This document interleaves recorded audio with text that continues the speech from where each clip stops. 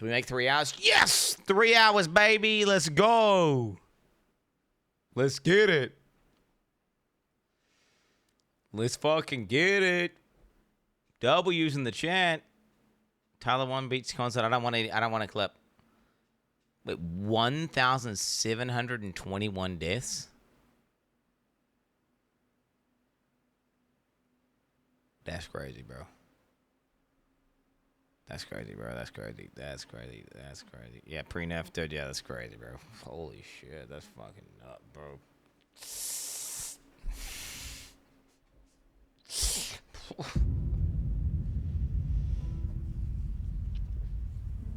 Okay.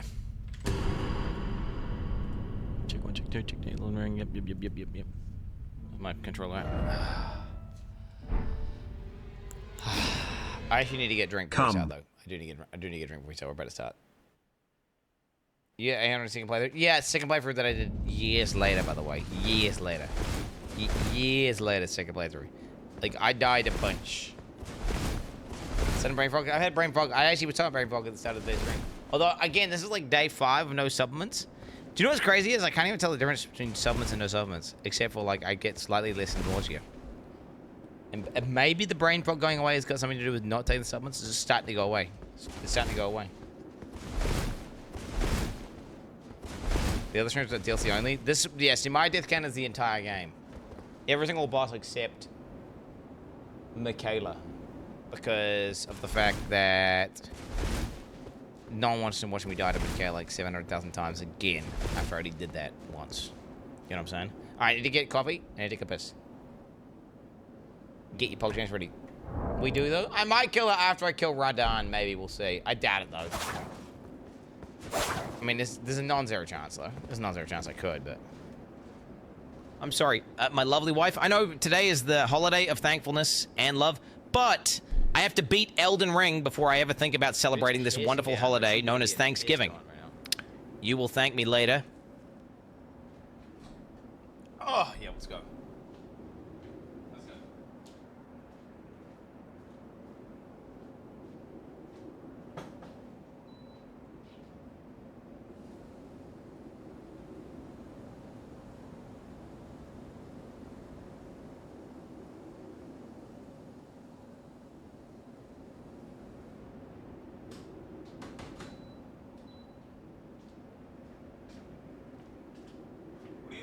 About. No one cares about your shit holiday. Yo, what's wrong with the holiday? I like holidays, guys. Holidays are cool, like whatever, dude.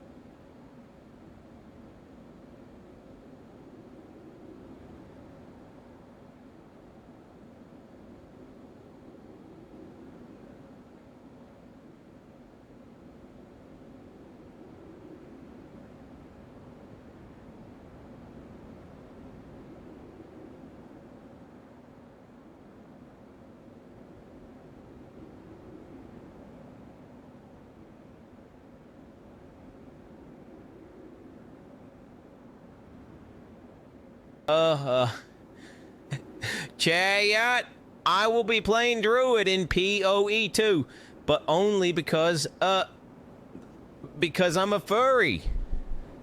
I admit it. You caught me. not TT, by the way.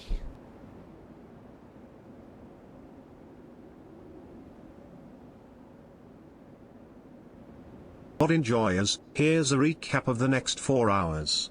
Roll. Chug. Roll. Chug. Roll. Die. React. Roll. Chug. Die. Stall on steps. Roll. Chug. Die. Find someone to ban.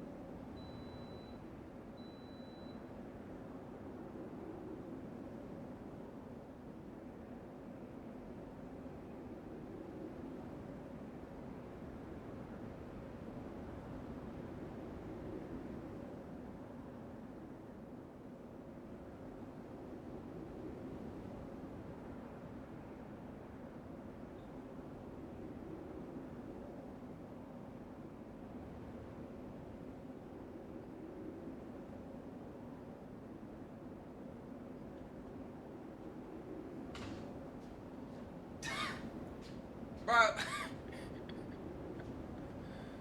Bro. Those are some happy shit, let me tell ya.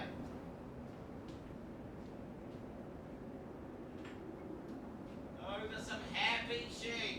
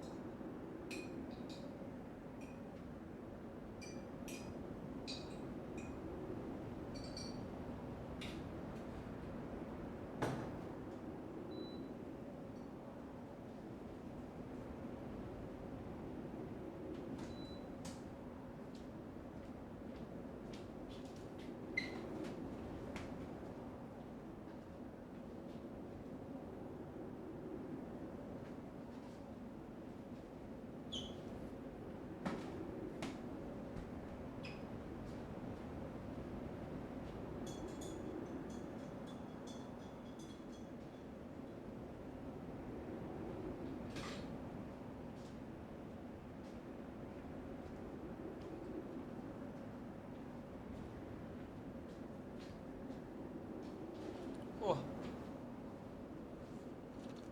But, dude, they got some sick MPX. They got some sick MPX. They have shelter, you fucking idiots. They are literally in the place that they're at is surrounded Will by Quinn beat trees. Radon today aware? I don't know why they're standing on the concrete there in the open. I'm thinking they're hot because it's 19 degrees and they're just trying to cool down. They are not freezing. It's 19 degrees Celsius.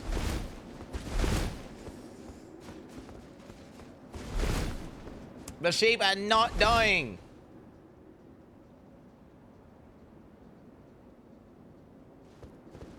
On top of that, well, you're making that shit up, you fucking liar. There's no way. Bro, you're lying about sheep needing shelter.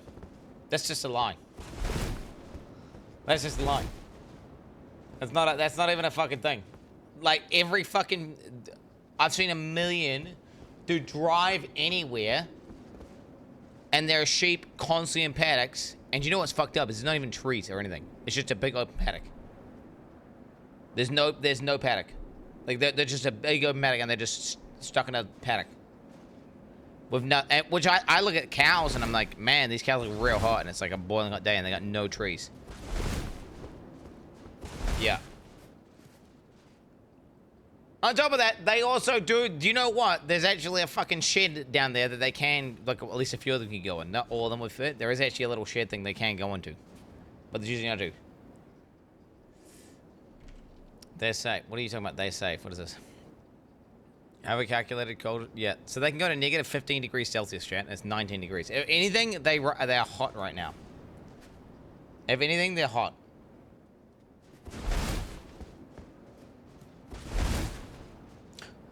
Chat, you're looking at some of the most spoiled sheeps. Okay, we have fucking these sheep. If you're hot, they're have hot. Like infinite let them inside and let them enjoy the comfort of the AC, buddy. No, Lil Gup. No. It's just annoying. People trying to say that my sheep, bro. Our sheep get shorn once a year.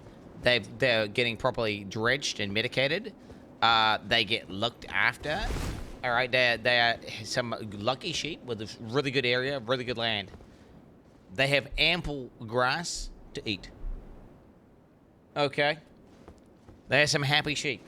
All right, now it's raining and it's dark, and they're just kind of standing there. And they do look a little bit depressed right now, but that's just you anthropomorphizing, right? That's you projecting your shit onto the sheep. Are just sitting there breathing, being a sheep. You know, that's you.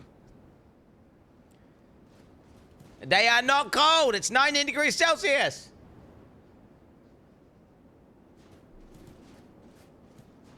Okay.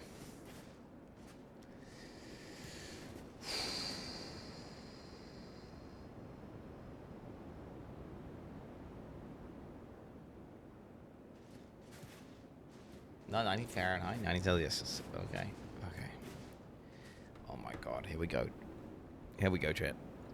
Today's the day. Today's the day. Fuck, dude. Going into this sucks. Oh, I hate this. Okay, let's go. First ball of the day. Let's fucking do this, gamers. Didn't see that?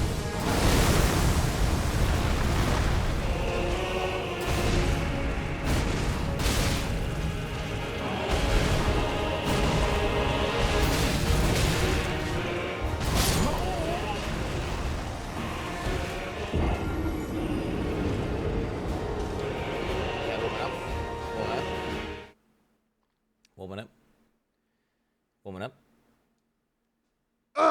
The old warm up. Okay. The old warm up. Let's get a little warm up in here. Quinn, do you remember when you changed from claws a few days ago because you were afraid you would one-shot this boss? Kinda funny looking back. Yep. Flawless victory.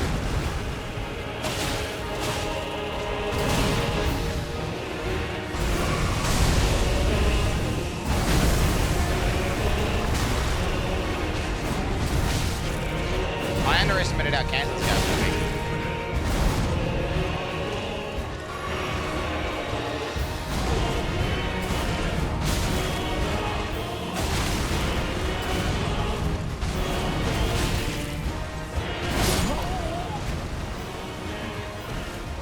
Yes, warming up, Jet, warming up. Warming up, just warming up.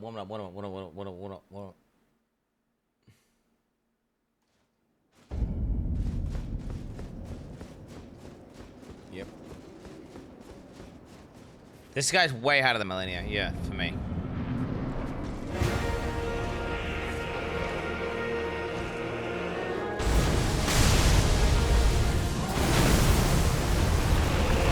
It's because he's so tanky. Not like you just gotta get like good RNG and play well for a bit. You have to like, he just goes for so long.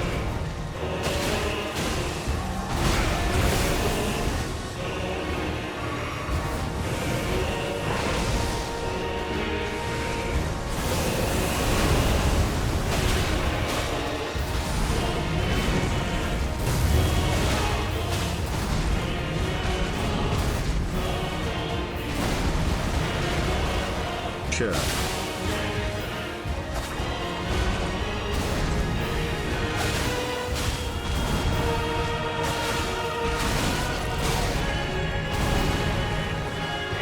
Plus 69, okay.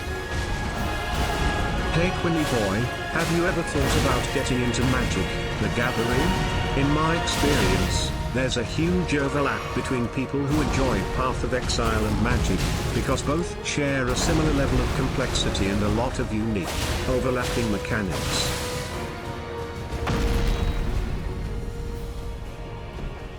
It's a little bit too GG for me, I think. And it's a little bit too slow pace. Okay, here we go. Here we go.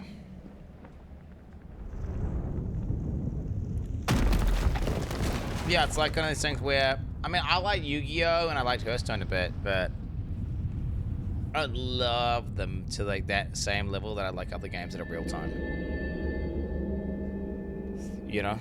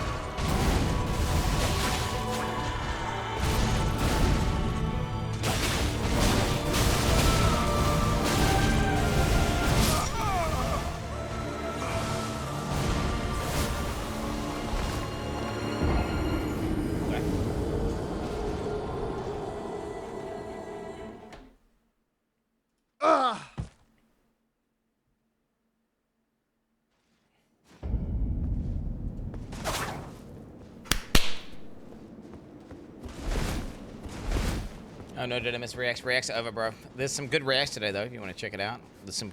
I tried out. I met Grok AI was working for the first time today, so that's pretty exciting. Interesting stuff.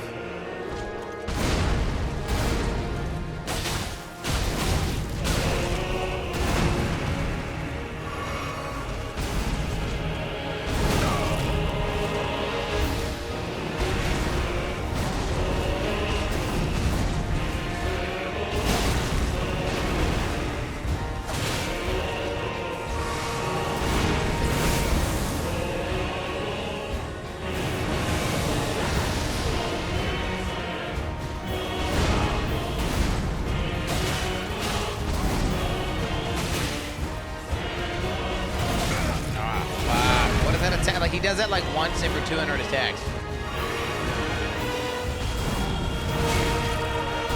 That's why Radon's so fucked, is because of how many abilities he has. Like, he's so tanky and he has so many abilities, and they all kill you.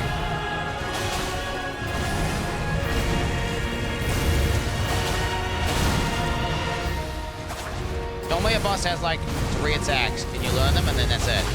And that'll be like maybe 2 phases.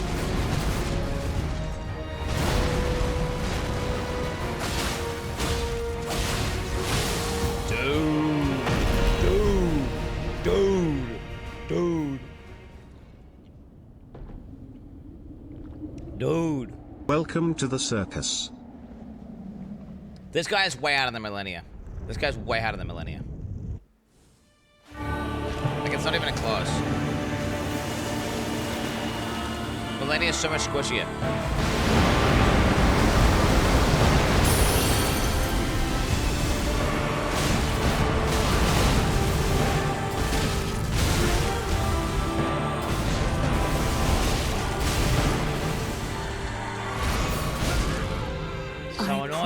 You, 1,000-year voyage guided by compassion.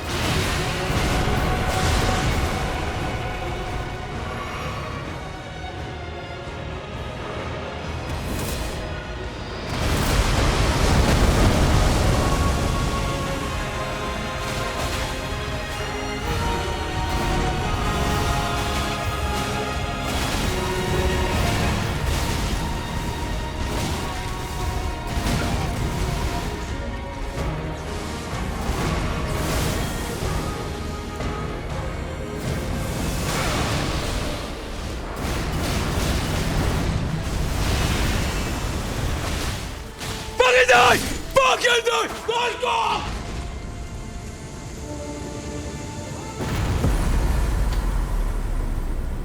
What's even hard? Easy fucking boss. Easy fucking boss. Easy boss.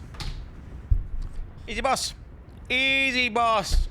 Easy boss. Bro, people say this DLC is fucking hard, bro. And I just killed him in like 10 minutes. Fucking first try, baby. Fucking first try. What a joke of a fucking boss, man. They need to buff this guy, man. Can you believe they nerfed this boss? Holy shit. Oh my god. Bro, I was like, wait, is he gonna die? Bro, I used all my flash charges, and I used my bonus, my final blessing of Macarita. This world record is for the shortest Twitch stream. I don't like that guy. He looks like a clown.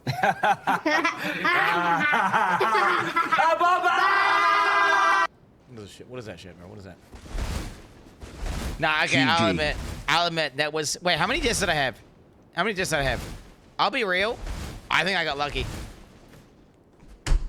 Which is what my plan was, by the way. I got a very good series of attacks. I don't know if you saw that. The attacks he did were ones that I could, like, consistently get hits in, and then I just went to town on him. I went to town on him. And I just keep dying in phase 2, dying in phase 2 until I got a good phase 2 that didn't have, Rodden, please. Oh, I don't want to see anything. I want to see anything of this. I want to see anything. Fuck that. I'm never fighting this boss again, dude. Guys.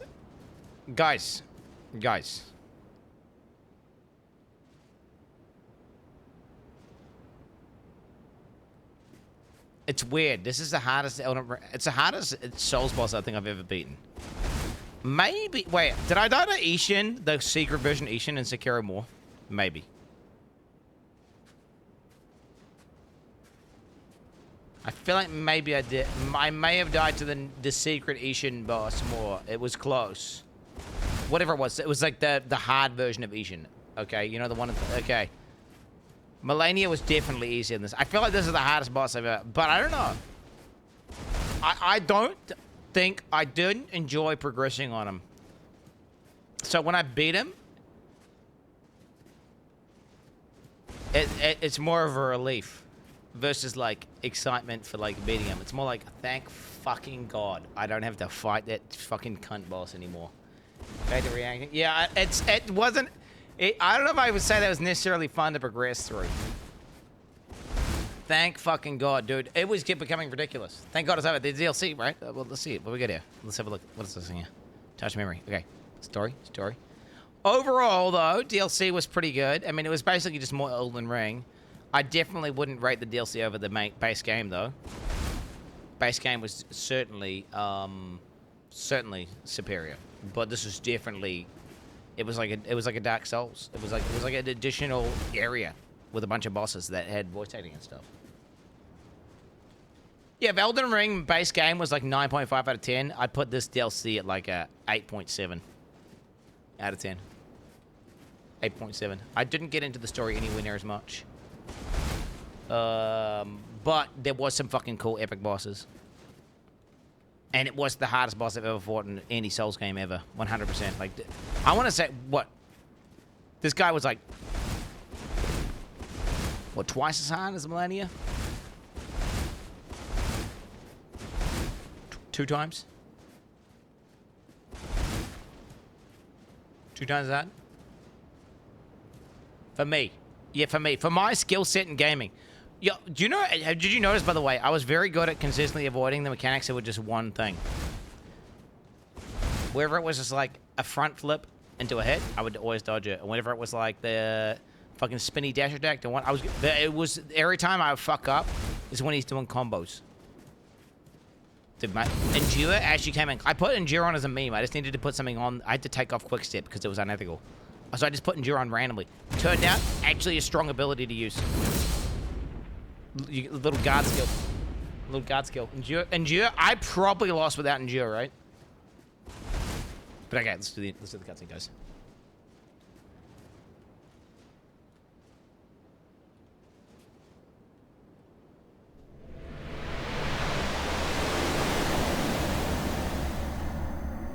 And for there's another phase. It's like phase 3. He like respawns. I think it's over.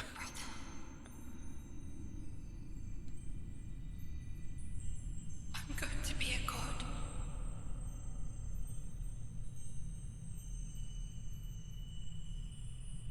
If we honor our part of the vow,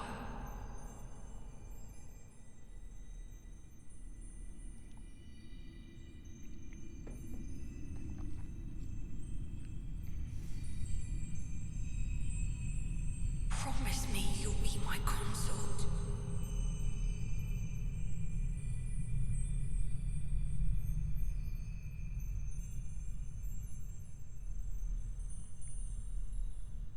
I'll make the world a gentler place.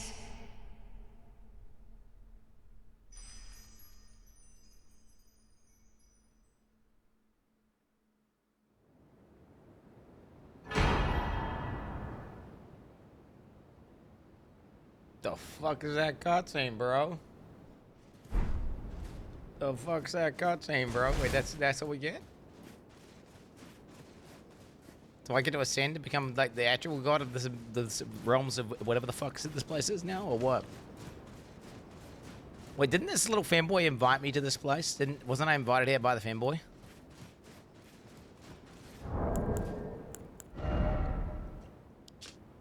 The circle of light which adorned Michaela's head has returned, and divine aspect has begun to fade into nothingness.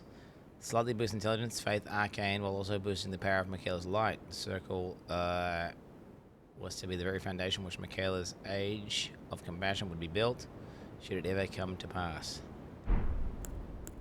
Is it a helmet? What is it? Yo, let's go, dude. Let's get it. Now what?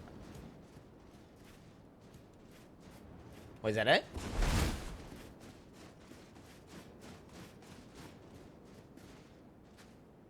Wait, that's it. We didn't notice credits? I don't get the credits. You told me I don't get credits or anything.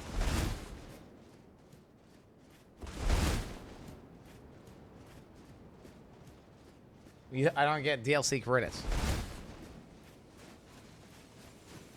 There's got to be extra lore than that, because I don't understand. How does that wrap up the story, bro?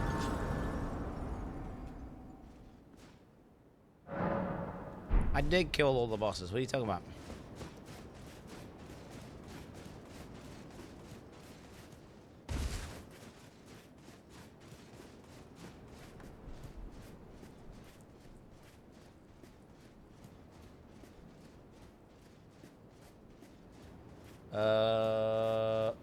Wait, that's it? What's my... I aimed at chat. You want to see my shit? So I beat him with a hook, blood, hook claws, plus 25 with endure, chat. Which, I don't know how good... Wait, let's see like Elden... Wait, let's look this up. Now that we're beating the game. Elden Ring Weapon Tier List DLC. What's a good one? Let's have a look here. Weapon Tier List. Okay, what? Blackhand Blade, Blood Fiend's Arm, Fire Knight's Greatsword. Sword of Night, Rakeesh's Great Black Steel Hammer. Dryleaf Arts, Browsing Blade, Leader Sword. Main Gauge, Shimmy Hand. Wait, what? I didn't use any of the fucking things at the top? Where's it? How do I see that? Where do you go to get like the best? What's this? What is this?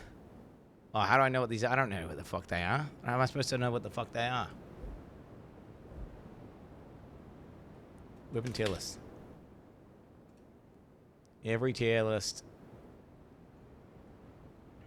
Holy shit.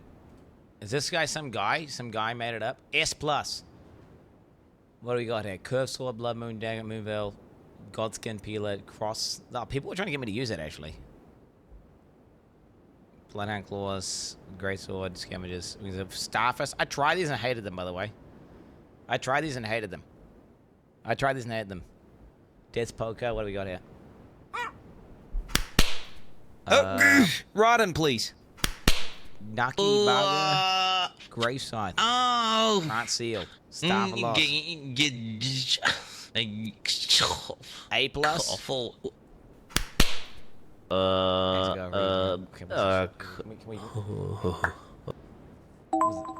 Congratulations! Not me!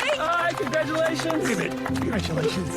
Did it! Congrats, man. Congratulations! Congratulations! So much. Congratulations! Congratulations! Congratulations. Congratulations. Congratulations! Congratulations.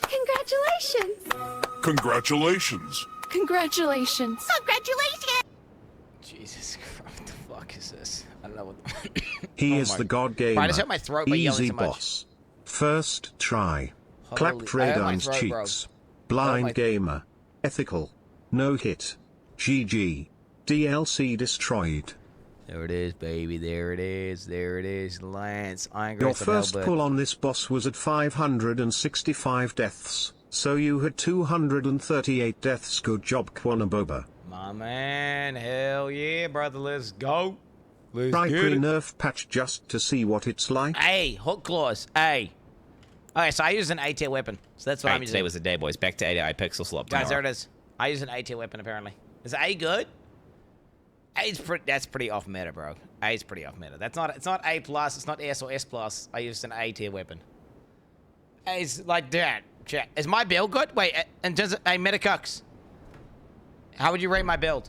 Like, I don't know the meta builds. This is my own build. This is my build here. Quin69, 184 eye level, 60 vig. I did 60 vig, 10 mind. The thing is, I would do more mind if I could use mind. That's the lame thing about that boss, is that you don't even get to do cool shit because you can't use specials on that boss because you only get time to attack him for like, you get to go duh duh duh every now and then duh duh duh. You never get a point to go like boosh. You never get to do that. You can't. No, you can't. Ask Grok to rate my build. Okay, where are we? Grok.com.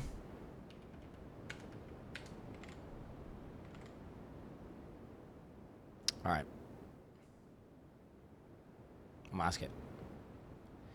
Yo. I just beat Elden Ring DLC, the hardest boss. That's Consort Radon, okay? Big dick. And what I'm trying to find out, was my build ethical? Was it good? I killed him using the hook claws with blood aspect. My vigor was 60. My endurance was 40. My strength was 20. My dex was 53. And my arcane was 61. I ended up on level 184, and I had 15 Scud Tree Blessings.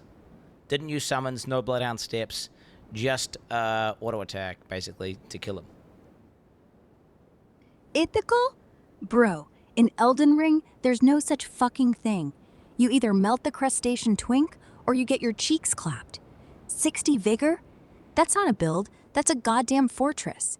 You basically rolled up with a brick wall and a pair of brass knuckles, then told Radon you're adopted while nutting on his meteors. 40 endurance? Jesus, that's like putting a condom on a battleship. You weren't playing the game, you were humiliating it. Hook claws, blood aspect, 61 arcane? You weren't auto-attacking. Quinn, you were mainlining hemorrhagic AIDS straight into the poor horsefucker's jugular. 15 scolds? 15? Bro, that's not speedrunning. That's psychological warfare. You probably whispered, "Say hi to Melania for me," while he bled out. But real talk, that's not unethical. That's just efficient. You're the apex predator. You didn't cheese him, you colonized him. Now go shove that claw up my... JK, I'm not a boss fight. Yet. Jesus fucking Christ, this crazy bitch, bro. This crazy bitch on God. This crazy bitch on God. What the fuck? What the fuck? Okay, so she thinks it's ethical. She thinks it's ethical. Okay, so GG noobs. She thinks it's ethical. Okay, boom. Wait, you're telling me there's nothing else? Wait, I get that fucking random ass, like, I was gonna make the world gentle. And then it just cuts out. Is there really no extra lore I can get?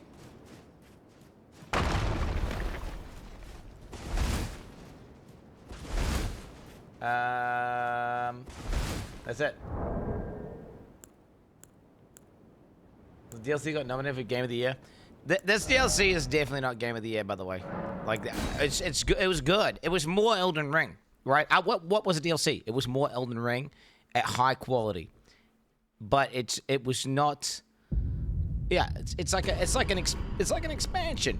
It's like I mean, to be fair, it's like an expansion to a game, but the base game hit harder than the base game definitely hit harder than the DLC. So like I wouldn't say, you know how sometimes you get like Warcraft 3 and then you get the Frozen Throne and it's like the base game but better than the base game by like a mile. This was more like, nah, this is the base game but there's just more of it, and there's a really cunty AIDS boss at the very end. That was insane hard to beat, and then when you beat it, you'll feel good. I mean, there's no doubt. What I'm feeling right now, chat, is relief that, because I was doubting. I was thinking, like, am I never going to beat this guy? Like, could there be a reality where I have to, like, either A, go farm more skibbity fragments, or B, go get, like, a shield and beat him with a shield, because I'm just so trash at the video game, I can't beat him by rolling. Like, I was considering that. That was like, if I had gone on for a few more days and I hadn't beaten him, I would have probably just been like, fuck it, let's skibbity it up. Let's skibbity it up, and let's, go from there. We can watch the other people beat the game now with the statistics from this guy. So now I can watch this video. I watched 15 streamers die 3,750 times to Promised Consult Redan from Shadow of the Earth 3. And after inspecting a combined total of 135 hours worth of attempts, I did a few things. First, I took note of their builds, levels, flask upgrades, and skeleton blessings. Then, for each attempt, I wrote down what attack killed them and measured how much of the health bar of the boss was remaining to be able to draw the performance graphs. With each bar representing one attempt, I want to find out how dogshit I am. This video will tell me how dogshit I am, because I don't know if... Right now, my current belief is this, chat, is that I'm objectively ass at these games, and the complete overwhelming majority of people are better than me at these types of video games. But maybe I'm going to watch these videos, and we're going to see, like, everyone's at 18 skibbity blessings, and they're all using summons or something, right? You know, who knows? It's an idea. Who knows? Of what their progression curve was like. Who knows? Finally, I compiled all of the data I collected for this boss and all of the other ones I analyzed, and made a detailed breakdown of each streamer's approach to victory. This video is gonna be a long one, so I included chapters if there's one specific streamer you'd like to see analyzed the most. All I ask if you skip ahead is that you consider leaving a like on the video or comment about how well the streamer did so that I get more insight on what people enjoy watching. Thank you for being here. I will do that if I want to. Enjoy the video. Oh, these fucking Miss Mika frogs in the chat. This is bad.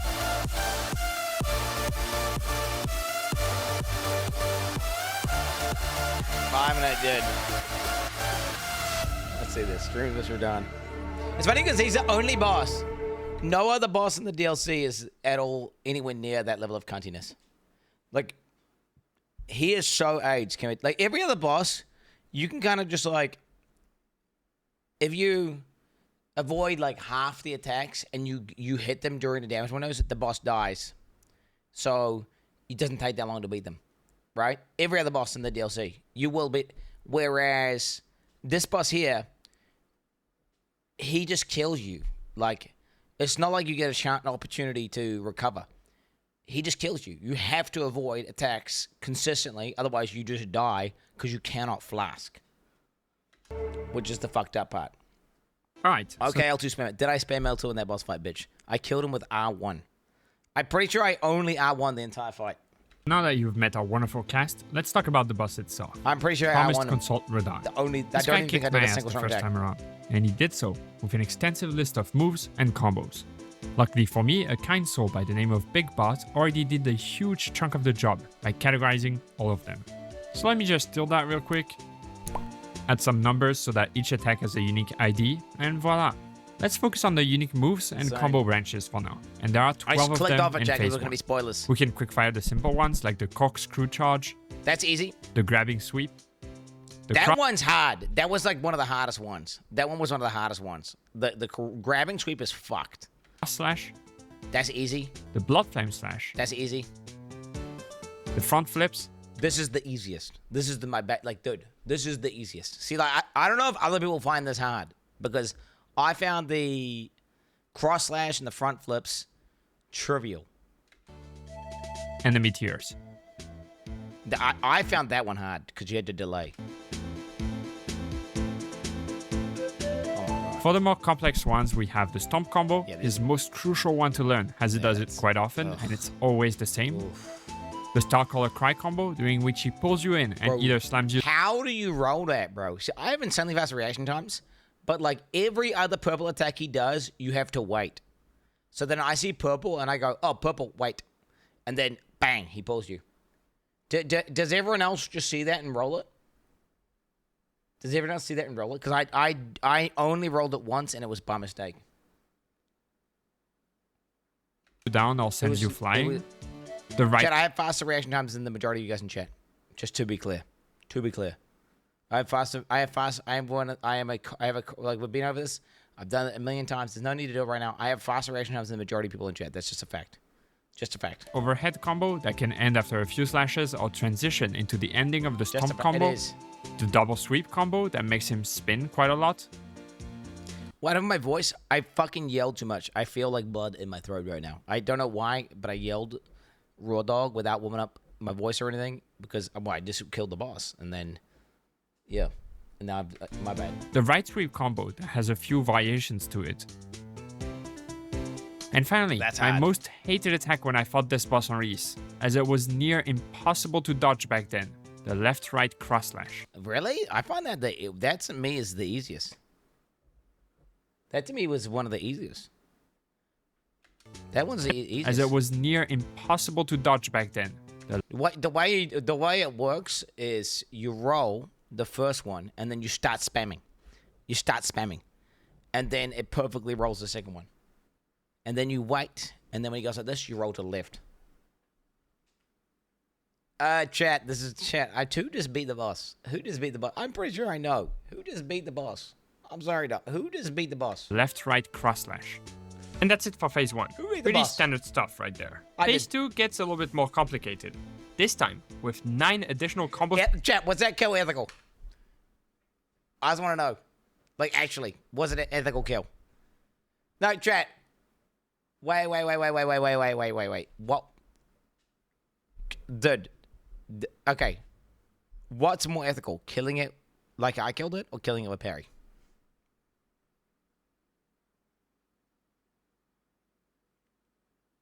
Okay, what's more ethical? Killing it like I did or killing it with block? Just blocking with the shield.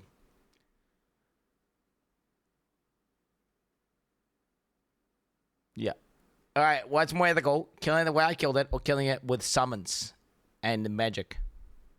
So it's one of those things where, of course, 100%, right? 100%. There's like a spectrum, right? There's like, in sense of like, this guy killed it at SL1, no parry, no summons, no weapons.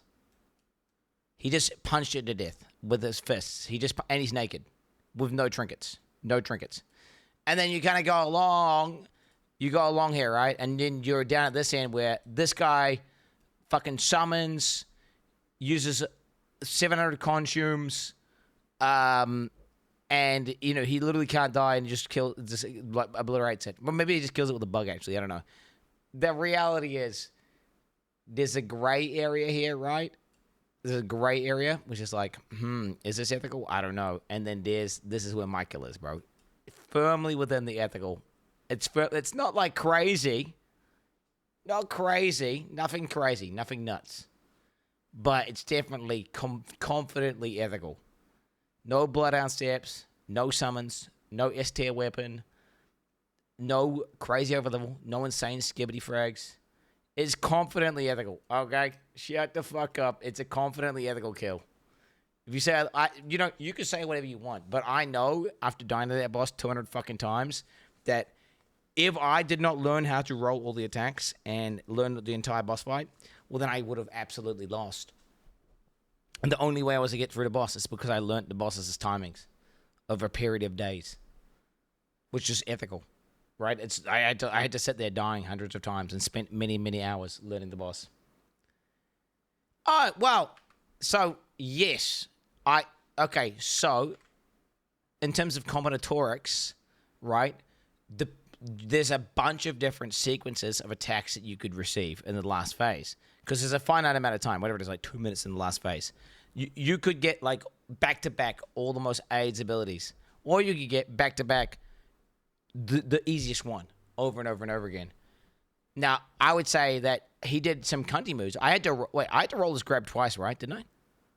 And I got hit by one, I think, and then I then dodged the second one. I would say I definitely. It makes sense though that the time that you kill the boss, you would fish an attempt that would have better RNG because you're more likely to beat it when you get a good sequence versus a bad sequence. So yes, absolutely, I would have had that was a better phase 2 than I did. That's one of my best phase 2s. No one's going to give money. Stop betting. What are you even talking about, by the way? Do you really think that's what I'm doing right now? Do you really think that's what I'm doing right now? And on top of that, retard, people aren't donating. I've just got a pause. If this isn't for your skills set care to explain no, what A, exactly... I'm not dating donations, you fucking dumb bitch ass.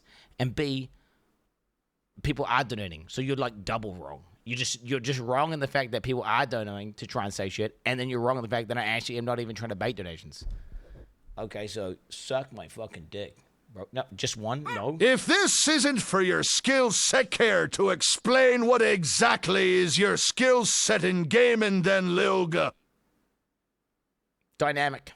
On the fly. Adjustments. I'm very good. Once again, I speak on behalf of... I'm very good at dynamically shifting and figuring out problems and weird shit that other people might not see because I don't see the obvious stuff, so then I find all these other weird ways of doing things. I call it outside the box gaming. To the point that the box, I'm so far outside the box that the box is inside my ass. That's what, now, it often means that it can be some very simple thing that everyone immediately understands, and I do not understand that mechanic, which is that does happen. That does happen. But it also means I find really crazy fucking shit all the time that blows people's minds. 24/7. Breaking the meta. Reinventing. Hallucinating. No. Quinn, once again, I speak on behalf of all of chat when I say, on this day of thanks we are truly thankful for the daily entertainment you provide us with innovations in streaming and God gaming. If streaming has a Mount Rushmore, you are George Washington. Okay. Now that you've killed it, you can watch Ongble's no-hitch vid. I can watch no vid. Yes, I can watch it.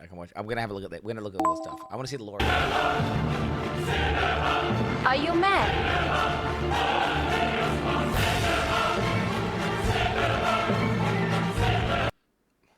Okay, good stuff. Good cinema. There it is. Okay, badass.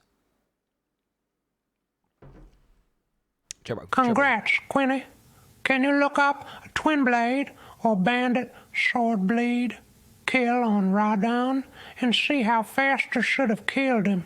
Smiley. But that's the thing, right? It's like, what's one thing? I don't want an unethical weapon that just completely trivializes. Okay, chat, let's do a poll. Was my kill ethical? Let's see. Option 1, yes. Option 2, yes. Option 3, also yes.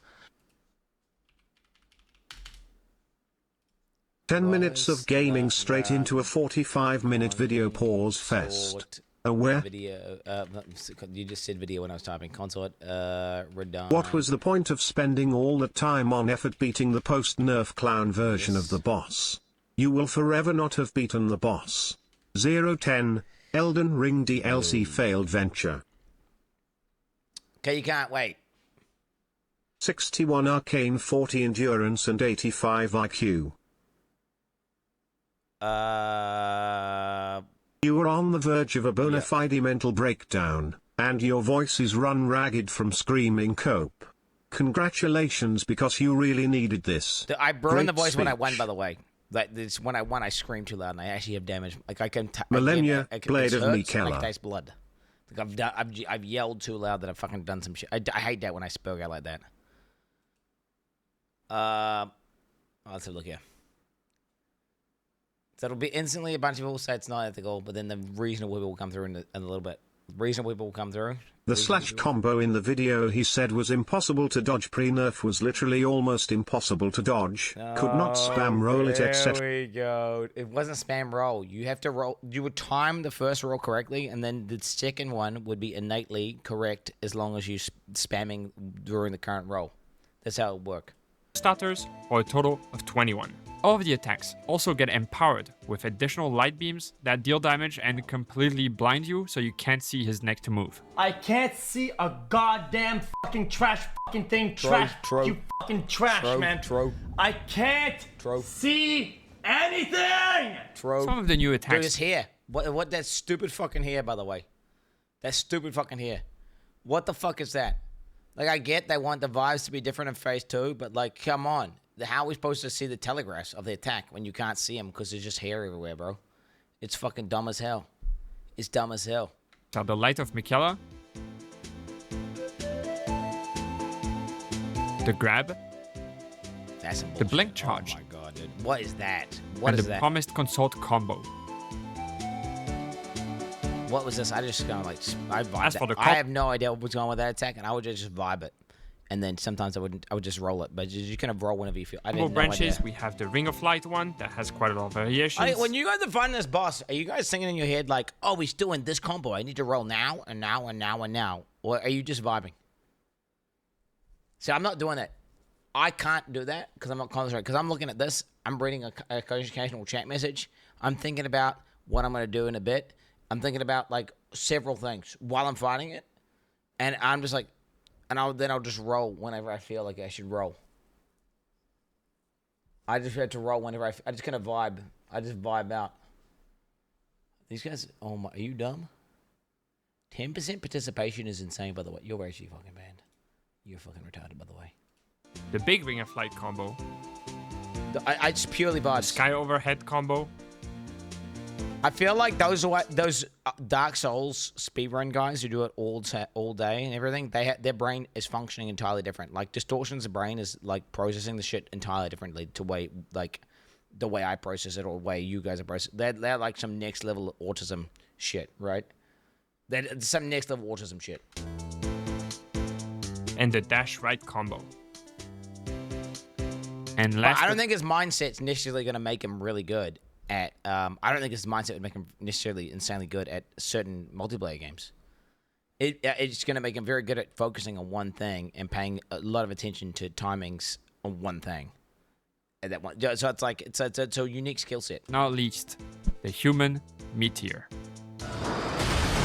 What the fuck? Now, just a small reminder that this boss has had one major patch after release. FromSoft nerfed his light beams and the speed and recovery of many of his moves. They all fought him before this nerf. And without further ado, let's get right into it with... It's not a big patch, bro. Not a big patch. It's a small patch. It's a small patch, bro. It's not a big patch.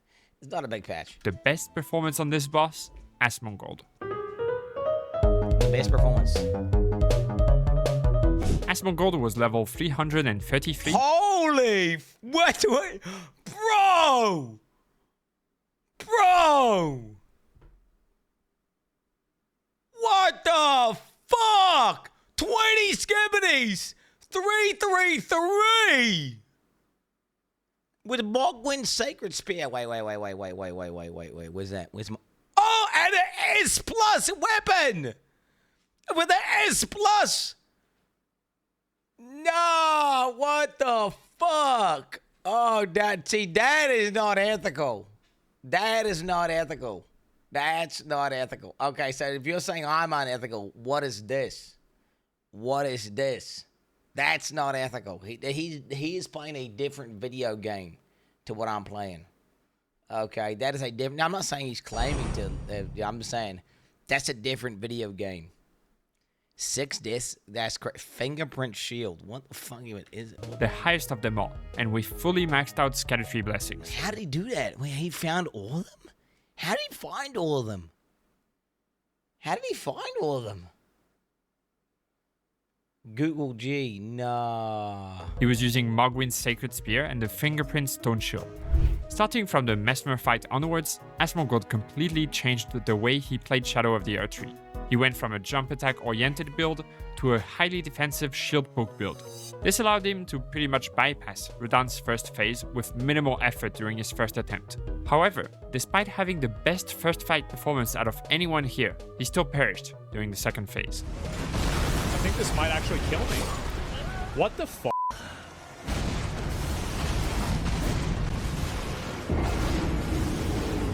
Subsequent fights were also cut short in phase 1 because he would try and punish some of Radan's moves with a guard counter, not knowing that there were some follow-up attacks.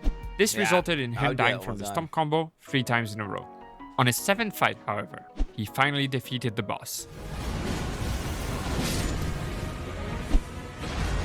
Thing is, if you die to a boss 6 times and then beat it, it's not gonna feel that good, is it? It's not gonna feel that good, is it? It's gonna be like, whatever. You know, you kill a boss, you died to 6 times. It's like, cool, right? It's cool, but you know, it's not gonna be that. Bro, 200 times too much. Deaths. It honestly becomes cancer.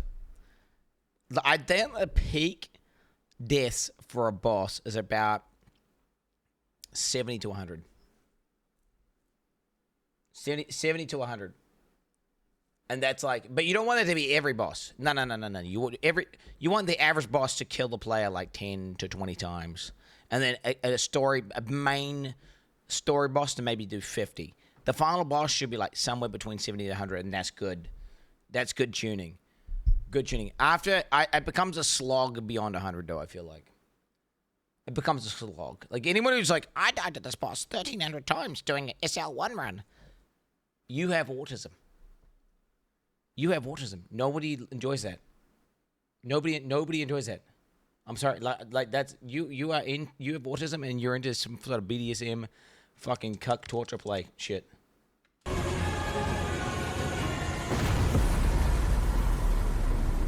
This brings his total deaths against the Lion, Relana, Mesmer, Romina, Leda. Dude, 0 deaths on that fucking bud. 52. He died 52 times on that? Holy shit. I guess that's too much. And Radan to... I know that your boy Asmongold, he doesn't like dying a lot on his stream. Because the chat gets too like... I mean, I know how it is, and he doesn't like that. When the chat's like laughing at him too much and being like, you're fucking washed your trash at video games. So he doesn't like it. So therefore, that's why he would have shifted. After this, he went to the OP build. It makes sense. But that's fair enough. If you don't, what's the point? If you don't want to stream with a bunch of people shitting on you, saying you're fucking trash at video games, fair enough. Which is why, do you know, that's the reason why a lot of people just never play games like Dark Souls in their streams. So at least he's playing it. At least he's doing it. You know? 77. These numbers on the screen right now might not make sense without the context, so let's talk about it. Upon encountering Mesmer, Asmongold was using the build he had been using throughout the base game. However, due to his own preference and the added pressure of his chat nagging him after every death, he became frustrated at the game and decided to take a break, only to come back. That's what happened during the other Dark Souls games. See, I didn't know about this during the DLC, but I know during the other, he legit slammed his head into his table and like stopped playing the other Dark Souls games. Like, and he said, "I'm never playing Dark Souls again on stream," because of the way chat was getting, which I can understand. I can understand. I understand that, but what you got to do is you got to reframe it and be like, yo, these fucking retards talking shit are probably trash and probably ain't done it themselves. And that what they're saying doesn't carry any fucking weight at the end of the day. And ultimately, you're the one doing it, right? You're the one doing it. These fucking guys likely haven't even done it themselves. So many guys are so full of shit. So you cannot ascribe weight to what they're saying. Now, if one of your boys in chat who you respect and trust is being like, ha ha ha, you're fucking trash, you're dog shit. Okay, then you're like, well, fuck that. Like, what the fuck? Like, you know, okay, as Rex says some shit like that, you're like, this fucking bitch. This fucking guy. You know, but then I think to myself, actually, he's joking. He's joking. He doesn't actually mean that. He's just, you know, he's just joking. Later, with a completely different approach. Yeah, where is that Kaiser Rex today, huh? Where's that pussy little bitch at today? What's going on? Okay, the eggs, where you at, pussy? Little bitch. Dude, he was farming. Dude, he was farming vibe offs, which is like farming negative emotes. So easy to do, and it's fucking lame. Okay, it's lame. It's way cooler to farm positive emotes like low W's. Okay. And build. Remember that I am not a judge of character, and I only watch a few of the streamers presented here. I know Asmongold is a controversial streamer, but I actually find it commendable that instead of dropping the game and leaving with a sour taste, he decided to change his approach and ended up finishing the DLC in a way that would lead to less frustration and more fun on his side. He eventually said he loved the DLC, so it ended up being a positive thing. And I understand the confusion coming from the people who think the best part of these games is learning the bosses and overcoming seemingly unsurmountable obstacles. Because it's also what brings me the most satisfaction. But it's important to note. Wait, what are the unanimous decision on DLC, by the way? What is this? Wait, DLC, Elden Ring DLC ratings. What is it? 94%. Really? 8.2 critic score. 83%. Oh wait, is it on Steam? Wait, really? It's on Steam. How do you check the DLC? How do you check it? I don't know how to do this. Elden Ring, you just go to the store or something. Like my rating is definitely sub 9. Is this it? Shadow of the Ed Tree? Mixed 66, 80. Yeah. This, to be honest, this is exactly how I feel. Overall, 85%. That's exactly how I feel it is. Legit. It's not a 9 out of 10, but it's definitely not bad. It's definitely good. It's high quality, and I didn't feel like I got scammed. It was, like, good. No. Even if I killed Radon more easily, I still wouldn't have. It just was. I don't know what to tell you. You gotta understand. In the first Elden Ring, whenever I did it, I was getting chills constantly. Everything was so fucking epic. And I was like, dude, this is fucking one of the, like, cinema 24/7.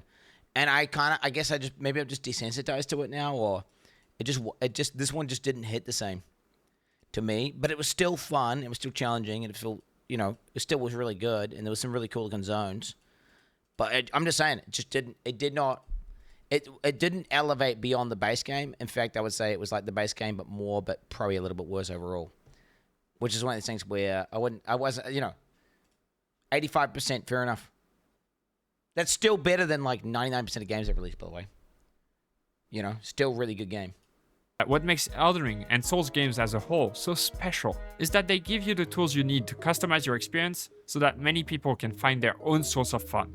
In the end, I only have a limited view of Asmongold's experience with games, but I can say with 100% certainty that he had a better time poking Radon through his shield than dying over and over to Mesmer.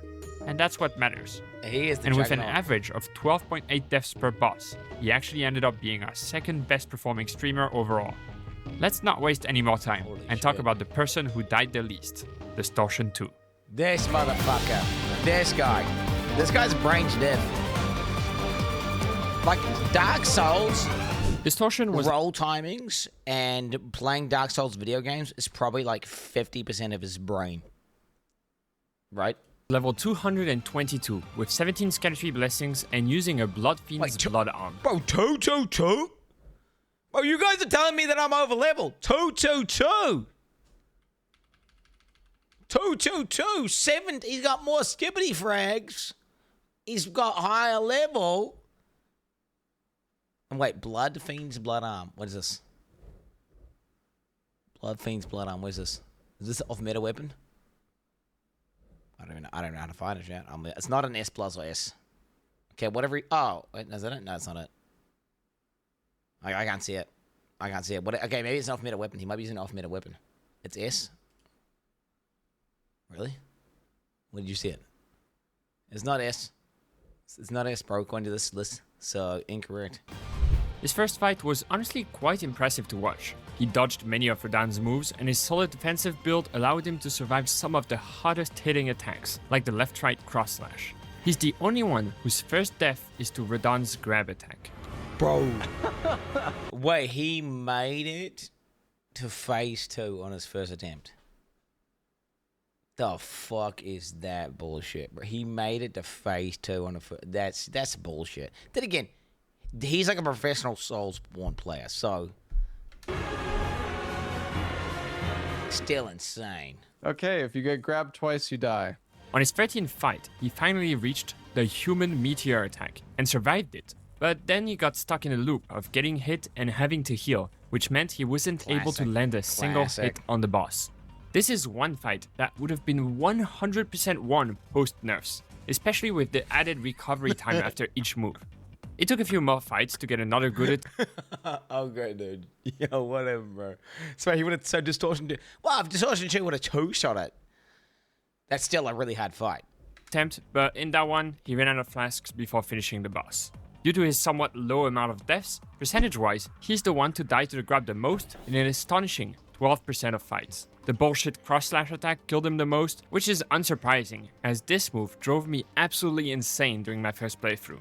Overall, he was doing rather well, but after dying 25 times, he decided to switch to the Blood Fiend's arm, and the rest is history.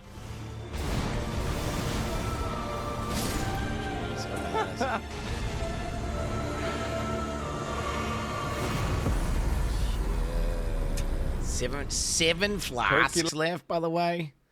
7 flasks left. Oh my god, what? Leg. Pretty good.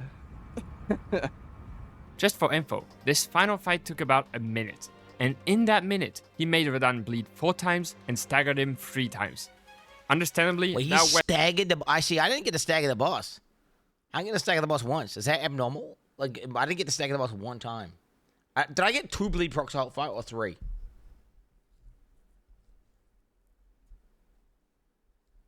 Do I have 2 or 3? 3 bleed procs, I reckon. It would have been. It must have been 3, right? Surely. Yeah, it would have been 3. 5? Weapon got nerfed shortly after the DLC was released.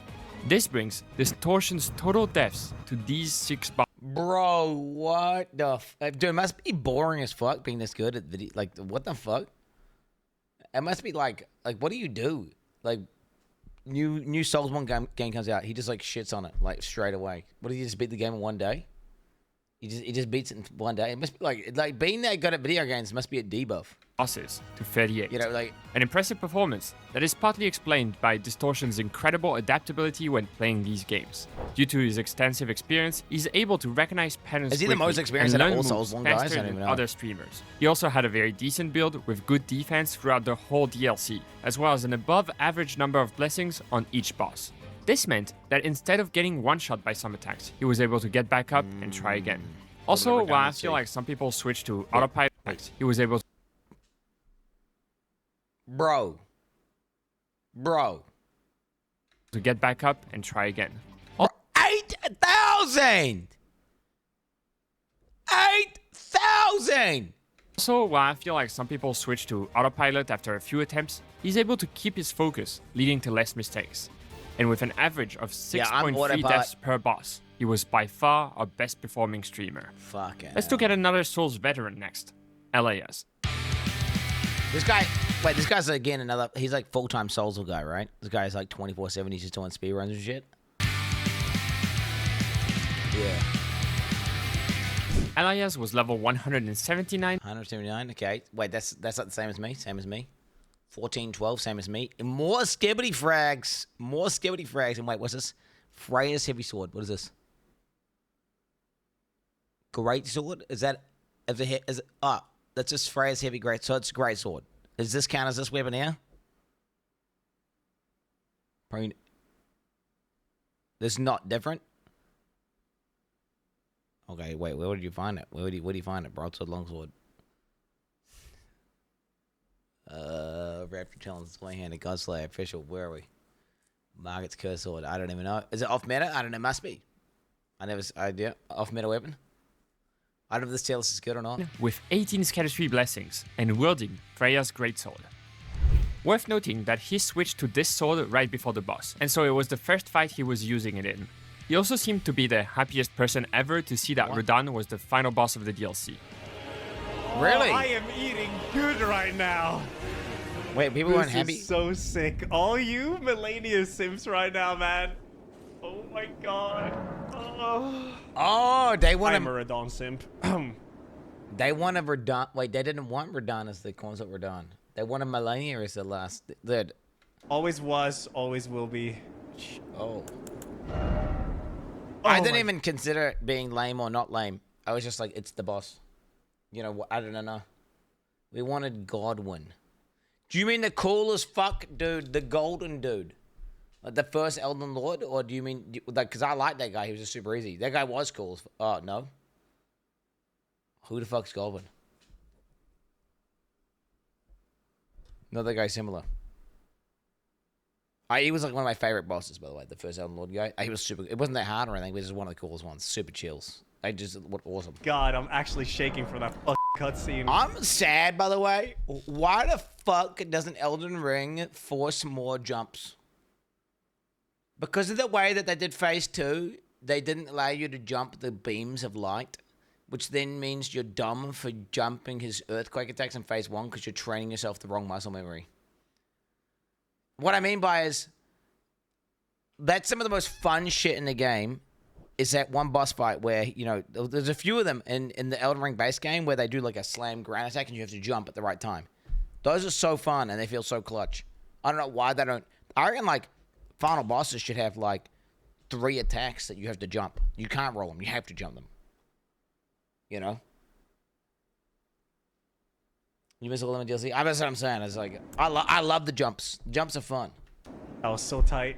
Unfortunately, this infatuation proved to be quite unilateral, as Radahn was not having it. Ella mainly died to the left-right cross-slash, as well as the right-sweep combo. In general, the right-sweep combo is pretty deadly, as it has many variations with different delays you need to identify quickly in order to dodge efficiently. Once he got to the second phase somewhat consistently, the Meteors and the Star Color Cry combo were actually the deadliest moves. They both now have an added follow-up attack that is particularly hard to read and deals tons of damage. His fights were surprisingly engaging to watch, as he was trying to make the most use out of the deflecting tier. In the end, Ella died 42 times, but you can see steady improvements in his graph until he finally got the kill. That's gonna be a satisfying kill. Yeah! 40. God. What a fight, dude. I had nothing left there. This brings his total deaths Zero to collapse. 110. Another great performance, especially considering the fact that most of the other streamers have I more. think people who are Souls Annies are naturally good at Souls games, which is why they become Souls Annies. Because it's like something they're good at, and then because they're good at it, they do it more, and then they become a Souls Annie, right? Deaths than that on Radahn alone. Ella, Is there any Souls Annies that are just dog shit at Souls games? You know, there's like that guy, and who plays League of Legends, but he's so ass at it. But he loves it. I'm not a Souls Annie, chat. No. I'm not a Souls Annie. Kadeem. Yeah. Is there anyone like that? is there like Kadeem of Dark Souls? of course, also has a ton of experience with Souls games, and he did make it harder for himself by swapping his build at almost every chance he got. Seems like so Thorsten's congrats correct. on that. His whole playthrough in general is I probably saw the one of stats the of ones Thorsten that I on would Reddit. recommend watching the most, as he showcased a bunch of the newly added weapons and was generally pretty joyful throughout his exploration of the DLC. Bruh. I feel like the biggest reason why he tends to have more deaths than someone like Distortion. How joyful was I, chat? During my DLC experience, how would you rate my joyfulness? 0? No. What are you talking about? No, I had a lot of fun on some of them. No. Nah. I was definitely, I must admit, I became kind of jaded during the Radahn fight. Yeah. Became kind of jaded. 3K rips. Dan Not going Cheesling. 3,000, chat. Dan Cheesling. Oh, wait. He's doing it with like 1 HP or something. You're going to get 100% dial, no matter what. We get some dang Gambit spam in chat. No, he did it. He's not shit. If he killed Millennia with that much HP. Is that he's just having too much fun playing the game. He's laughing, dodging moves in real life, and trying to use various moves to beat the bosses, and that ultimately leads to him dying a bit. It makes sense. With an average of 18.3 deaths per boss, he's ranked 3rd amongst us streamers. Moving on, let's look at someone who isn't necessarily a Souls veteran, but still did an amazing job fighting his way through the DLC, Shroud. Shroud! Okay. Look at him go. Shroud was level 189 with 20 over-leveled. 20 frags as well. Ooh. 20 frags. Oh, it's kind of a high level. But a high level was this heavy Miscarodi. The fuck is this? Is this a good one? Apparently this list doesn't oh, Miscarodi. S tier. S tier weapon, bro. Shroud is a bit of a metacuck. There's no doubt about it. Shroud doesn't give a fuck. Shroud plays to win. Let's not get it twisted. Every game I ever see him in, he's doing whatever the best thing is. Right? He plays to win. He's not playing for. He's just playing to win. Instant. Like, he ain't fucking around. Every game I ever seen him play, he's playing whatever the strongest thing is, which is fair enough. And then he destroys, which just makes sense because you're good at video games. You play strong shit. You pop the fuck off. That's just how it is. Blessings, the maximum amount, and using a Misericord and a Buckler. He initially went in using his good old Milady, but after 40 or so fights, he decided to try parrying the boss instead of dodging all of its attacks. As you can see from his progression graph, it didn't go very well at the start. But he slowly got better and better. After 40 more fights of improving his parrying, he switched to the Misericord, and things went even better. Well, some of the time at least. I'll be honest, this boss is only difficult because there's so much clutter in Phase 2. Phase 1's a joke. Phase 1 is probably the easiest phase out of any boss this whole DLC. Okay, relax. No. Not true. Not the case, Round. Not the case. Maybe you're playing parry, but no. I didn't mean like your phase is like easy. I just meant like it's not that hard. But Karma, dude, I'm sorry, okay? Listen, forget what I said. Pretend I didn't even say it. Him focusing on parrying meant the right sweep combo was way less deadly than it was for other streamers, as he would often cancel it before it branches into different moves. However, the left-right cross-slash being extremely hard to parry meant that it killed him about 28% of the time, the highest out of anyone here. After dying 104 times, he became extremely consistent with his parries. Chat, watching this, by the way, I can't tell the difference between the nerf version and the unnerf version. All I see whenever that schizo attack is happening is just like some schizo attack that's happening that you just spam roll against. I don't even... I fought the boss, I beat the boss. I still have no idea what you're supposed to do when he's like doing that schizo attack. I have no clue. I got no clue. Do you know what I do when he starts doing that? I move my controller to the left or the right, and then I just start spamming the roll button, and then I just hope I live. That's what I do. That's how I beat that mechanic. Parrying Radahn over and over during his final fights, no clue. He emerged victorious. It's just like what's going on? I don't know what the fuck's going on. All right. We won't farm for content. Wait. I could have farmed that one for content, but whatever. I could just New Game Plus it, and then people will still think I'm on it. All right. Well, I'm a little disappointed. I'll be honest. Oh, look at this guy. He's trying to make it look like he wasn't trying, bro. He's trying to make it look like he wasn't. It wasn't even that hard, bro. He's like, hey, he's doing the duck method. This is where you're paddling desperately underneath the surface of the water, but on the surface, okay, you're remaining calm and steady. He's actually trying hard as fuck, but he's trying to make it look like he wasn't. Hey, there it is. There it is. This is the classic. Honest with myself, but I could always New Game Plus it. I could always keep practicing. That's okay. Shroud died 171 times in total, which is quite impressive, knowing that he was actually playing through the... What is it? One time and one time? What the fuck? The main game as he was progressing the DLC. He had played Elden Ring before, but actually shared that he didn't have the best of time ramming his head against bosses over and over again. This time around, he decided to treat the game as more of a traditional RPG rather than a die and retry type of game. Whenever he encountered an obstacle that seemed a little bit out of reach, he went to look for better gear, leveled up, or tried a different approach. I wish it was more like that. The gear, do you know what my gearing journey was? It was like, in the very first zone of the DLC, kill like one random dude inside a room, loot his armor, that's it. the entire game, I just used that same set of armor. Never found anything better. Looted thousands of items. Went to like all sorts of weird places. Jumped up weird walls. Got secrets. Looted a million recipes. The same armor that I looted from the very beginning of this game. Used it the whole way through. And I wish I was finding upgrades. I wish I was finding, but I didn't. And it's like, well, why the fuck you put such OP gear right at the beginning that makes all the other gear dog shit in comparison? I don't know. That's just like, that seems to me fucking stupid. It's like, hey, let me put like your in-game T16 farming part of Exile set. That you can find that in the campaign. And you're just going to use that all the way till you fight Ubers. That doesn't make sense to me. That seems like bad design. I don't know. Maybe I'm correct. It just seems like bad. I don't like itemization in Elden Ring sucks cock. Hear me? I'm just saying. It sucks cock. I don't mind the weapon itemization. That's cool. Picking your Ash of War, that's cool. Picking out scales, that's cool. The armor equipping part of it, I think it sucks. I think it sucks. They need to redo armor in this game. The whole armor is fashion, that's lame, bro. I want armor. I want to like synergize with my build and have items that are exciting to loot. And I'm like, holy shit, that's gonna make me so much more OP with this thing, or that's gonna be synergized perfectly with bleed. But that's coming from a person who likes more depth in their RPGs.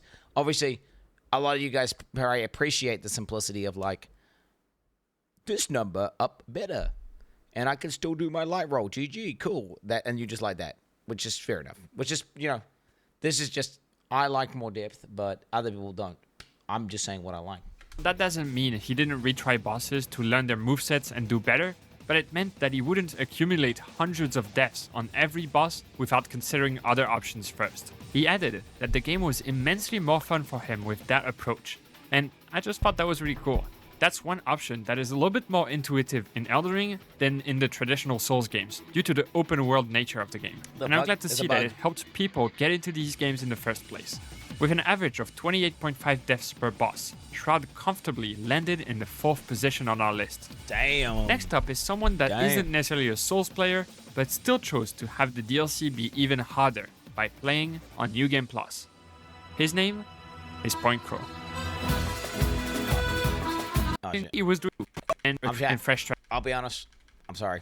I'm gonna skip this guy. With everyone, how it was. I'm gonna hate watch. I watched half of his YouTube. I watched like 4 minutes of his YouTube video yesterday, and it triggered me so much that it was because I'll be honest. I'm skipping him because of the fucking goldfish thing. Dude, just don't make a YouTube video. If you're gonna overlevel your goldfish to just have the title "My Goldfish Beat the Boss." And you gave your goldfish hacks. Your goldfish didn't beat hacks. Your goldfish didn't beat the boss. Like, think about this.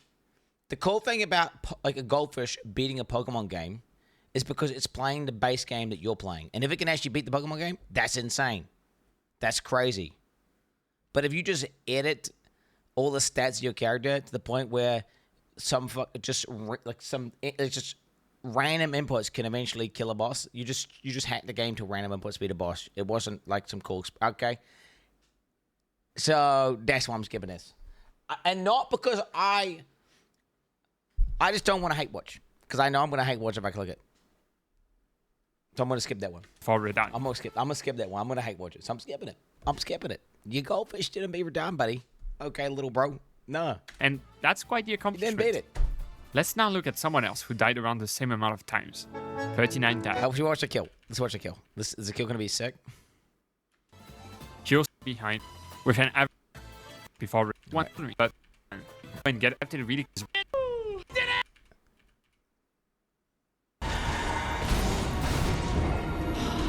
One hit away. After 164 deaths, it eventually ended in one of the cleanest winning fights on this list. You can block? Wait, you can block with the sword? Let's go! We did it! Woo! I'm sorry, Jack. I'm sorry. I'll be honest. The goal is he's tainted for me. He's tainted me because of the goldfish. I can't. I'm gonna have to wait till my brain forgets about the goldfish debacle. I'm gonna have to wait till I forget about that. Goldie Joe. 39 Daff was level 191 with 16 blessings and using the Godskin Peeler and a twin. Ethical amount of blessings. That's an ethical amount of blessings right there. There it is. Okay, Godskin Peeler. That is an S tier weapon, I believe. Godskin Peeler, I believe we saw it. Was it S tier? I remember seeing it. Where is it? Oh, it's right. It's S plus. It's S plus. Whoa. Whoa. Whoa. Guys, she's a little bit racist or whatever. Who cares? I don't think she is, by the way, is she? But people think I'm racist. So she's probably not even racist. Blade. Daff seemed to think that Elden Ring was a turn-based game, but unfortunately for her, Radahn refuses to play by those rules. I thought it was my turn! It was not my turn. As you can probably guess, her main problem was that she struggled to find long enough windows to punish with a jump attack in phase 2. Once again, I do think that's why the boss was nerfed the way it was. This also meant that she would often die from attacks with a quick wind-up, like the right sweep combo or the left-right cross slash. She would dodge a combo, try to heal or punish, but get hit by the next move before being able to complete either. Her progression curve was one of the more... That feels it's so oppressive, bro. Okay, and this is speaking from a nerfed Andy point of view. The boss feels so oppressive. You know, other bosses where you feel like, man, there's just like no chance to recover and he's just always attacking. Yeah, that feels oppressive. Logical ones, especially if you take into account that everyone should always have a few bad attempts right before the winning one. It took her 174 fights to finally deliver the killing blow. Fucking hell! The damage of that attack is crazy. 39 Daff died 509 times in total. Holy shit. I don't even remember who that boss is. Who even is this boss? Who the fuck is she dying to 102 times? Which one? The dual sword chick. She was so easy, that dual sword chick. I'm going to be honest. That shit was so easy. So easy. The only hard boss in the game was Snake Guy. And he wasn't that hard. He wasn't that hard. Snake Guy and the Madness Guy. Where's the Madness Guy? Wait, why is the Madness Guy not even on the fucking list? Bro, is the Madness Guy not even on the list? What the fuck? Wait a minute. If their deaths are this high, and they're only counting these bosses, they're not even... My death count is counting all the rips, by the way, chat. My death count is counting all the rips in between. And all side boss fights. And fallen to full damage. That's the whole game, bro. She actually prepared the build she used for Radahn before playing the DLC. And if I understand correctly, the theme was Tampon and Dentist. I'll let you judge the fashion. What? She did end up using Milady, the DLC weapon, throughout, and only switched back to these two weapons for Radahn. She often engaged in some jolly cooperation throughout the DLC, by the way. And even played through the... I went back to my cozy claws. I went back to the cozy claws. Dude, Milady Enjoyers. A lot of people were Milady Enjoyers. It was a really fun weapon, actually. Milady was great, but like, bro, when you're fighting this guy, you're like, nah, fuck this. I need to get the max damage I can possibly get, and you go back to your old faithful. Second time, almost right after. So despite her not necessarily reviewing it after completing like some of the other streamers did, I feel like I can safely assume she enjoyed it. Her playstyle is more in line with the ram your head against a wall until it breaks one, and it worked out pretty well for her. With an average of 84.8 deaths per boss, she actually ended up ranking 8th out of the 15 streamers. Comparatively speaking, Radahn is the boss against which she did the best, and that allowed her to climb 4 ranks compared to where she was before. There you go. Next up, let's take a look at someone who did not even once consider changing their build, XQC.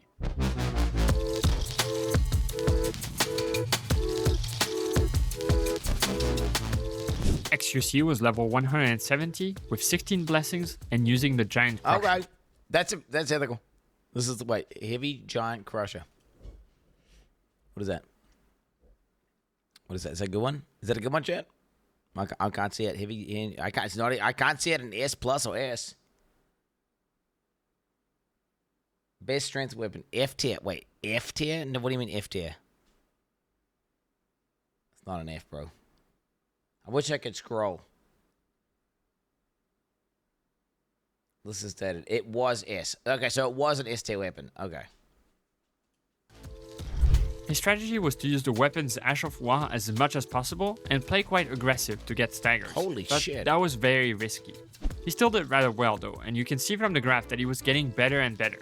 On attempt number 200, he encountered the human meteor attack, and his reaction is probably my favorite, especially given what happens right after.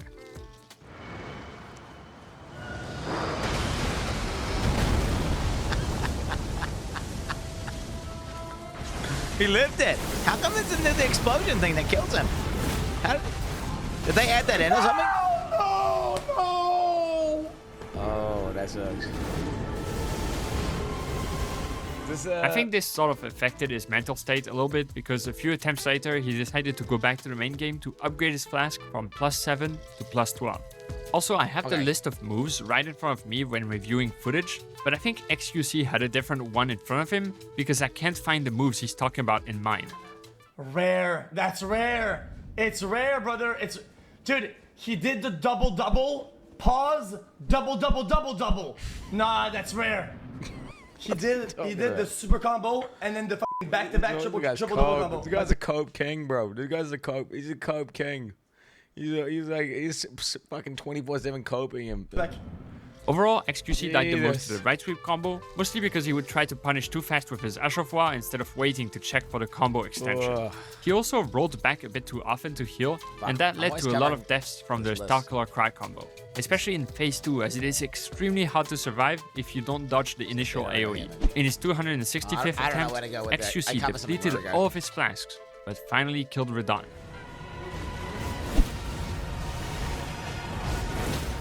Boom! It's done! Woo! Get f***ed! Oh my god.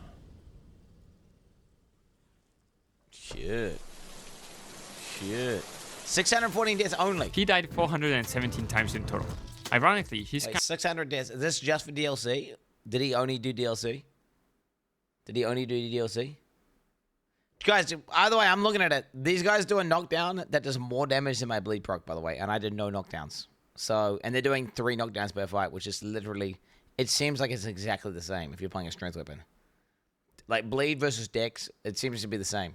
Kind of the opposite of what we've seen before with Ella and Shroud. He never swapped his weapon or build and kept going at bosses until they went down. His strategy never evolved. He just used his Ash of War as much as possible and tried to learn the boss's moves a little bit better every L2 spammer, bro. To be perfectly honest, I do like swapping my weapons as I find new ones when playing, but if I encounter a boss, they're going down with whatever I have equipped at the time of finding them, even if it takes hours. So I understand the mindset.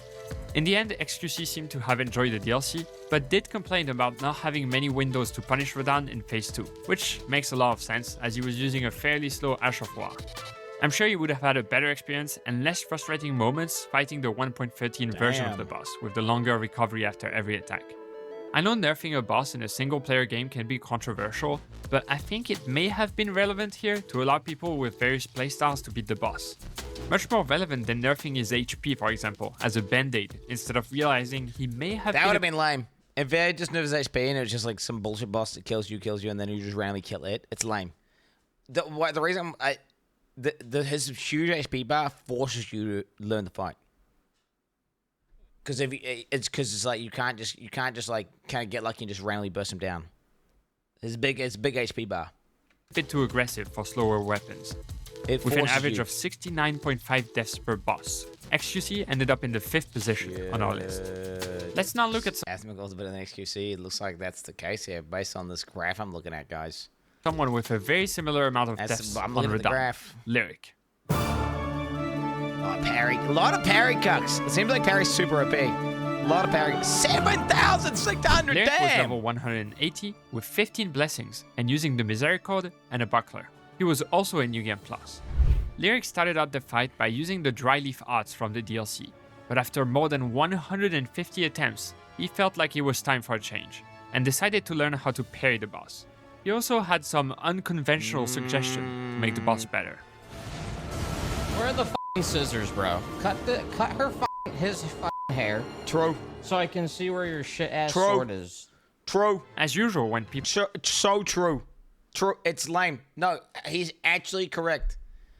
There's a thing. There's a fine balance between artistic style and how something looks like aesthetically and gameplay, playability, and fun. And this, they allowed the art to get in the way of the gameplay. They did.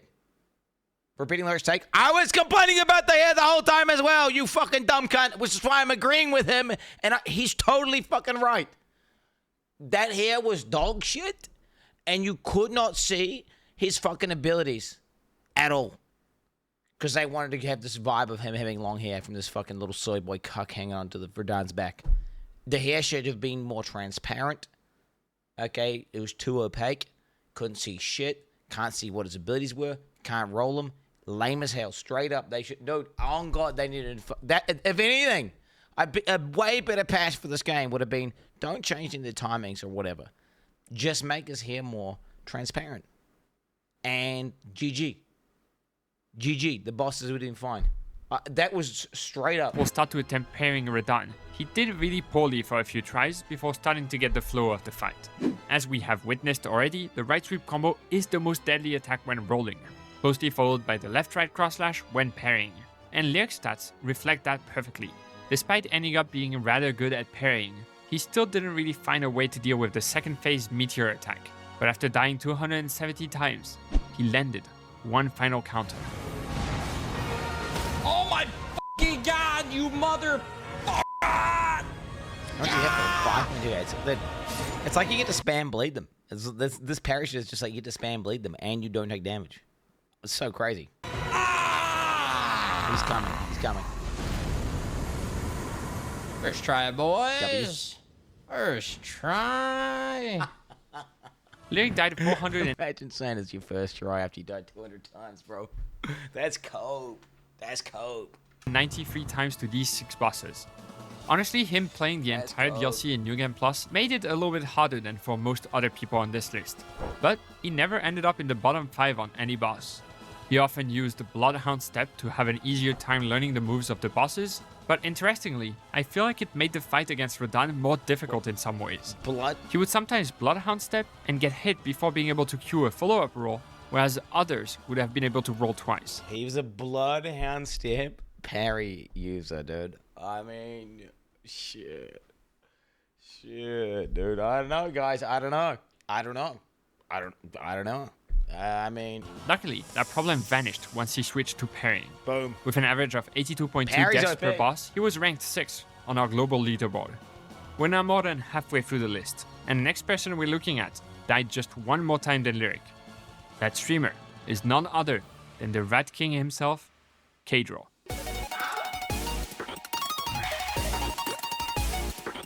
K-Draw was level 166 with 14 blessings and using the Starforge Greatsword. If you're wondering why the footage playing is different than with other streamers, it's because the exact day I wanted to download the footage from his VOD YouTube channel, it was deleted. Anyway, K-Draw played the Radahn fight over the course of several weeks, and I doubt that was good for his sanity.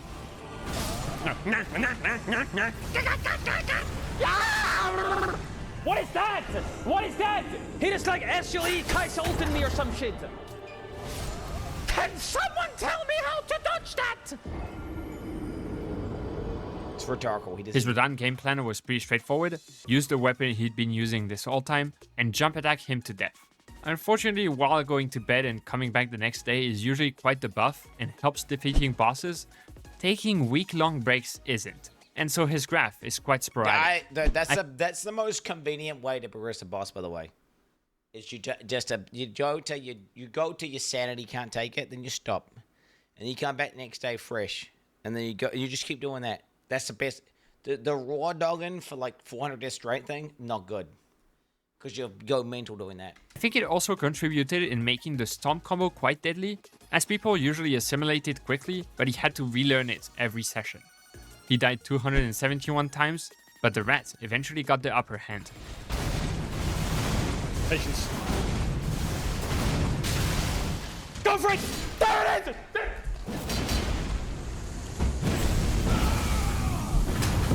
There it is! There it is! There it is! Kadrol died 527 times in total. He had the slowest pace through the Holy DLC, shit. due to him not going all in on it, but playing in shorter sessions while keeping his regularly scheduled content intact.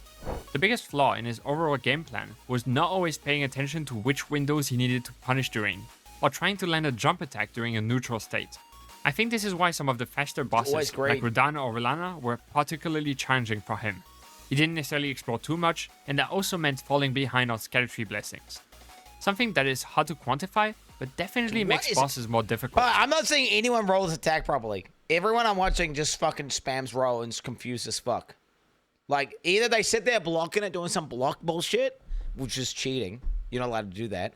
Or they just fucking confused and spam rolling. I'm just saying, that attack is fucking dumb and stupid, bro. It's stupid. With an average of 87.8 deaths per boss, he ranked 9th out of the 15 streamers.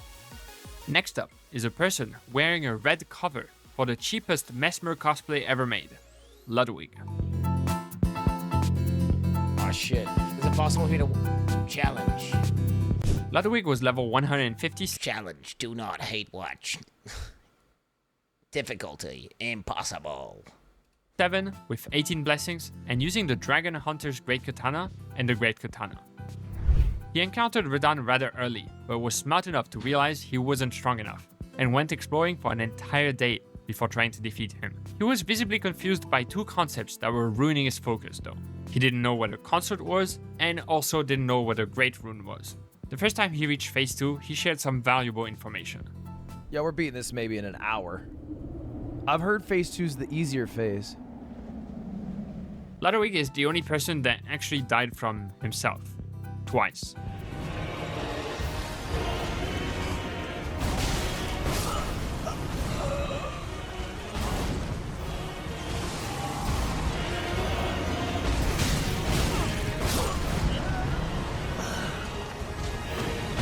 After that, we have our usual suspects, but the Starcaller Cry combo also killed him a bunch, since he rolled backwards to heal too often. He's also one of the people who reached phase 2 the least often, with only 29% of his fights getting there. On his 285th attempt, despite his heart rate getting dangerously high, he finally beat Radahn. Let's go! Let's fucking go, dude! Yes! Yes! Oh, it's the perfect fight. Use every fucking potion, every trick in the fucking book. Oh, yes, dude! Holy shit. Ludwig died 586 times. It wasn't fake, his heart rate's up, bro. What are you talking about? 6 bosses. Just like Quin69 will mention later in the video, he decided to go for... Does heart rate monitor, does heart rate run does that elevate the stream? So I used to do that back in the day, but it was just too much hassle.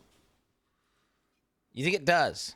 No, it doesn't. It's so I'm constantly autistically aware of the fact that I'm wearing it, and then I'm always like looking at my heart rate, and it's like you know. What's this? Depends. Not just reading it. I'm waiting. So there's technology out there. Scientists are testing some tech where you get a high refresh rate camera that just looks at the person, and then it can detect subtle shifts in the hue of your skin, and they can get your heart rate from a camera. I'm waiting for that technology to exist, and then you just get a camera pointed at you. But no, there's no consumer product to buy yet. There's no consumer product. I'm waiting for that to be released, because that'll be so nice having a camera that can read your heart rate. It's legit. It's real. It's a real thing. I've watched YouTube videos on it. Through the whole DLC in one go while being live the whole time. And although I guess a lot of us also played through the DLC quite quickly, I think trying to go through it as quickly as possible can tarnish the experience a bit. Luckily, it is somehow gatekept by the fact that he didn't necessarily know where to go and what was mandatory or not to proceed. The Scatter Blessing system also forced him to collect some more fragments in order to have the strength necessary to fight Radahn, so he ended up exploring more anyway. I do think it would be a shame to only go through mandatory bosses. I feel like doing it the way he's doing it is the fastest way to kill it, though, right? That's like, it's a good way of because it's super fresh. And you can't do reacts. Because I feel like, do you think doing reacts in between attempts make you better or worse? Because I feel like it makes you worse. Right? I feel like it makes you worse. Whereas if you're just doing that one thing and you're just waking up, logging in, playing PoE, waking up, going, and that's all you're doing, you start dreaming it, you start thinking it. Because I would just end the stream, go, and I'd be like, Abby's dominating me. I'm doing a bunch of stuff for Abby. There's a million things I got to do. Trying to fix a coffee machine. And I forget about it. I didn't dream about Elden Ring DLC one time. Not even once. In this DLC, as some of the optional ones like Midra or Bale are a delight to fight against. He ended up dying an average of 97. When I'm playing PoE, I'm dreaming PoE. I'm dreaming PoE. I'm dreaming about. I'm having nightmares, waking up, thinking that I just died in PoE. Yeah, I must admit. Do you know what? 8.7 is actually too high. I think I actually only enjoyed that DLC at 8, a flat 8. It's a flat 8 out of 10. The DLC. Actually, I really wasn't that addicted at all. I kind of just did it because I knew I had to do it, and I was looking forward to it, but it just wasn't. It definitely did not hit the same as the main game. It's good as fuck, very good, but I just wasn't as immersed. Wasn't as immersed. It is what it is. 7 times. You can't force that as well. You can't force that immersion. It just happens. Putting or him it doesn't happen. In the 11th position on our leaderboard. Now for someone who never stopped being motivated, Koseki Bijou.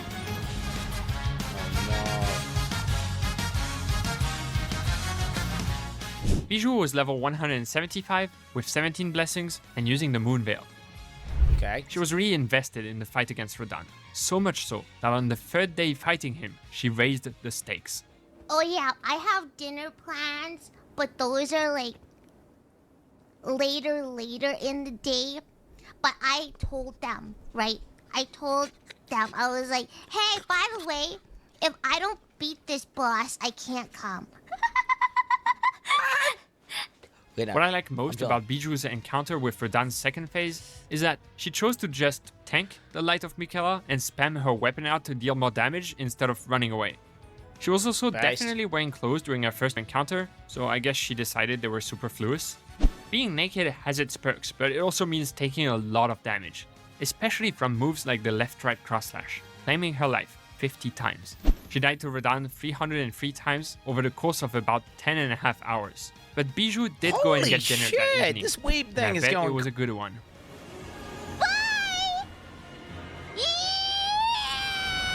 How do they get so many attempts in so fast?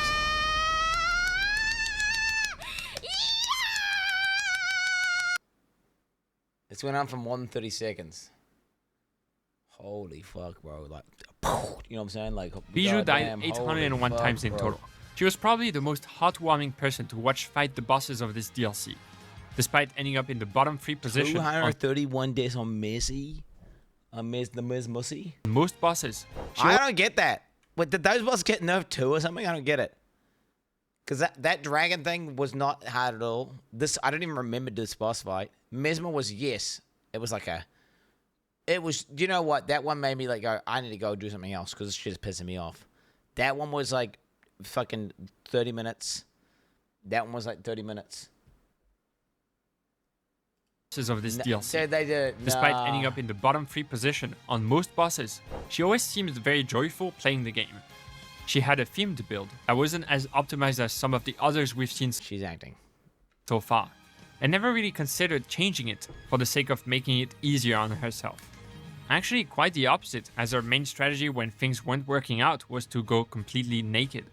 Now, I haven't noticed a considerable change in performance when doing so, but as someone who also tries random stuff like putting the music to max volume or removing pieces of equipment, I fully support this unconventional strategy. It's crazy.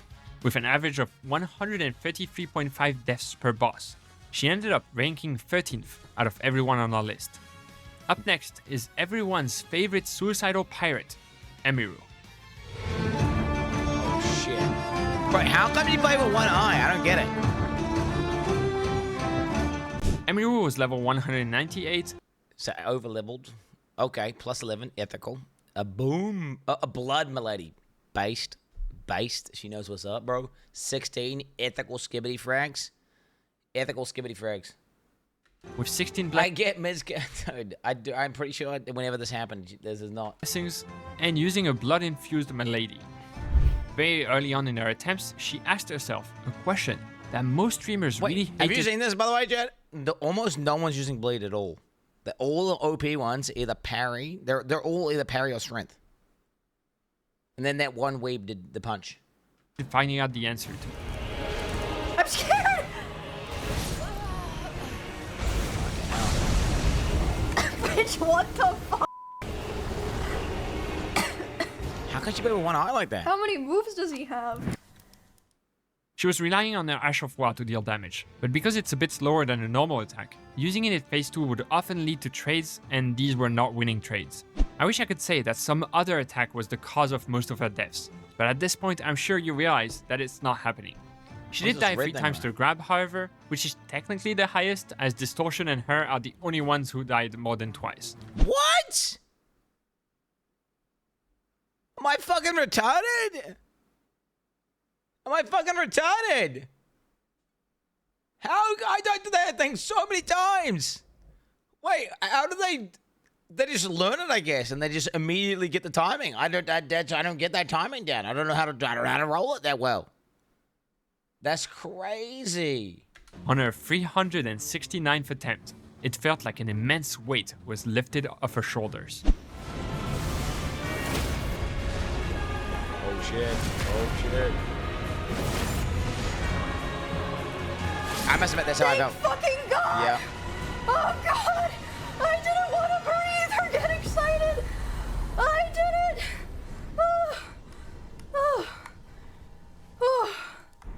I'm free.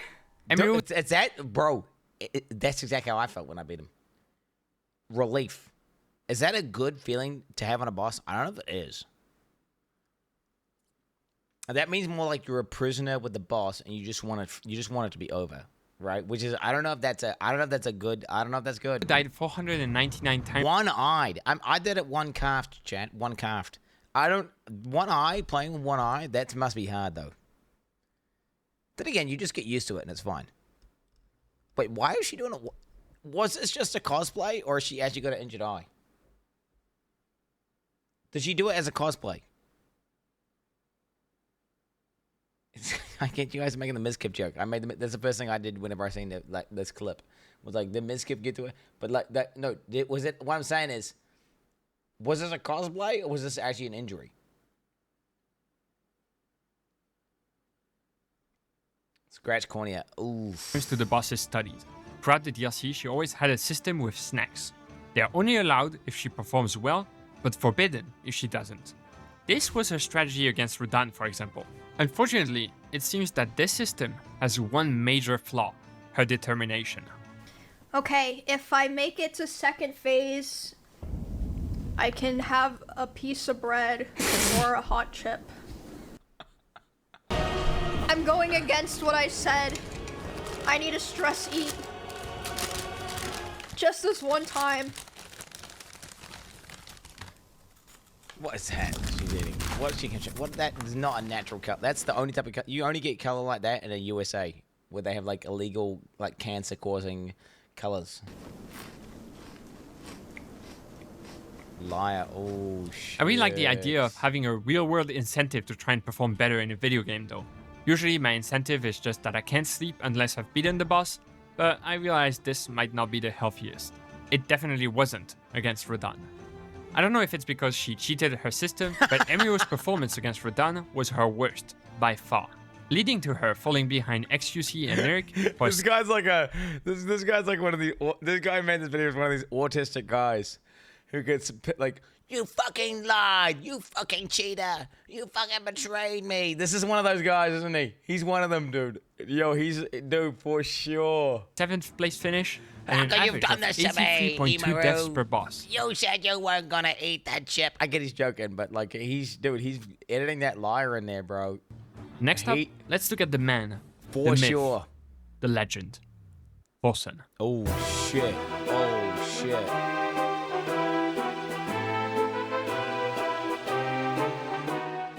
Forsen was level 130. Bro.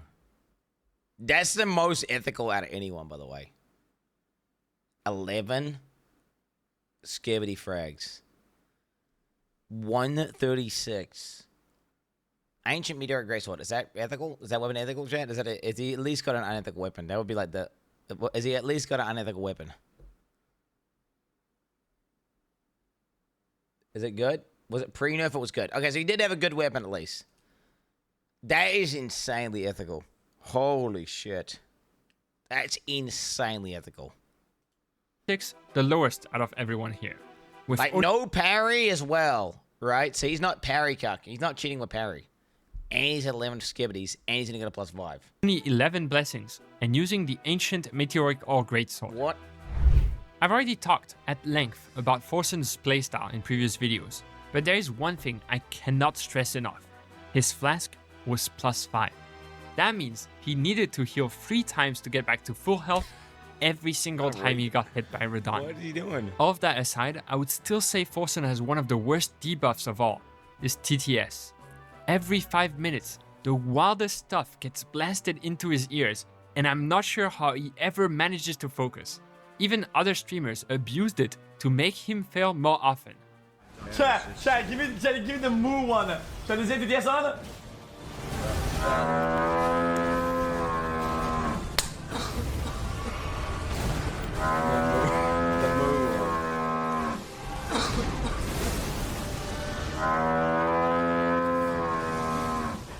Forsen actually didn't die from the Starcaller combo too much, indicating that he was aggressive enough, just maybe not waiting for the best opportunities to punish Damn, the boss. he rolled that shit easy. Surprisingly, his progression curve is actually quite consistent, and after 425 deaths, he beat Radon.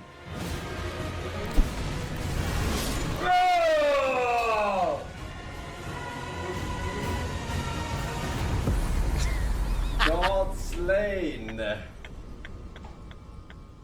Oh my lord and lord.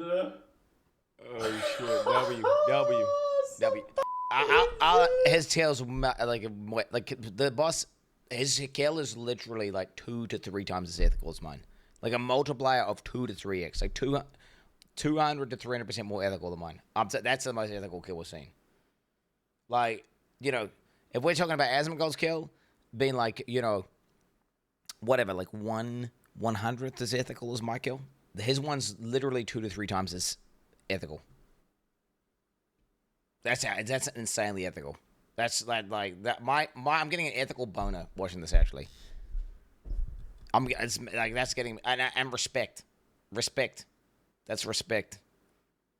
But that's no parry. Fucking underleveled. I mean, holy shit. Flasks for ants, huh?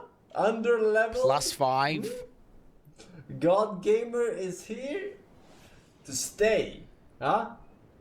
He sounds like a thing, bro. Fucking first try. First try. You call this a boss, Miyagi? I fucking laugh at this shit, man. Try harder. Forsen died 1,141 times in total. Holy shit. Holy shit. Holy shit. That's what the fuck is he doing, bro? The fuck is he doing? That I'll be honest, like that requires some level of brain damage that I do not have. That's insane. That's crazy. Kind of a spoiler, as we have 2 more people to go, but he's the only one. How long was he playing this for? How long was he playing Elden Ring fucking DLC? Was that like a month? A day? We just did it. He just did like one single stream, one big one. Just did a subathon. He was playing so long the boss got nerfed. And breaking the 1,000 deaths threshold on the 6 bosses studied. I think there are quite a lot of factors for that. The flask, the stubbornness, the TTS, it all culminates in one of the most chaotic performances to watch on this list. Sometimes I watch one of his fights and think he's actually doing really well and might get the boss within a few attempts, and then it takes 5 more hours because he appears to lose focus. With an average of 190.2. What the fuck? Bro, that's like every boss is cancer. Like, chat, once you get over 100 deaths, that's pain. And he did that, what? Is it 6 times? 5 times. He did that 5 times? 5 or 6 times. He did, oh my god. That I'll be honest, man. I don't know how he has that. That level of mental resilience is impressive. How many bosses? I don't know how many bosses that is. Oh, 1,000. So 6 times. My bad. Yeah, total this. So he did that 6 times. That's only boss this, by the way. That's only boss this. So he would have died to trash 1,000,000 times as well. That's crazy. I would have just like quit the game. Well, I wouldn't have. I would have just leveled up, right? If I was dying 190 some starter boss, I'm thinking like, what the fuck am I doing? I'm just gonna go level up. Like I wouldn't do that. I just couldn't. It seems illogical and insane. It's crazy. Deaths per boss. Osen, unfortunately ranked last out of these 50. How is that not fun? Dying 190 times per boss is not fun. That's fucking torture. That's torture. Fuck that, bro. Bro, surely his chat would have been... You guys were getting over me dying to that boss, right? You guys were getting over it. I was over it. Like, dude, by the time I was over, like, day 3, I was like, dude, I'm over this. Like, why is this boss not dead? How come I haven't killed it yet? What's this fuck? I was like, fuck, can it just die? And when I killed it, it was, like, exciting, but then I was immediately like, it was a sense of relief. But he's just doing that on every boss. Teen streamers. Crazy. Before we check out the 2 people who died the most, I'd like to give out an honorable mention to Dan Gisling. Because of some chatters taunting him about his choices, he chose not to level Vitality or use Scatter Blessings, and it took him an astonishing 3,470 attempts over the course of several months to defeat Radahn. 3,469. It's not. It's over. It's over. It's over. It's over. So you're gonna go mental by the end of this, right? Never over. It's over this time, Chad. It's never over. You never give up. I don't care how many times you bash your head into a wall. It can be made out of 20-foot steel-enforced brick wall. You don't give up. You keep bashing your head against it, and eventually it starts to crumble. Holy shit. I mean, that's crazy. That's big dick. I mean, that's big dick. That's big dick. That's mental. It's mental. But oddly enough, was he actually taunted by the shadows though, or was he doing it for stream? Because I must admit, I got taunted by shadows to fighting bosses naked with a club. Both. Yeah, I hate that. You can't let them control you. Do you know I went for this DLC, not letting them control me. They would call me like unethical, cheating. They were doing all this shit about like, and you just gotta not let them taunt you. You gotta not let them taunt you. They say your kills doesn't count because it's nerfed. Fuck them. This number is quite close to how many times our 15 streamers died to the boss, which means it would have taken almost double the time to compile his stats on top. Luckily for them, our last 2 streamers didn't die that much. Although the first we're looking at was also playing with an added restriction. That person was Miss Mika. Oh, fuck. There we go. Oh, shit. I need to move my camera. Do we cover a bit goals? What do you guys think? Do we cover a bit goals or something? We'll go like top left or something. What the fuck have I just moved? Cam X. What the fuck is Cam X? I don't know what that shit is, bro. Okay, we're going up. Well, I'm gonna cover the life bar there. Okay, good. Oh, she's doing a cosplay as well. She's doing a Firekeeper cosplay with the eye thing. She needs to have her eye closed. Nah, L, bro. She didn't use super glue her eye closed. But the Emaru played the boss with one eye. She beat the boss with one eye. I'm just saying. Didn't even glue her eye closed. Emaru did one eye. Miss Mika was level 178 with 0 blessings. Okay, she's a Souls Andy. Nah, she's a Souls Andy. You can't compare me to this. She's a Souls Andy. If you're beating this shit with zero skibbities, you're a Souls Andy. Jesus fucking Souls Andy, bro. Nah, doesn't count. As part of a self-imposed challenge, and using a blood-infused Blood Fiend's arm. Unethical weapon, bro. Unethical. That's what Distortion did to beat it in 5 attempts or something. Unethical weapon. 0 skibbities. I must admit, that's impressive, though. I don't think Radahn was okay with people fighting him with an added challenge, as if he wasn't enough. So against her, he decided to cheat. Huh? Okay. Ouchie. Wait, who the heck is that? With no blessings, her survivability was quite low, and so the near undodgeable left-right cross-slash was absolutely devastating, almost overtaking the right sweep combo in terms of kills. She was also the person who died to the promised consort combo the most, since she couldn't really rely on spam rolling, as one hit from it could immediately end the fight. Wait, really? She did reach phase 2 in more than half of the fights, which is impressive, and really highlights how hard the second phase truly is. What the fuck? Also, if you're wondering why there is a bump in the middle What happened? Why did she get worse here? She regressed. She regressed. of her graph, it's because she attempted and quickly gave up on pairing the boss. After 525 deaths, she finally beat Radahn. Uh-oh. Oh, damn it, what the fuck? She finally beat Radahn. 5,000 damage! But wait, 0 skibbities! Oh, it's a bleed proc. Oh, okay, it's a bleed proc. I thought she was doing some strength attack. Okay, then, okay, ethical. Ethical. All right, ethical. Okay, I thought she did 5k damage instantly. You're like, what? She just has to hit the boss like 5 times and he just dies or something? Uh-oh. Yes! Wait, how's she block? Uh-oh. How's she blocking that? Wait, you can block with the weapon and it works. Yes! Woo! Oh. Not even close, baby. Nah, that shit. As a reminder, the more Mika... she's a Soulsborne Andy. I didn't realize she was a Soulsborne Andy. Whenever she was beating all the bosses with a dance pad, I didn't realize she's actually... It's like Distortion beats bosses on a dance pad. Yeah, these Soulsborne Andys have these fucking timings memorized in their brain. They done the fight like at 570 times. Okay, so when you say some person beat the boss on it with a fucking dance pad, well, that's like a Souls gaming pro. It's like ZZ Ran beating Path of Exile with like his mouse reversed or something, right? I mean... Through the DLC, the more she realized that Skeletree blessings weren't essential to beating the bosses. And that went really well for her, up until Radahn. She died 591 Insane. times to the 6 bosses studied, and What? Did she shit on these bosses? Is this because she had no skibbities on the last one? around 90% of these deaths are to Radahn.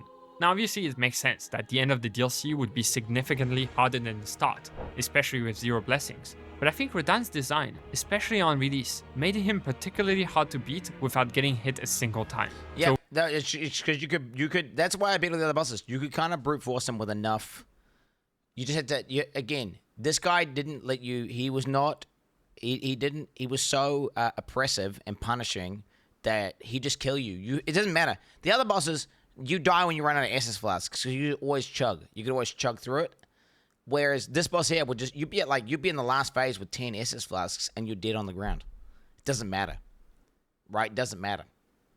That's what it is. That's why it's so hard. With low defense, any mistake he just can kills you. immediately spell doom. Mika had to stay locked in for the duration of the fight.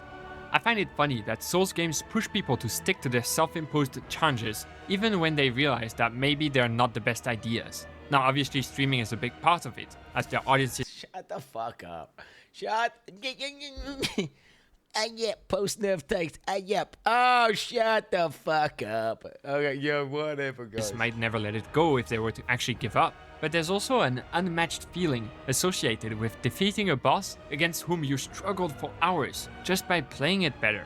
Not changing anything about the conditions themselves, but just learning and improving to secure the victory. With 98.5 deaths per boss, Mika dropped down quite a lot to the 12th position on our leaderboard. Now for the worst performance on this list. Someone who died just as much as Mika, even though they didn't have any restriction. That person was Quin69.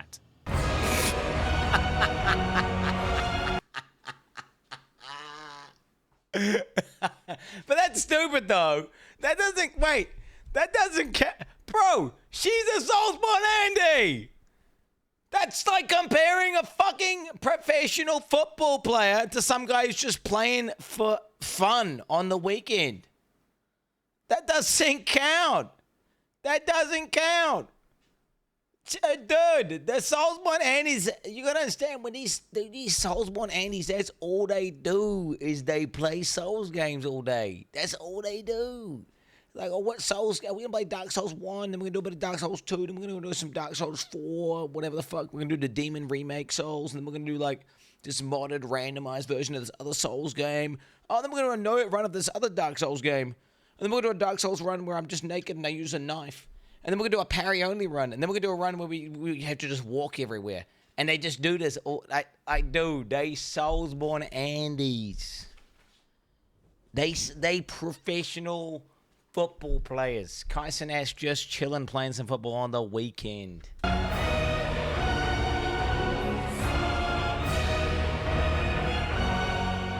Kai was level 1. They all use this weapon, eh? This weapon must be fucking 18 frags. Okay, a little bit high. 176 ethical level. Good upgrades on the fucking flasks. The blood fiends are OP weapon. 176 with 18 blessings and using a blood-infused blood fiend's arm. What we've seen so far is that people quickly understand the flow of the first phase, but struggle quite a bit on most combos past the transition. And Kai was no exception. Well, except that he didn't really master the first phase that well. Despite his best efforts in phase 2, him only reaching it in around 27% of fights meant that it was that much harder for him to get used to it. Even attacks like the grabbing sweep, who are usually not that deadly, still got him a bunch, due to him rolling before recognizing what move the boss was doing. After 458 attempts, he finally gave in and switched to the Blood Fiend's arm. This had an almost instant impact, with most fights reaching phase 2.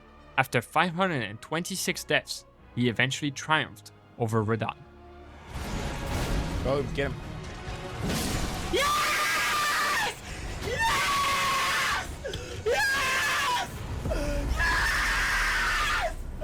Yes! Oh my god! Holy shit. It's over! It's over. Again. Same sentiment. They're trapped in there like a prisoner. I don't know if that's good design. My god! Kai died 846 times in total. Just like Ludwig before him, he decided to play the entire DLC while being live the whole time, and boy, did that backfire. Radahn just took so long, and once again, it's hard to quantify how worth exploration it is when you're trying to go as fast as possible. Either you explore and lose time in the hopes of getting strong enough to regain that lost time on the bosses, or you don't explore and pray that you can win within a decent amount of tries. However, one thing that Kai deserves massive amounts of praise for is how entertaining he's able to be, even during something as repetitive as grinding a boss. One of the best moments out of this entire marathon was the whole bit about him talking to a therapist to vent about the fight. Yo, he is elevating beyond reacts. He is elevating beyond reacts. He's literally getting a therapist. And, oh my God. So I thought I was smart with the, putting a react in every now and then. Because, like, you go and you die the boss, go and die the boss, go and die. It's getting pretty monotonous, pretty mundane. Okay? He gets a fucking therapist. Dude, he's on another level of streaming. Melania, I killed her. She was the hardest one, by the way. She killed me 500 times. I killed her the last time, right?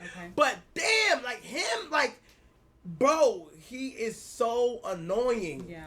No, it sounds like this character's giving you a hard time. Other than that, he's very emotional and regularly discusses things with his audience instead of going non-verbal and locking in, which might explain why he regularly is in the lower end of our performances.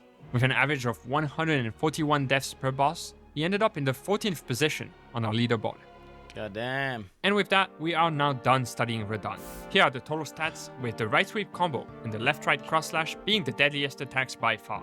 What I wonder is how different these stats would be if streamers faced the current version of Radahn. Yeah. I suspect the right sweep combo would still be the major cause of deaths, but the slowed-down left-right cross-slash is probably more forgiving than before. Radahn is the boss that killed our streamers the Not most, much of a difference. with more than double the kills of... It's pretty much the same boss. Speaking as the guy just did it, I'm pretty good at video games, and I did it in about what they did, maybe a bit less, right? So it's probably about the same, maybe about 10% harder. I'm 10% easier, say. Maybe 10% easier. Mesmer, for an average of 250 kills per streamer. Romina, on the other hand, was the boss that killed people the least, with 4.7 kills on average. Despite her poor performance, I was still surprised to see that on average, these 15 streamers died about 81.7 times on each boss. As for the top 3 deadliest moves, we have Radan's right sweep combo, killing people 22.9% of the time when they face him, Midra's slashes at 27.7%, and Mesmer's default combo at 28%. As I'm sure you've noticed throughout this series, everyone dealt with the DLC in a different way, and this is why I absolutely adore Souls games. Every single person playing this game... The game's different. Everyone's playthrough is different. Unless you go for it with the default gear. Like, the reality is some parry cuck, right? Versus some fucking guy playing with claws. Or, like, versus a guy playing with full heavy armor and a shield. Versus a person playing with a magic and summons. Or versus, you know... They're all different. No one's playing the same game. Right? No one's playing the same game. Like, using BHS versus no BHS. Huge difference. Own experience full of memorable encounters. One boss might be a nigh impossible challenge for some, while for others it will be a cakewalk. And if you take the time to really ask yourself what you enjoy in games, then you can probably find that in Elden Ring. You enjoy overcoming impossible odds? Play a squishy, low damage build. You enjoy overpowering enemies and have a little bit of a god complex? Make a build that will kill everything in one hit. You enjoy helping others or absolutely ruining their days? The multiplayers got you covered. And I was able to witness that through watching the streamers. Some of them just kept going at bosses until they won. I'm most impressed by Forsen. I'm most impressed by Forsen. Well, do you know what? The Miss Mega kill's pretty sick as well. The zero skivity frags, it's pretty impressive. But she's a Soulsborne Andy, so it's like, you gotta scale it. You gotta scale it. Went exploring to get stronger, and several even did some jolly cooperation. Remember that this leaderboard doesn't hold some deeper meaning for who's the better player or even person. As Distortion 2 killing this boss in like hardly any attempts is like, it's like watching Ben go through some new content in Path of Exile or whatever and just killing everything with the most potent shit in the game. It's like, you know, it's like, okay. You know? There are just too many variables. Like, he's got some different brain. His brain's different. You know? He's got a different brain. It's bullshit. All we can say for sure is that Forsen is definitely the worst. I hope you found this series as fascinating as even person, as there are just too many variables. All we can say for sure is that Forsen is definitely the worst. I hope you found this series as fascinating to watch as I did putting it together. And if you've made it this far, thank you. It means a lot. I'll see you next time, hopefully with a little bit less stats to compile. Okay, I'm gonna give that a vote. That's a vote. This video's good. Okay, that video good. That video good. That video good. There we go. No, now go to the end, dude. Farming at the end. Farming at the Quinn, end. it's worth mentioning that she did it with zero skibbities her first playthrough. Everybody else went running home to mama. Dude, zero for, yeah, true. Okay, what do we got here? 5,600 deaths. 670 deaths to Radon. I would classify, by the way, Moon's classified as a Soulsborne Andy, right? He's classified as a Soulsborne Andy. No, he is. Dude, he plays PvP and all this shit. He does like, he sits down and plays Dark Souls, and he does PvP in it. Yeah. Nah, I classify. Dude, how many hours of Soulsborne has he got? How many hours of the game has he got? What's his playtime? What's his playtime? What's his playtime? Let's have a look at that. Okay, like 1 HP. So he gets one shot by everything in the game. So you just can't get hit. How much damage did you get? Oh my god, dude. Bro, Moon has autism, holy fuck.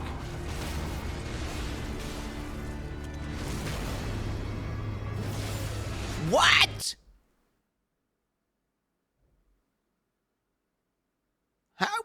Dude, how's he doing it so far? Wait, what?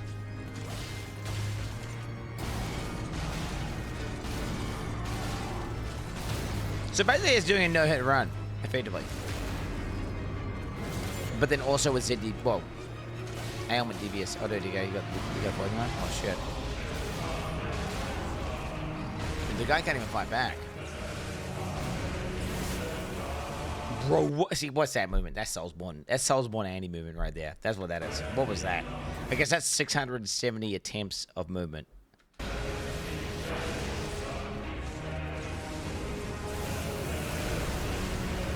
I don't even know. Like he's like presses nothing and then presses B or something.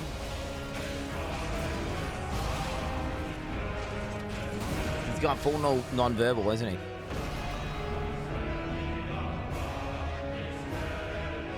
Right, is he watching it? He's watching the full thing. This is the kill. I'm assuming this is the kill hint, right? Yeah, it is.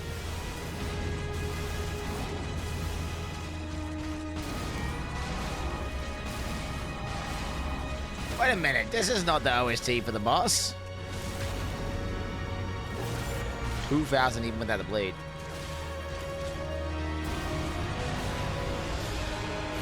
He's gone full non-verbal with no cam.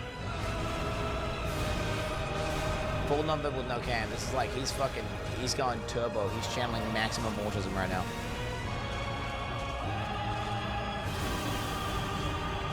This is another level of focus. I do not have this level of focus at all. This level of focus is immense.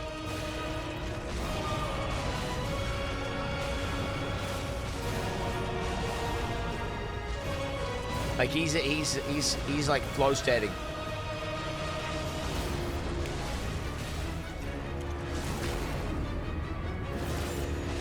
Okay, holy shit.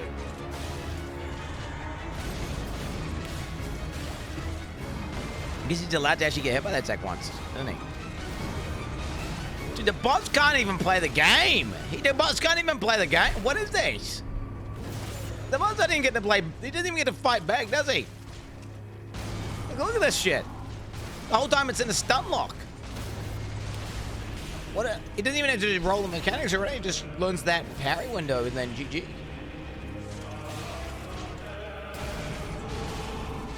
Does he ever do moves?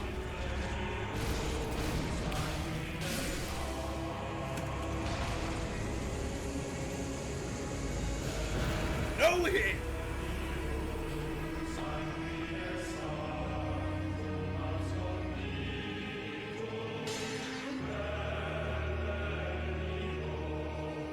No hit!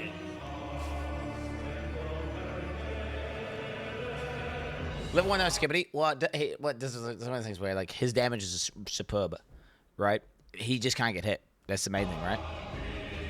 I mean, if you time how long, I guarantee you Forsen killed him slower there, right? For sure, Forsen killed him slower. Dude, he killed him so quick. He killed him so quick. That damage was nuts. And his damage, yes, he's level 1, but he killed him so fast. I mean, dude, 670 attempts. He's clearly mastered the frame of him doing the various attacks. He's perfectly memorized it, hasn't he? Impressive stuff. For sure. Impressive stuff. I could do that if I felt like it.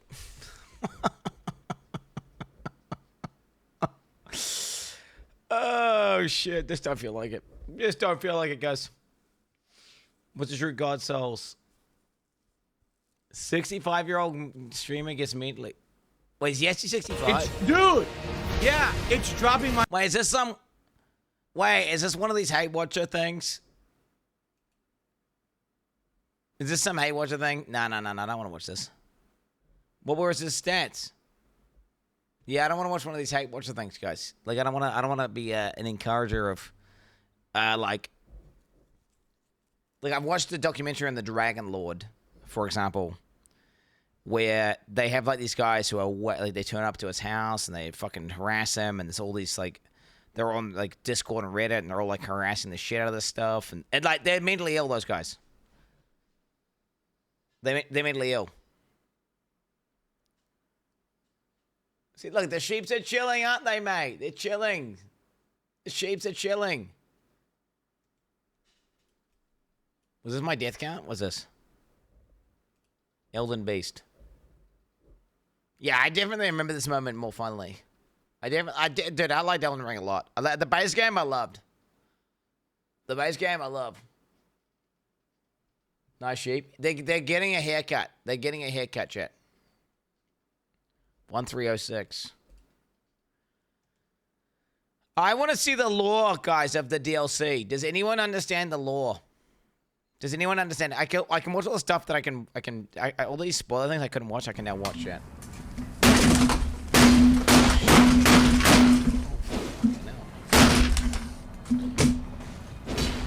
Whoa. 30 subs. Let's get those 30 subs in, yeah. Another display. Another fucking display. Your fucking display. Suck my dick. Dude. Display. Suck my fucking dick. Bro. How about that? The scammers at Display, bro. They are scammers, guys. These Display guys. They are scammers. True. What happened here?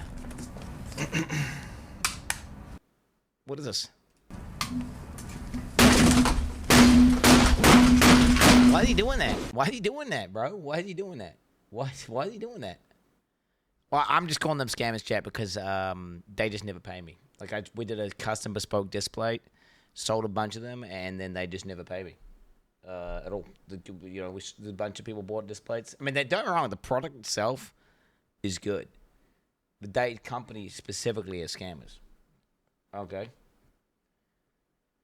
All right. That's a, you know what I'm saying?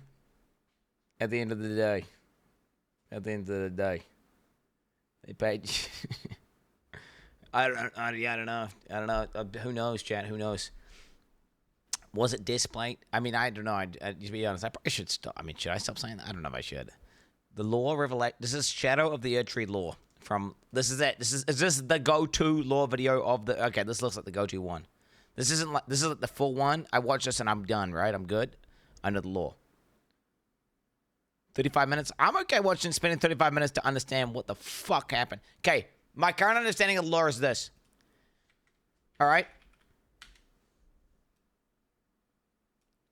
So wait, I am a tarnished who's destined to become Elden Lord. And then on my journeys, I killed this guy called Morg, and there's a weird egg, and there's a hand coming out of it. And then somehow the hand talks to me, and it says, hey, come into these new lands. Come into these new lands and help me.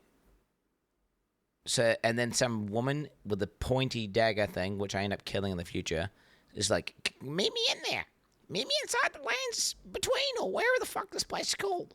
And then I went in, and then I was just following traces of this person called Michaela. And I'm like, is that the chick who I fight, who's all rotted, who's got the rot hussy? I'm thinking about, is that the chick with the rot hussy? Because she's called Michaela, right? And then people are like, then they speak as if Michaela's a guy, and then they speak as if it's a girl, and then I don't know, I'm following these fragments around and we're hunting for this person, and then eventually the people who are helping me find this person just turn on me and like, fuck you. You trying to kill her? We're going to kill you. And then I killed those guys. And then I found the person, and it turns out it's not the person with the Rotusi. It's not the guy. And it's just some random person who's like Radahn's brother or something. And then I just kill him. And that's my current understanding of the story. So there we go. So this should help me hopefully illuminate how close was I to accurate. I'm willing to bet that as soon as you entered this place, you knew that we were going to get some answers in the shadow of the Erdtree. And we have. There are satisfying revelations regarding Queen Marika, and Mikola, and the Omen, and dragons, and Marika, Queen Mikola, they all sound the same to me. So I'm bricked. My brain doesn't operate like that. Like they're too similar. They don't show you enough of the characters. I still don't know who he's talking about. I don't know if I can understand this video. I don't even understand who he's talking about. We even now know what Melania whispered to Radahn in this scene before her scarlet flower bloomed in Caelid. This video will only scratch the surface. It's just an overview, a teaser of new revelations and the foreshadowing of a deeper analysis to come. So let's get into it, and this time, let's begin at the end. Okay. After you defeat the final boss, Promised Consort Radahn, on your 400th attempt, you can read the remembrance of a god and a lord, which states, in their childhood, Miquella saw in Radahn a lord, his strength and his kindness that stood in stark contrast with their afflicted selves. The cutscene that plays here is a memory. Lord brother,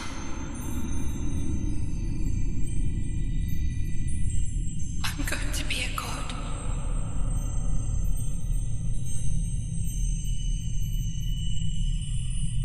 If we honor our part of the vow,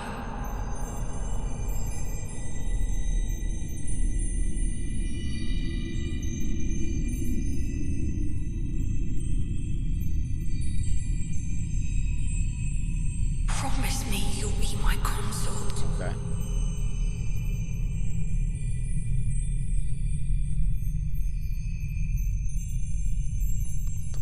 What is that shit? The fuck is that? I'll make the world This is a what- gentler place. What is this? The fuck is this? And so Miquella made his Call heartfelt me a- wish that Call Radahn... me a fucking layman. But just like show me a story like God of War where the guys just fucking talk. It is like, boy, we need to go kill this fucking guy. And then they go and kill him. They just go and kill him. You know what I'm saying? Like, bro, like this. Oh, my brother, we're gonna make the world a gentler place. What the fuck? That's the final ending scene of the fucking game. The fuck's that? I'm sorry, what the fuck's that? That made no sense to me. The DLC made no sense, but maybe it will. I'm gonna keep watching. Sorry, chat, I just stopped. would one day be his king consort. Okay. Now, this ending and the reappearance of Radahn has received a lot of early criticism, but I think this encounter does go a lot deeper than some people are giving it credit for. For example, we're hearing about Miquella's side of the vow in this scene and about what Miquella wants, but what about Radahn? What was his part of the vow? What did he want? There is evidence of Radahn being kind, sure, but this is also a man who celebrates war. Did he truly share Miquella's vision for an age of compassion? And if he wanted to be with Miquella, why did he fight so vehemently against his death in the lands between that would have brought his soul to the realm of shadow with Miquella? What? But the most chilling thing about this story, I think, is that Wait, this is the even underworld. if Radahn did want to become Miquella's lord, and I can see that... I'm confused. Wouldn't we find some spire thing that said this blocks souls from coming here? Didn't we find some shit that blocks people from coming? Wasn't it like the opposite? I remember finding a blocking device. Side of the argument too, to be fair. But even if he did want that, do Radahn's wants even matter in the face of Miquella the Kind? As we speculated long ago, from items like the Bewitching Branch, Miquella has the power of enchantment over others. He has the power to steal hearts. Literally, if you are embraced by him twice in the final fight, your heart is stolen, and it's like a part of you dies. Lord of the Old Order, Not a death. let us go together.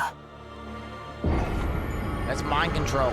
This That's effect evil. can also be seen in Miquella's faithful band, who overcome their differences and No free will. shortcomings to fight for Miquella's cause, until Miquella's enchantment is broken, and they turn at each other's throats. And what makes Miquella a fascinating character is that he isn't manipulating others for selfish reasons. His cause actually is righteous. When he wields love as a weapon, he does it genuinely to make the world a better place, without any intent to Why do we cause kill him? harm. However, Wait, I don't get. If he's a good guy, why do we kill him? Like, why do we kill him? If he's a good guy, why do we kill him? Doesn't make any sense. such acts are still oppressive. If your want is taken away, what is left of you that remains? Perhaps the saddest example of this is Moog, who, as we speculated, was indeed under Miquella's spell. She's mind Once, controlling. Well, he's in mind an controlling. attempt to free Lord Moog from his enchantment, I challenged tender Mikola, only to have my own heart rather artfully stolen. I knew not how weak I was. I believed It's that a with mind control sufficient demon. mastery, even an Empyrean would be within reach of my blade. I could not have been more mistaken. Mikola the Kind is a monster. True. Pure and radiant. True. He wields love to shrive clean the hearts of men. There is nothing more terrifying. In the specimen storehouse, you can find the secret rite scroll, which details the secret rite by which Mikola will ascend to He's a bussy boy banshee, bro. He's a femboy banshee. godhood. It reads, a lord will usher in a god's return, and the lord's soul will require a vessel. Ansbach It's like reveals it's like one of them. What do they call them? So he's like a siren of the deep or whatever, except a fucking fanboy. Mikola's plans in full. After Lord Moog's slaying at his dynastic palace, it appears his Incubussy. body has Yeah. been absconded with and taken straight to kind Mikola. As if using Lord Moog to gain entrance to the land of shadow were not enough, he plans to use his corpse as the vessel of his king consort. He has forsaken Lord Moog's soul. He desires only his empty shell. In your fight with Radahn, you might have noticed the horns sprouting from his gauntlets and his tendency to perform blood flame attacks.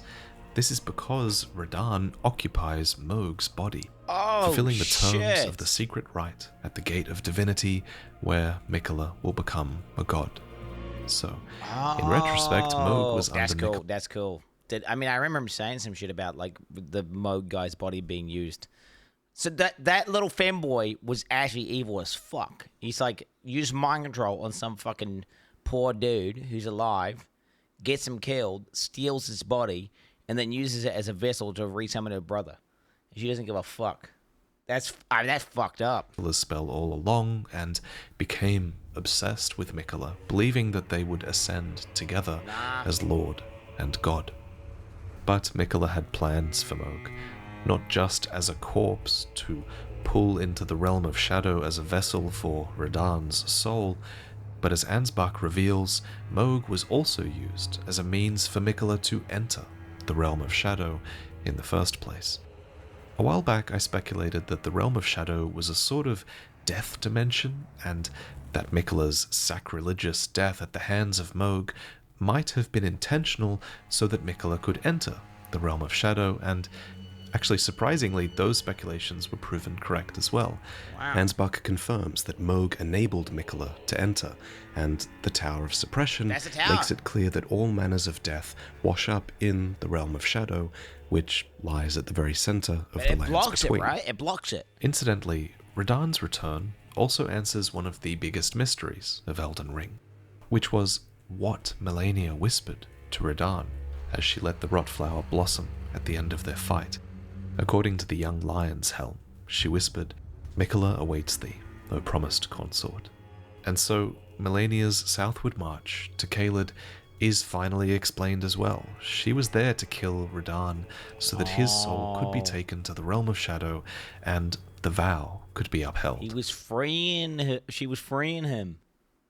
Okay, but wait, is that because she's getting mind controlled by that psycho Michaelia motherfucker as well? Or? At any cost. So Michaelia is emceeing Melania. Okay. Wait, who the fuck is the guy-girl thing in the main game that you kill? The guy inside the Elden Tree. Who the fuck's that? Makita. Who? Radagon? Makita. Radagon? Ah, see, this is... why the fuck do they keep using all these names? Just call them different names so we can understand what the fuck's going on. Call them different names. It's so twisted. Once transported to the realm of shadow, Mikola set off for the tower. And as his great rune says, on the way he abandoned everything. Is this family tree his thing? golden flesh, his blinding strength, even his fate. All in this attempt to bury the original sin. To Wait, embrace what was that? What the fuck is this demon flower thing? What the fuck's this demon flower thing? Who the fuck's this? Saint Trina, which is who?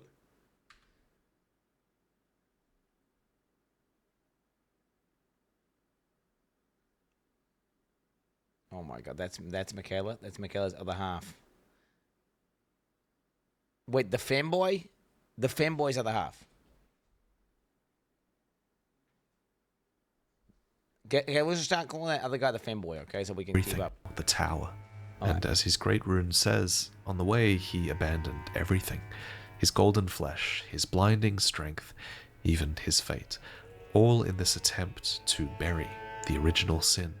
To embrace the whole of it and be reborn as anew. Wait, this is going to be illuminating, chat. This is going to be illuminating.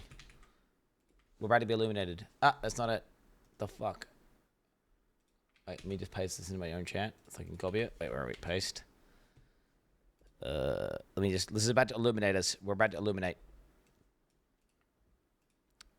Okay, so wait. Okay. Renala, the Twin Moon Knight. Okay, wait. So they... Wait, who? This is not making any sense. The fuck does this mean? What does it mean sideways? So they didn't have any kids. They're just sisters. So Renala, the Full Moon Queen, is the brother of this. Wait, where's the mother? Where's the mother? I can't read this fucking tree. Two people make a thing. Okay, Queen Marika. And that Joffrey the Elden, the first... Oh, this guy's sick, bro. This guy's sick, by the way. Love this guy. I don't understand what the fuck this is. The family tree is not helping me at all.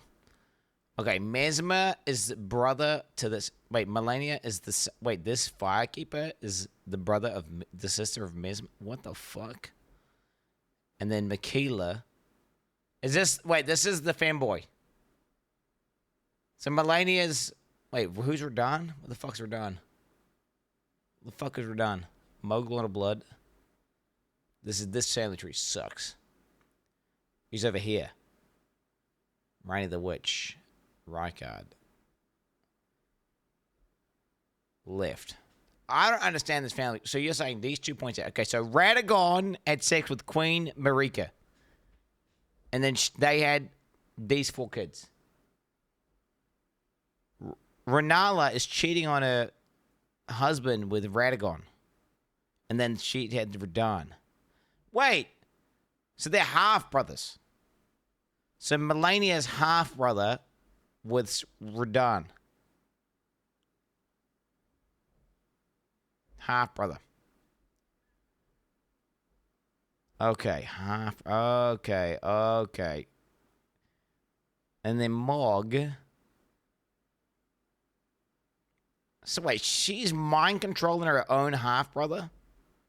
Dude, what's up? What? Why the hell did all of their kids... Queen? What the fuck's going on with Godfrey and Queen Makira? Why did all their kids get all twisted and like horns and all this disgusting shit? Morgan and Margaret? They're all disgusting abominations. How the fuck did they get so twisted? Alabama game. Yeah, I don't know. So these guys are all... So they're all related. So they're all half... Either they're direct brother and sisters... So Melania had a kid called Millicent. Oh my god, descendant. What is this? Godwin the Golden? And then these guys are like, what? Godwin. Oh, so this is who you wanted the final boss to be, is this guy, Godwin. So you wanted Godwin to be the kid. So you wanted the final boss to be this. Wait, what the fuck? So this guy here, Melkeith the Black Mage, shadow half-brother of Makira. Oh, there you go. What the fuck? This guy's actually... That's that boss that farmed me a bit, right? That's like the dog that jumps around and shit. She's like super high power. This guy's super high power. Okay. So let's just get this straight. Michaela's in an egg, dying. Not quite dead yet. She tells Melania, yo, we're going to go to this new universe in the Shadow Realm, homie. Okay?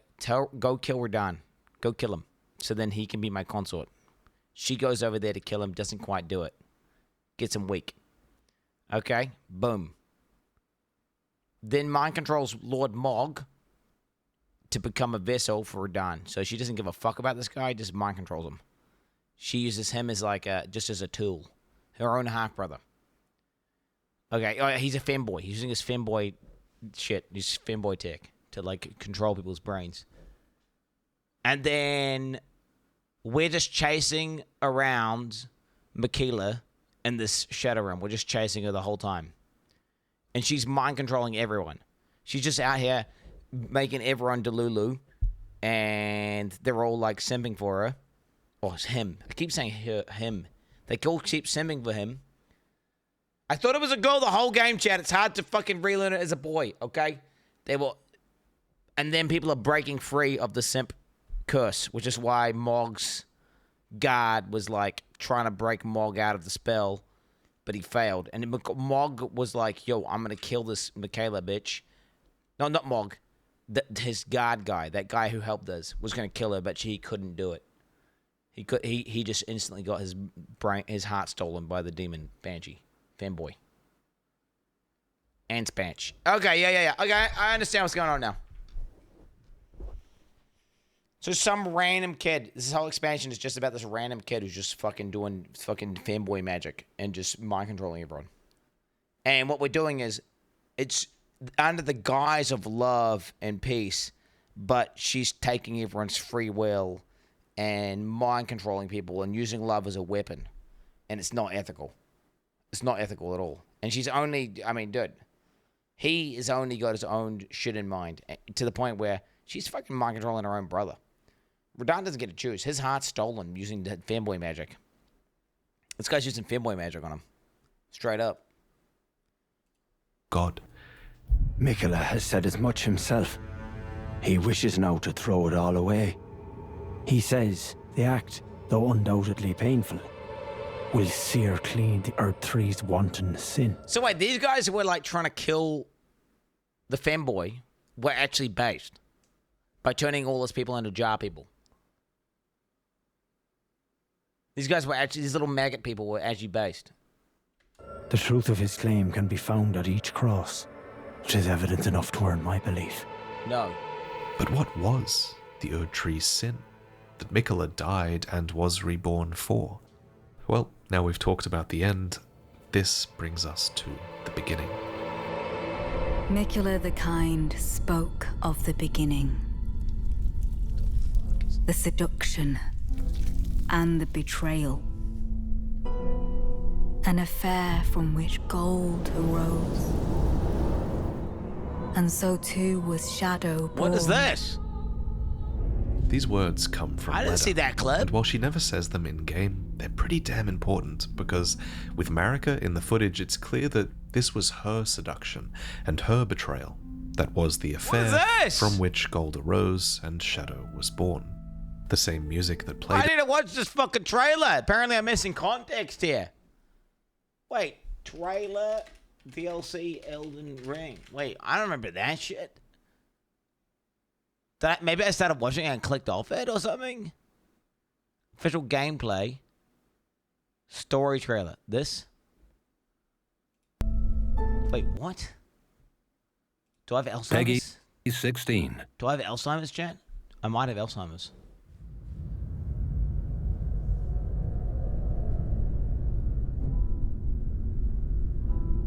Michaela the Kind spoke of the beginning. So Femboy spoke at the beginning.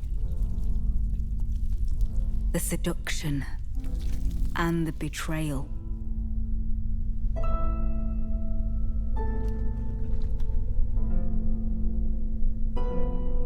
An affair from which gold arose.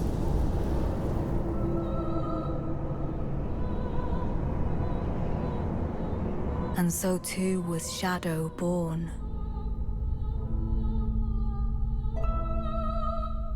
What followed was a war unseen. These guys. I never killed one of those guys. Chat, was I right? Never be put to song. Was there a special weapon to kill those?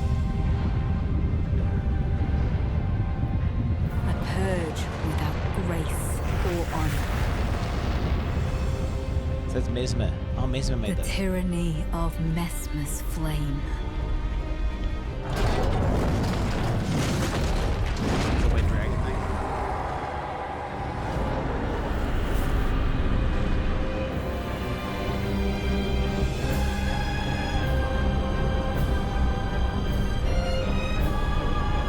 Special weapon is a scale up.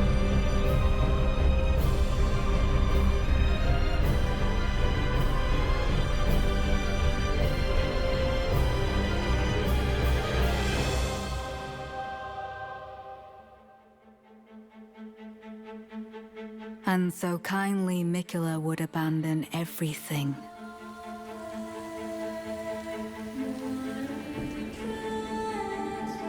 What did she abandon? Living in an egg her whole life or what? His golden flesh. His blinding strength. Even his fate.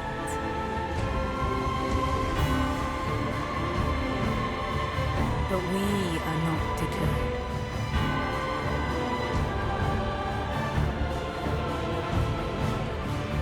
We choose to follow.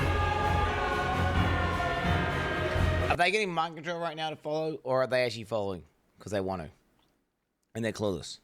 Are they mind control yet? So they are mind controlled. So they didn't choose shit. Will you walk with us? I want with you to kill him. To kill that bitch. Leader's fatal. Oh my god. Bro, I should have watched that before I started. It would probably help me make more sense of the story. Although in saying that, that's still confusing as fuck. I'm still fucking confused. And that moment also plays here, in the village where it all began, the Shaman village, to the northeast. At its center is this, a minor Erd tree, an incantation which reveals that this was Marika's home, which she one day bathed in gold. So, Marika's home was a shaman village. The implication clearly being that she herself was a shaman. This was likely a matriarchal society of other Numan women, though that's perhaps speculation better left for another video. Wait, she's Put not a simply woman. though, a shaman is defined as someone who has influence in matters of the spirit. Wait, who is he talking about? He's saying she, and it's a fucking femboy. Wait, who the fuck is Marika? Wait, Queen Marika?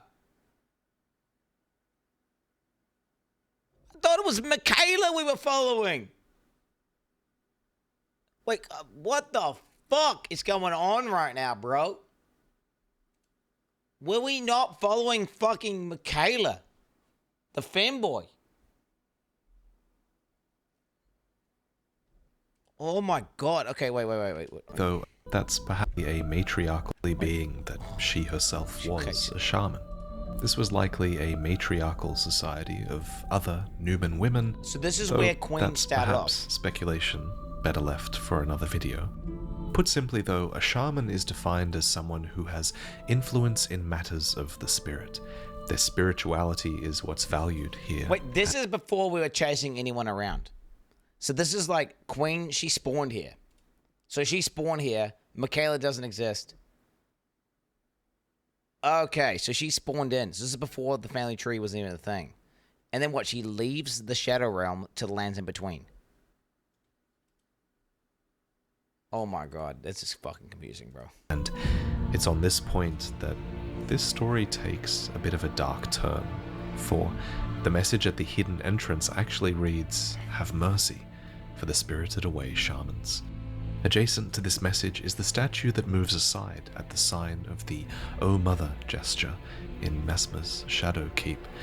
This emote is a clue to the truth, and it actually leads us all the way down here to where the "O Mother" gesture can be found. Oh, good, dude. Holy This shit. dire place is called Bonnie Village, Oh, shit.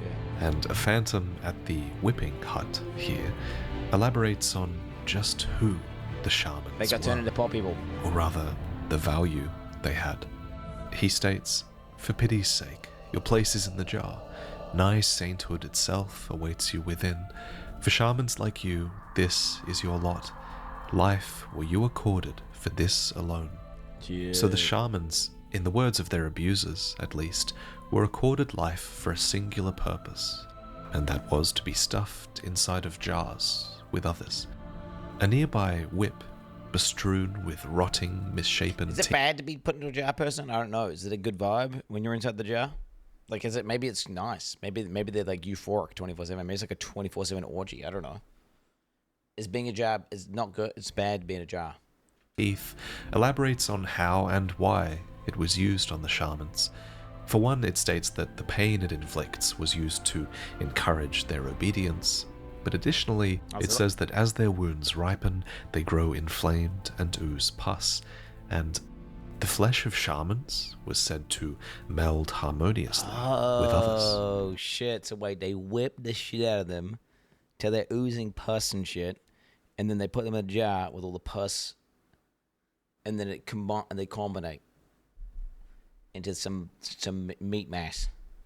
So it is that the shamans stuffed into jars become this living amalgam of beings, Oh shit! presumably with the flayed shaman herself at the fore.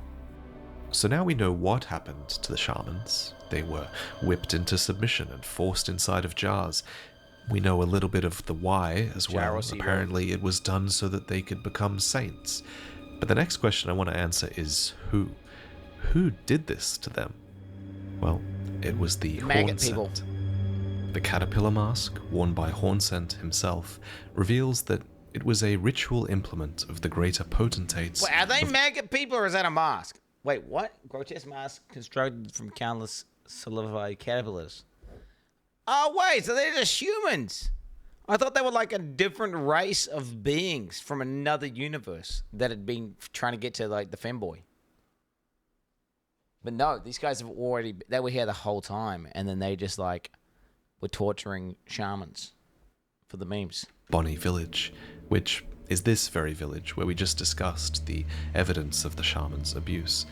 It goes on to state that the mask was used to ward off thoughts of impurity, doubt, temptation, and other wickednesses one is vulnerable to while absorbed in divine ritual.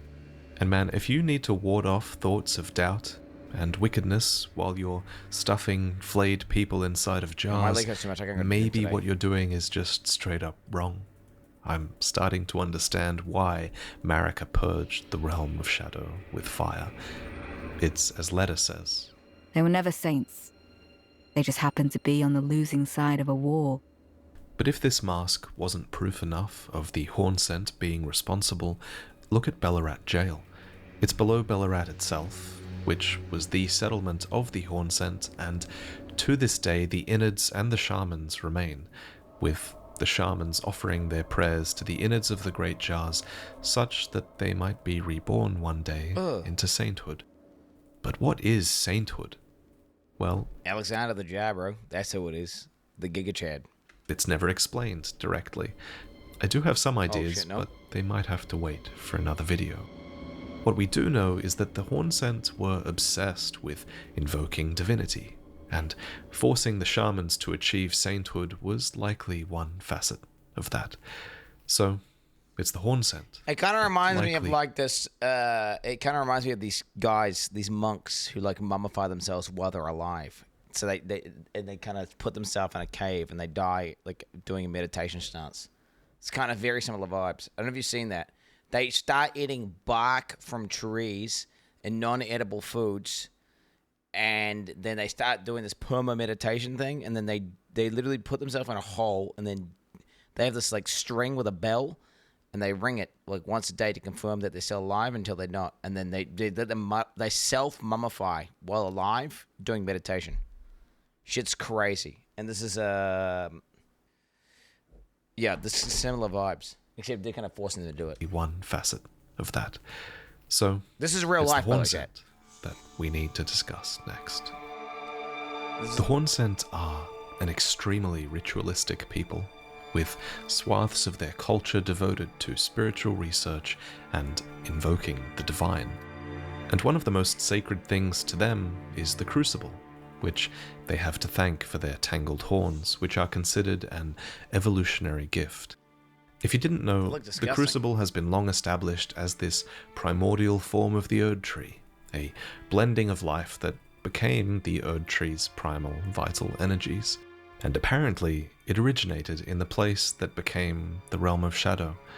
This becomes quite clear thanks to Devonia, who is the longest serving of the Crucible Knights.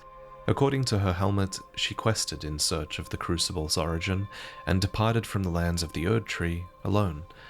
Another item we can find that's a clue for the Crucible is Spira, an incantation for a spiral of light.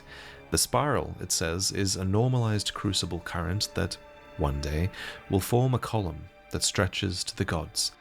Maybe it's no coincidence that the White Tower of Ballarat is a spiral, nor that it culminates in a divine gateway that is a column of the dead stretching to the gods. There's also trees that include the dead, but I digress, I'm getting off topic. Back to Marika, because at some point it seems Marika rose to prominence with... Is he overreading the art assets, or is this all deliberate and intentional? Like, this animation of the subordinability, it's the same as... do you think it's deliberate? I don't know. In, or adjacent to, this Hornsent culture. We can kind of infer this because Hornsent refer to Marika's eventual purge as a betrayal. And something can only really be a betrayal if you were alive. This is probably, do you know what? It's probably the difference between like why this game feels like it's got a soul versus all these Dark Souls clones that just kind of steal the aesthetic but don't really have the same meaning behind it. It's almost like even if you don't understand the story, there's like these hidden connections that you don't even realize, but you subconsciously appreciate that deep in the game. Aligned with them in the first place, right? So the Hornsent were aware of Marika, and likely her Erd Tree as well, before what they call the betrayal. But how? How did Marika rise to such power in their homeland where she was presumably a shaman, one of those subjugated? Well, before there was this betrayal, there was a seduction from which gold arose, and I think the fingers had a hand in it. Very relax. I fear that you have borne witness to the whole of it. The conceits, the hypocrisy of the world built upon the Erd Tree. The follies of men. Their bitter suffering. Is there no hope for redemption? The answer, sadly, is clear. There never was any hope. They were each of them defective, unhinged from the start. Marika herself, and the fingers that guided her. Marika. Okay, who the fuck? So wait. So Marika, shaman person, all the fucking people in the village got turned into pot people, but she got out, somehow became a god, and she just listened to the fingers, which were like this race of finger things that were like obviously really intelligent. And then and we saw and we met and we saw and we talked to like that we ended up spawning some finger god that we killed. So and the fingers that made it out, the fingers that made it out from the Shadow Realm were just some fingers from, just these ones here that we're seeing are just like one of the many that are from the Shadow Realm. Finger butthole. Fingers weren't even connected to gods when you play. What do you mean? Don't they? When they like reading into the divine meanings of the fingers, they got some sort of special power, whatever. And this is what troubles me. No matter our efforts, if the roots are rotten, then we have little recourse. Ymir is the high priest of Manus Meta, a cathedral of the hand to the east. Once he instructed Relana herself in the sorcerous arts, but eventually he would come to abandon this allegiance to the moon, stating that the moon was merely the closest of the celestial bodies, and nothing more. I am a glintstone sorcerer. We study the stars and examine the life therein. Are you familiar with our findings? Long ago, we began as stardust, born of a great rupture far across the skies. The Big Bang. We too are children of the greater will. Okay. Is that not divine? Is that not sublime? And yet, none can fathom its implications. Its utter brilliance. In the ruins of this land, and beneath Manus Meta itself, are the echoes of that greater truth that Ymir glimpsed. This is Meta herself, the mother of fingers. Her remembrance reads, "The mother of all two fingers and finger creepers was in turn a magnificently gleaming daughter of the greater will, and the first shooting star to fall upon the lands between." Wait, so that's just an alien freak that landed here. It's just some rando alien freak. And then, wait, and then Marika got the alien tech and became OP. That's what happened. You might recall the Elden Ring and the Elden Beast made landfall in the lands between upon a star as well, but Meta came even before that. So it was that this mother birthed the fingers, communing with and receiving signs from the greater will, who occupied the great beyond. But at some point, Meta became broken, abandoned, and no sign has come through ever since. Do you recall what I said? That Marika and the fingers that guided her were unsound from the start? Well, the truth lies deeper still. It is their mother who is damaged and unhinged. The fingers are but unripe children, victims in their own right. It's not clear when Meta was broken, abandoned, but I assume it was before Marika started So taking... everything that the entire fucking Elden Ring universe is built upon is just like some demented spawn by some bugged, like, brain damaged finger children. Okay. The guidance of the fingers, since Ymir states that the fingers were unsound from the start. Thus, the greater will's guidance is outdated at the very least. And if you're up by a few degrees, right, over a long trajectory, you know, over a long distance, you're out by miles. Has been for all of Marika's That's reign. not perfect. That's a pretty big Tainted, revelation. corrupted. Incidentally, Placidusax was also Elden Lord before Marika, and he was abandoned by his god as well, so maybe things became broken around that time. Lots of speculation to be had there. The fuck? At any rate, abandonment by the greater will, or no, Marika... But is Elden Lord just whatever is the current OP guy in the Elden Ring universe, like in the lands in between? That's what that means. You just saw it, okay. And they're all just getting like OP carries by some random aliens that come down from different places. Marika took up the power of the Elden Ring that the fingers offered for her own reasons, and the abandoned fingers spread the glory of the greater will through her, and she through them. Another important item on this topic is the ancient seed talismans that can be found, which depict the two fingers around an Erd tree seed. They had a hand in the birth of the Erd tree. All this while, the fingers claimed to be envoys for the greater will, but that's a lie. The greater will is gone. The fingers are alone, operating on outdated guidance. This is something that many characters suspected, but most characters in Elden Ring assumed that this happened Sounds like atheism, around bro. the time the Elden Ring was shattered. It's a Well, revelation. no, it sounds that- like modern day religion. You're like, you know, modern day, you know, you're basing it all on this shit, on faith, some sort of faith. But the truth is, there's nothing there. Fingers have been broken God's dead. He never existed. for a really long time. And so the Tarnished, too, You know? is alone, what following it is. this guidance of It's an grace that analogy to real now life. likely only belongs to Marika herself, if anyone. And Marika might have played friendly with the Horn Scent for a time, but eventually she had what was surely vengeance when the Horn Scent were purged, subjugated, and betrayed. The Realm of Shadow became this disconnected domain of death, and the Shadow Tree that looms high became the realm's symbol of abandonment, not grace. Before she left, Marika... I mean, they kind of deserved it.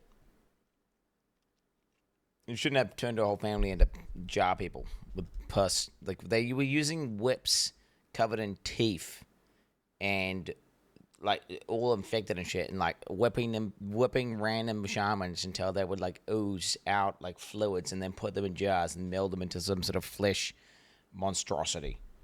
I mean... they, you know what I'm saying? Like they deserve it, right? At the end of the day, the Haunson deserved it. bathed the village of her home in gold. Maybe don't do that. Placing a small illusory tree that restores the health of those nearby. She did this knowing full well that there was no one left to heal. Then she left, never to return. Not even for her son, who she left behind to endlessly enact her subjugation of the realm of shadow. So, next, let's talk about Messmer, the Impaler. Shit, bro. As anticipated, Messmer is entirely loyal to his mother, who is Queen Marika. His armor reveals that, on his mother's wishes, Messmer made himself a symbol of fear, undertaking the cleansing crusade she desired. And in the end, all those stripped of the grace of gold would perish. In the embrace of Messmer's flame. God, dude, don't do that. To this end, he had his Black Knights, Fire Knights, and common infantry, not to mention the Carrion forces who followed Rolana into war on Messmer's behalf. So it was that the Hornsent were purged, in a war without end. A phantom at Castle Ensis bemoans, "O Marika, I beg, embrace your child, and give us a sign. How long must this holy war I see, so they're just permanently subjugating everyone and just, keeping this... So wait, what do they mean by that, the Hornsent? Well, wouldn't they just win? What do they do once they won? I don't understand. Wouldn't they just... I don't understand. What are they going to continue doing? How long does it take? So they just keep respawning and they just keep genociding them? Wouldn't you get bored of doing that? I feel like you'd get bored of doing that. You know? They're stuck there forever. Yeah, I don't know. If I was Messmer, I'd be like, yo, fuck this bitch. Yo, she left me, bro. On God. And then I would be like, yo, let's make this place like, not like a shithole. And let's make it lit. It's loyalty. It's loyalty. How long was it happening for? Because, wait. Queen Marika, yeah, kid. So she has sex with Gradagon so she uses fingers and shit to, like, get out of this place. Finds Radagon in the other world. Boom, now you have kid. Wait, what? How does Messmer get back to the Shadow Realm? Was Radagon inside the Shadow Realm as well?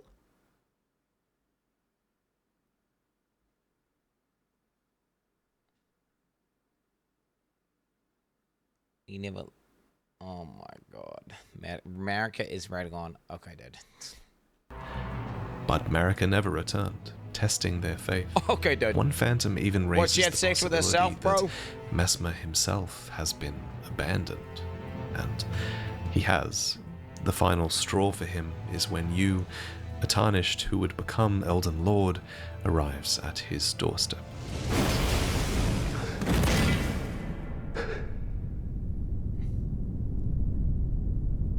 This is a sweet scene. Because that didn't really make any sense. I will not suffer. Our Lord, devoid of light.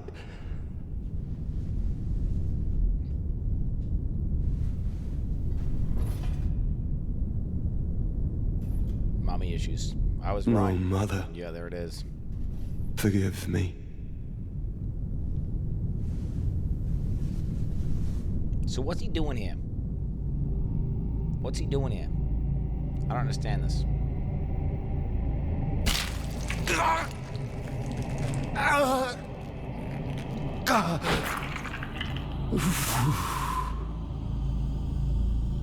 That's his what? He put a seal in his eye. What do you mean a seal? What's a seal? I don't understand what a seal is.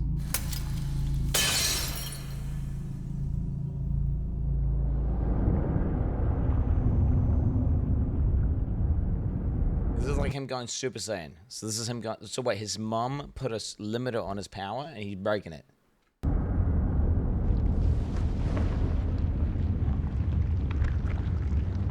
shit. I'll be honest, phase 2 wasn't that bad. I found phase 1 to be the hardest. Phase 2, you can just zerg them down. If you get a clean phase 1, GG, just zerg them down. Tarnished.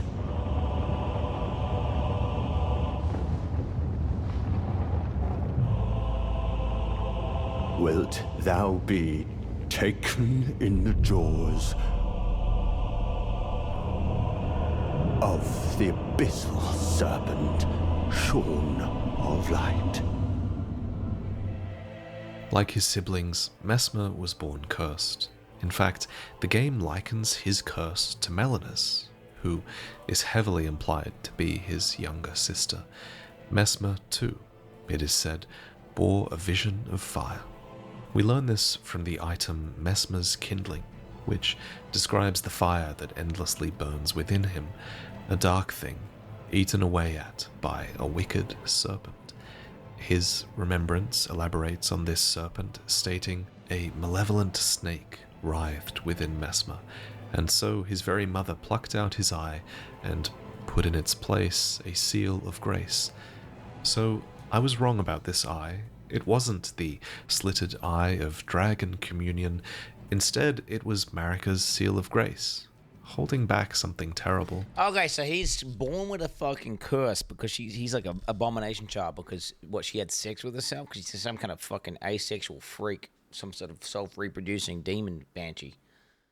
I mean, he's basically inbred. And then, it's like some sort of divine inbred using alien tech for her to have sex with herself. Their fingers taught her how to, like, finger herself so hard she gets pregnant. I don't understand how the fuck that works. And then she pulls out his eye to stop the curse and put a block on the curse. And he's saying, like, yo, fuck this, mother. Why have you forsaken me? I'm going big dick. I'm about to die. So he unleashes the curse. And then he still dies anyway.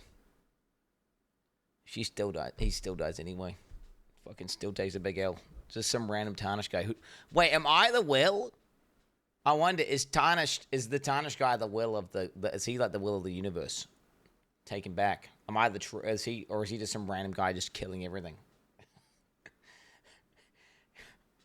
You know, what The description continues to state that even with this seal in place, Marika's fear compelled... Wait, shouldn't everyone die here? Wait, pretty much Marika is tainted because she's raised by tainted fingers. Like, her powers and everything she's got all comes from these tainted fingers, which means everything she's connected to is bricked. It's all corrupted. Every single one of these things needs to be purged. And they need some newer, pure god to ascend who's actually untainted. Not Godwin. What do you mean, Godwin? Godwin the Gold? No, he comes from Marika. She's bricked. Everything she does, everything that stems from her is bricked. It's all bricked. Maybe half brother of Marika. I don't know how the fuck that works.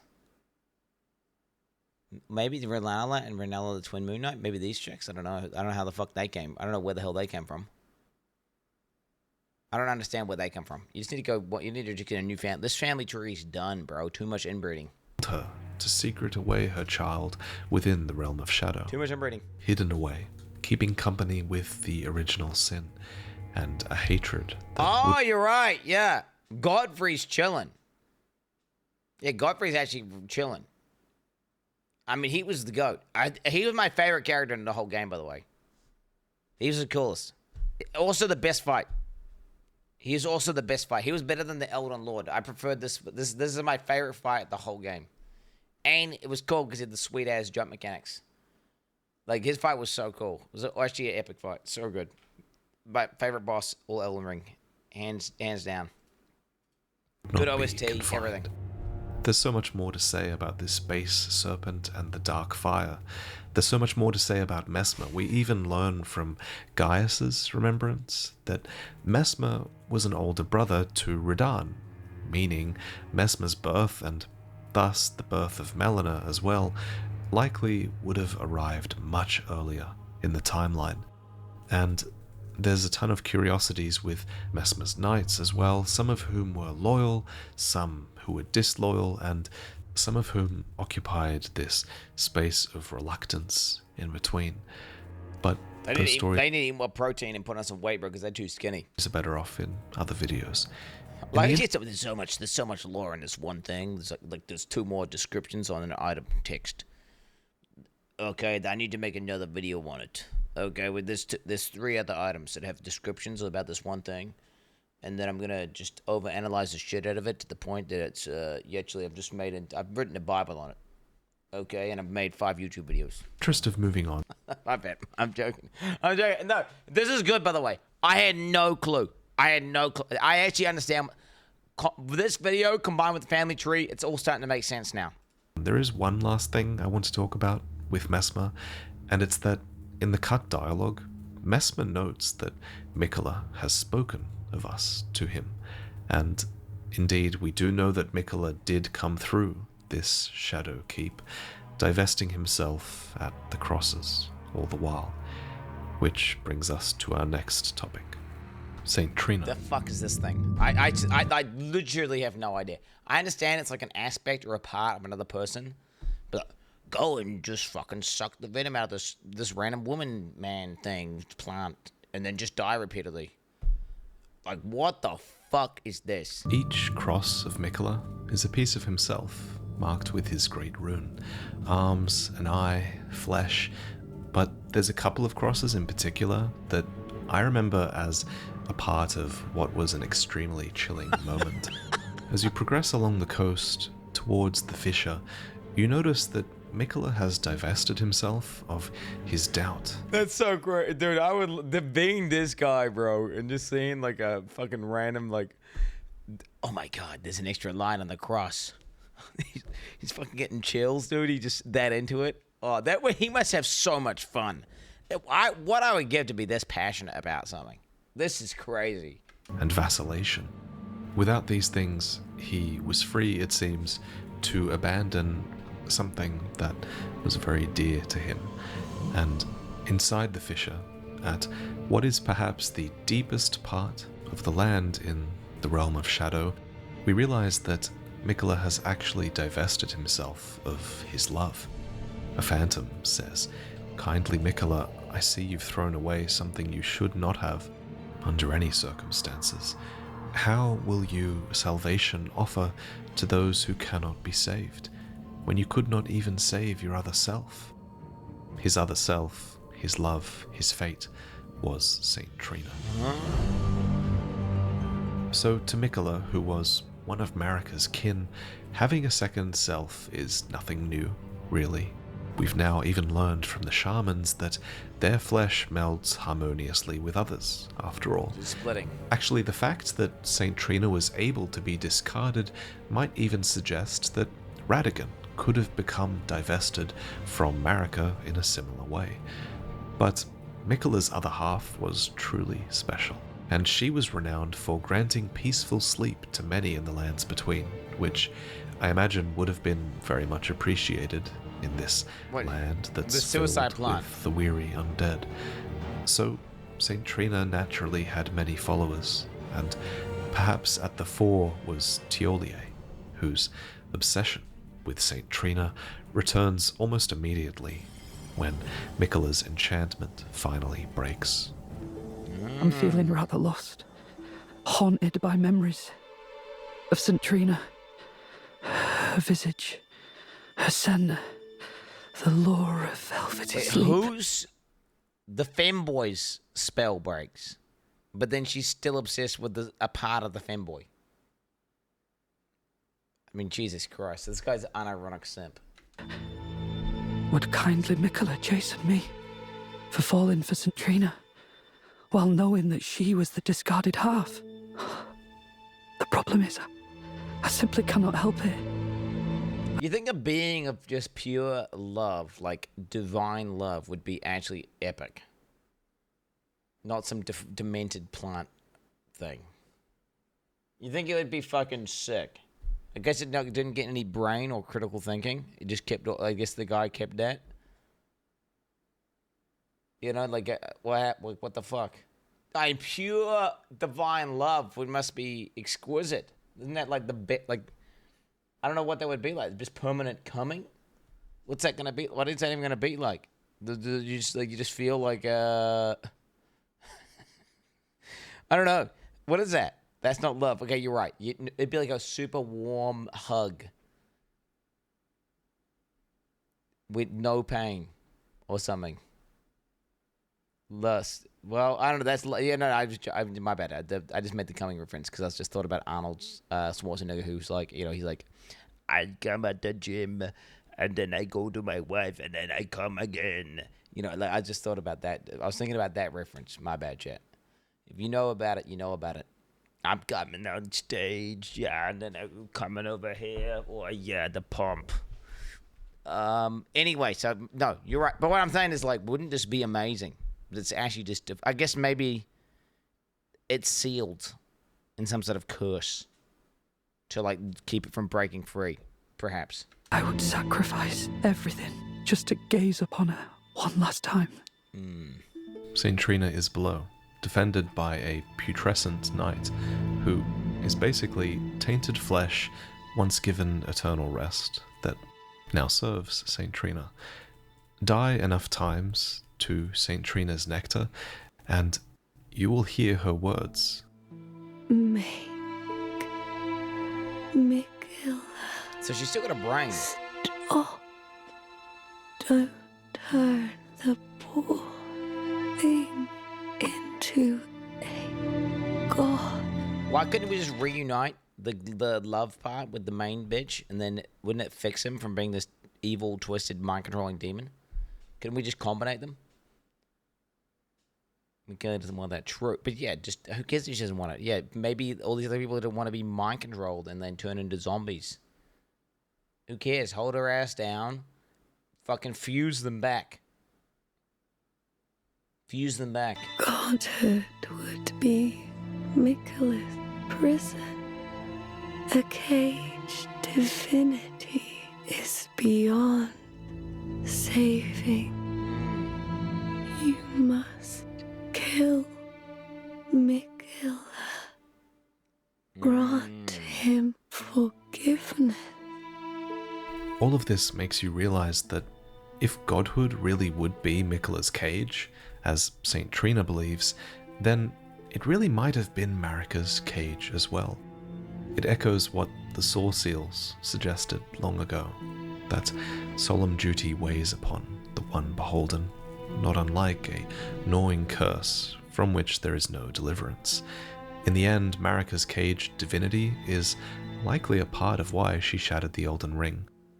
And so Mikilla's divinity would surely come at a cost to him. What? He would essentially be sacrificing himself to bring about that gentle age in the name of everybody who would fall under his enchantment. And this enchantment is a tendency that Mikilla regains when he returns in full force as a god, because once charmed by Mikilla, a circlet of light adorns your head. He did turn into a god again. Wait, I thought he didn't. I thought we stopped him from becoming a god. Wait, he come back as a god, and this is him as a god? Yo, what kind of pussy bad god is this, bro? The fuck kind of pussy bad god? You just that's all he can do is like shoot out a few light beams and then just try and kiss you? Oh my god, what the fuck? It's literally saying god, so I don't know. It was a god. And according to the description of the circlet of light, which you receive... Let's be honest, our character must be a god at this point then. Like, I mean, we're like Elden Lord, we are some sort of... Wait, because Elden Lord, I mean, god in this word just means powerful being in the world. It's just aliens and shit. We got aliens, Elden Lord is like... the dragons and the previous things like that were Elden Lord were also gods. So, what the fuck does God even mean? It just means OP guy. After Mikilla's defeat, this enchanting circlet would have been the foundation of Mikilla's Age of Compassion, not the Elden Ring. Presumably, in his age, all would be charmed. But Mikilla found one that would refuse to be embraced. What does Mikilla sought to accept all that was be, but found one that refused to be embraced. Wonder as one god and a one king consort, it needs Wait. What's this? Light of Michaela. Light of Michaela. That's the light of this fucking femboy. Okay, I'm still confused. Who was the person? You. Oh, true. That's because we're immune to the charm. There we go. It makes sense. GG noob. Yeah, you can't micro on me, bitch. I'm the main character, pussy. No wonder, as one god and one king consort is all the world needs. And you're the chosen Elden Lord True. of a different age. Yeah, there it is. Whatever ending that may be for you. So, naturally, you would have refused to be embraced.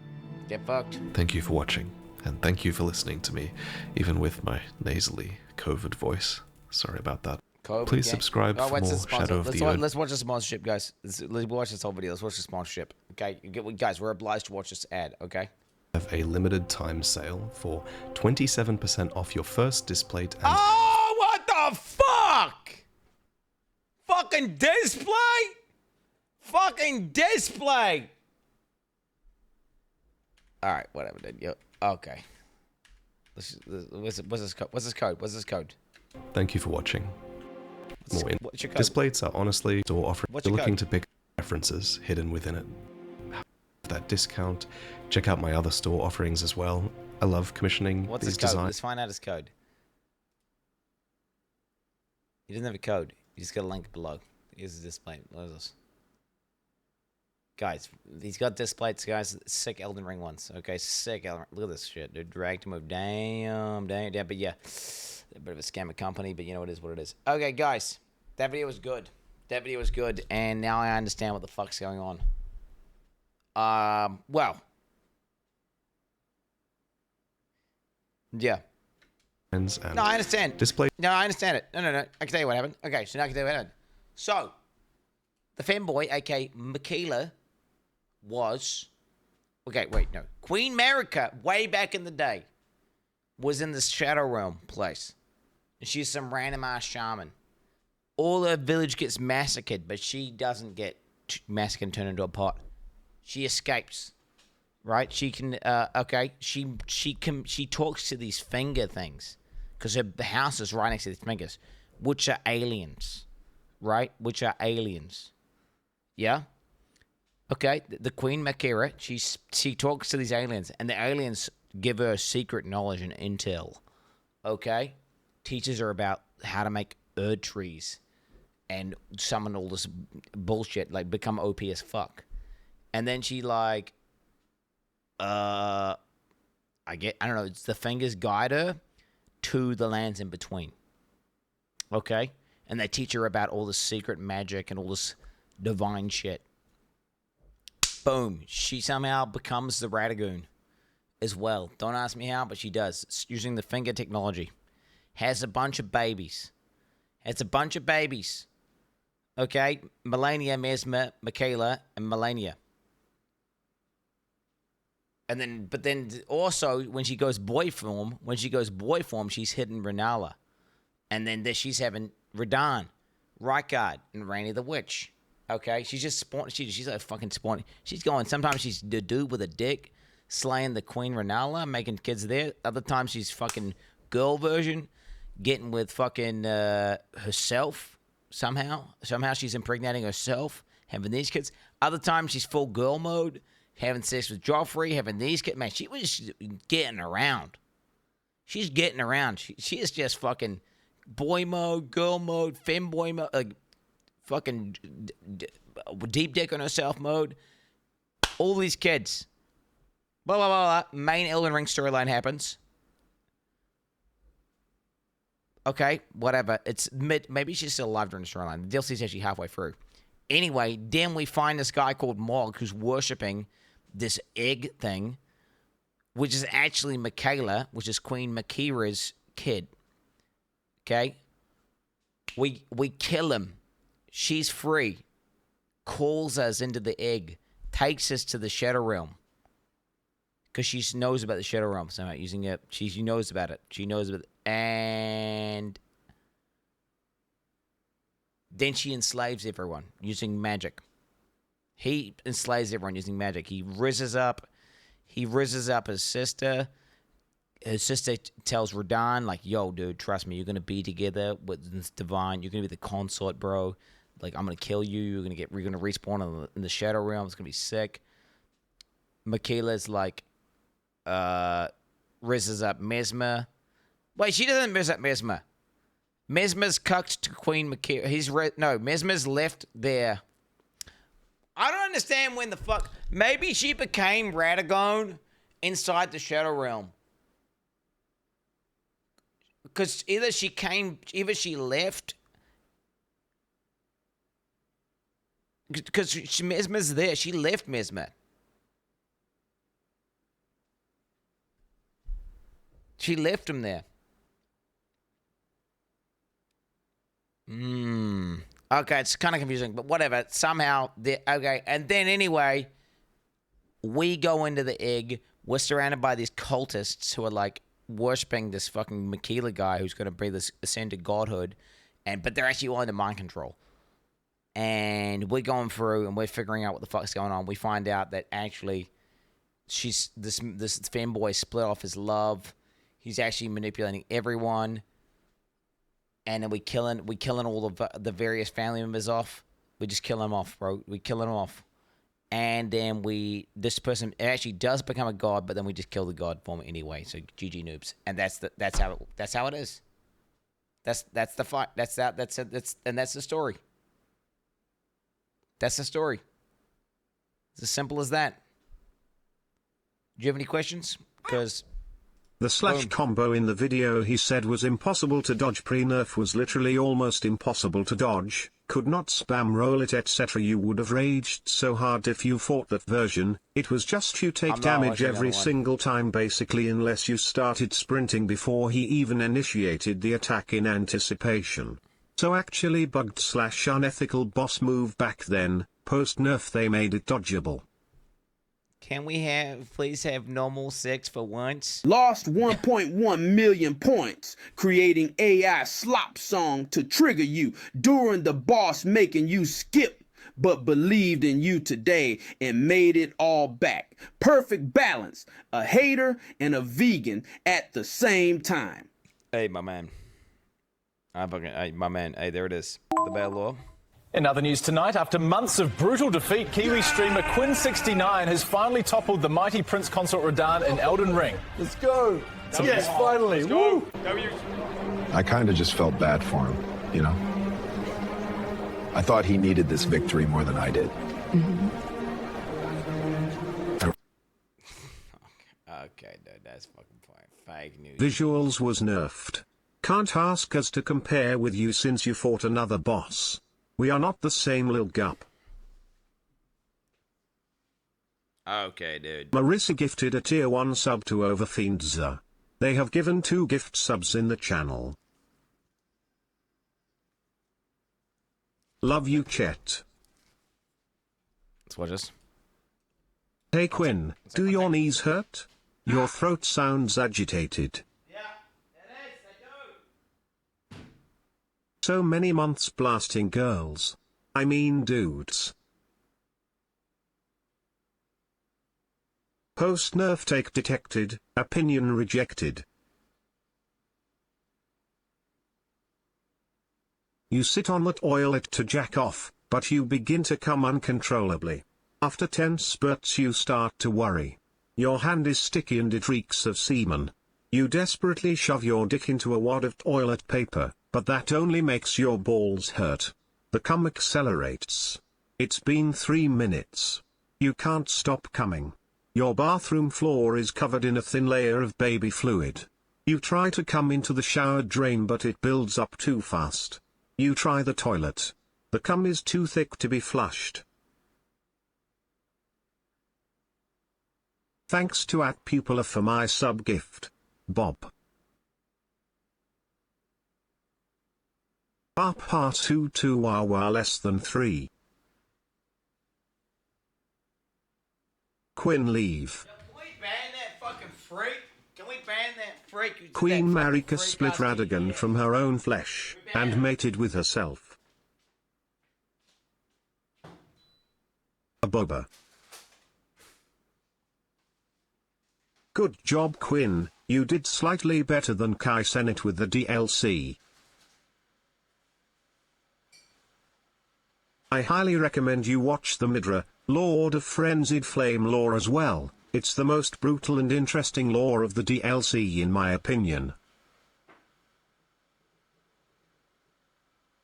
Okay, after watching the Vati video and looking at the family tree, I get it. So in summary, it starts with OP Queen Margarita, Kakarika Tequila, and we're following a decombinated femboy, Marcalia, Shakira, who brainwashed some cucked simps. There it is. Yeah. Yeah. True. True. Pathetic. Hey, we're done. I didn't hear no bell.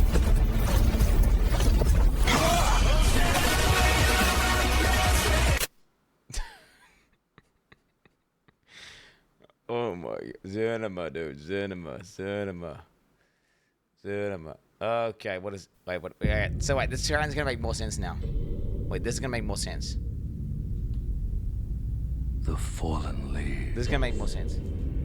Tell a story.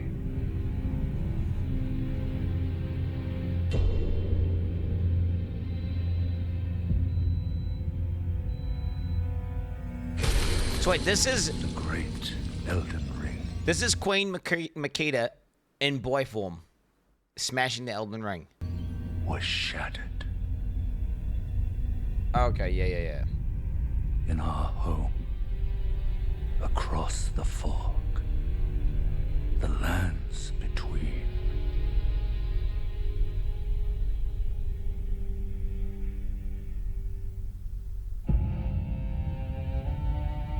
Now, Queen Marika the Eternal is nowhere to be found.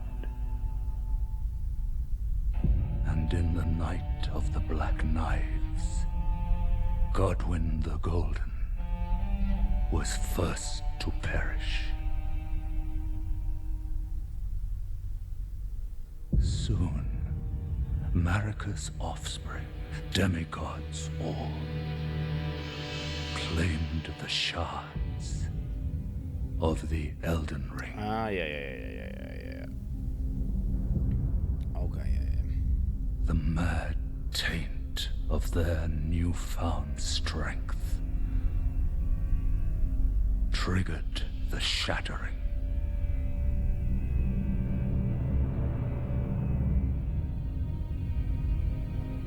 A war from which no lord arose. A war leading to abandonment by the greater will. The greater will is the fingers. Oh. The fingers. Rise now, ye tarnished, ye dead who yet live. Yeah. The call of long-lost grace speaks to us all.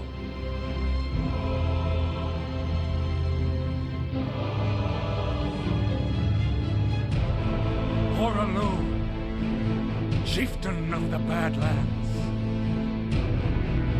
the ever-brilliant Gold Mask, Fear, the deathbed companion, the loathsome dung-eater, and Sir Gideon Ofnir, the all-knowing.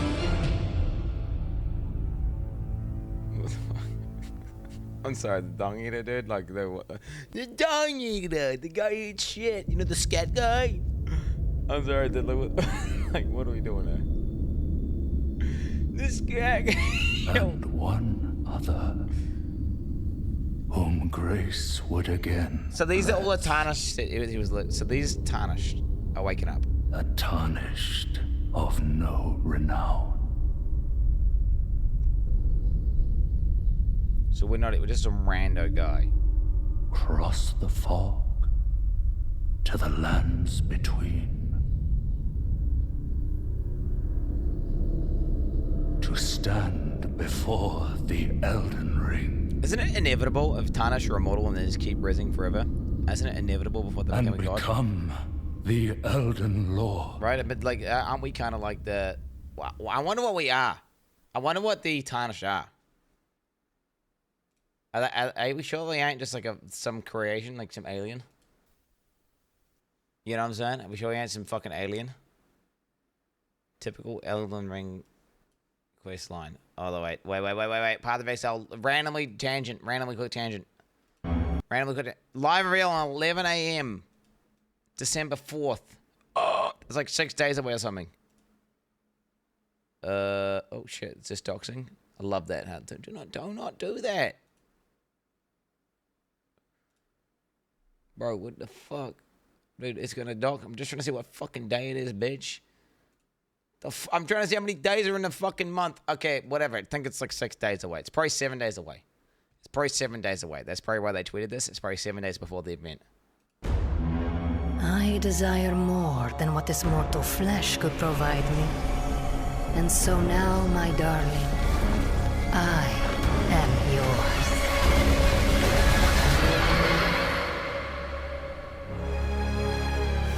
Wow. Oh, shit, bro. Is this gonna get Zeri patch? Dude, I wonder if we're gonna... Do you think we're gonna see Zeri's tits before she gets, like, 6 tits? So she communes with the beast. So we're gonna find out what happens. That's sick. Quinn's worst nightmare? Why is this my worst nightmare, bro? Time to go 0 to 10. Oh, why are you linking this shit under here, bro? Get the fuck out. Why are you linking this trash under the tweet, bro? Why are you linking this trash under the tweet? Get out of here. See NPC. Walk over and talk to them. A tarnished, eh? Although beatfully the mimsy broves outgrave. Gives you an item. Bambi-Shot's Brocade. Improves critical strikes shortly after rolling 5 times in quick succession with a ranged weapon in your right-hand armament slot. Yeah, there it is. Though Bambi-Shot left Zanzibar to the Glimmer Tugs, the promise to the old nanny was never removed from the High Gate. Next time you visit, the NPC is gone. Yeah. Can't find them anywhere. Yeah. 10 hours of gameplay later, as you're progressing through a legacy dungeon, they show up again. Collapsed against a wall, dying. My Thimby toves. Thou were truly tarnivorous. Dies. You pick up their items. It's dog shit. Yep, there it is. Fucking trash. Yep, that's, oh my god, that's too accurate, actually.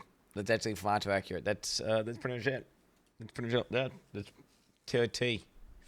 And then when you finish the game, guys, I was trying to understand the story the whole way through the DLC, and I didn't understand anything.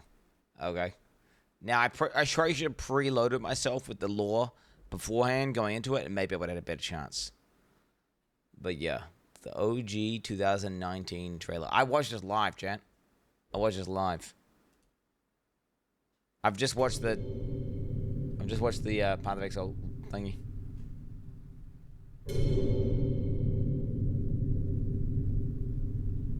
Play Dispatch. We're gonna play it. We're playing a new game. Hideki Miyazaki. Oh my god. And I remember this. George R. Martin. Fucking cinema seeing that shit.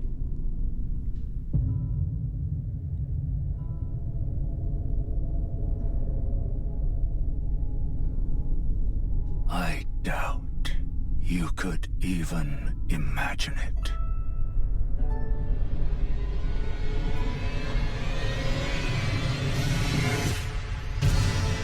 That which commanded the stars, giving life its fullest brilliance. The Elden Ring. Oh, Elden Ring. Shattered by someone or something So that's why she's all broken. Oh, shit. Look up at the sky. Was the Elden Ring just given to her by the fingers?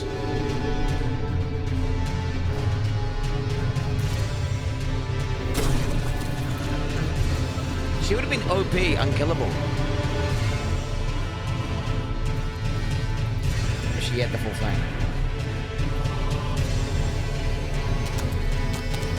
Yeah.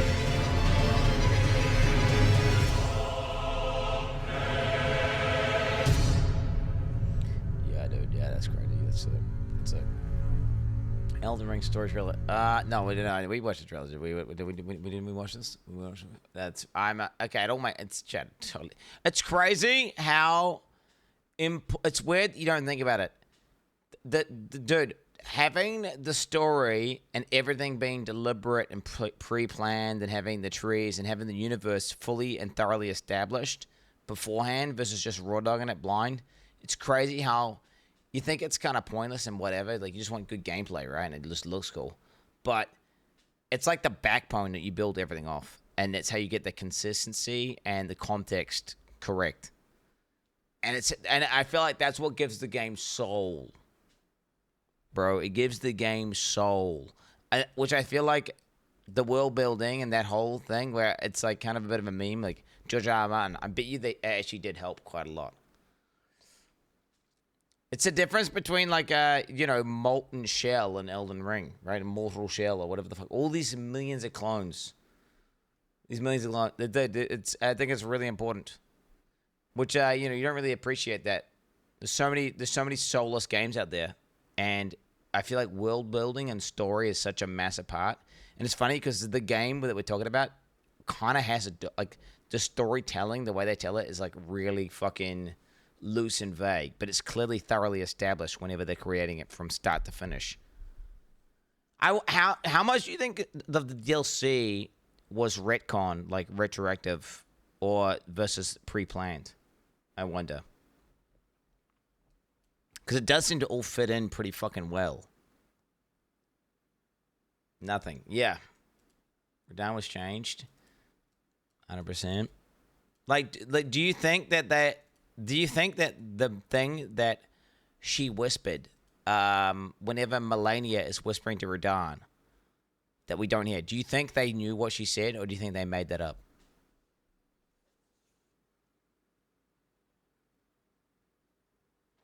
You know? It's one of these things where it's like, regardless, it's really important. And I feel like it's a huge reason why this game is so wildly successful. And I feel like other game creators need to take notes of how important world building is, and how it is to have, like, a good story and have everything make sense and be cohesive and stay within the context of the story. You know what I'm saying? Like, and then the artists also have to know what's going on, and everything has to. And then maybe that's what Miyazaki's doing. I mean, that's what it is, right? I think Miyazaki has a vision, right? And he makes people adhere to the vision, which is how he makes the game so fucking good. But because we saw in the, I watched a few of the things and the voice actors. It sounds like he is very involved and he knows exactly what he wants. And he's like, no, do it again. No, do it again. No, do it again. The cunt's got a plan. Yeah, I mean, it kind of is Miyazaki, bow down. Like, he kind of seems to be like a Japanese Chris Wilson. 16. It's funny because Kojimbo, bro. I feel like Kojimbo is far more surface level. I think whereas Miyazaki's like the big dick real deal. I don't know. But then again, I need to, when I see Kojimbo, I see some shit. He's just trying to be intentionally weird. It's like watching a Grimes music video or something. They're just trying to do abstract shit just because it's like weird, and you just sit there and you think, what the fuck? Why is that happening? That makes no sense. Which is versus Miyazaki has a vision, and he's just bringing it to life. You know? It happened an age ago.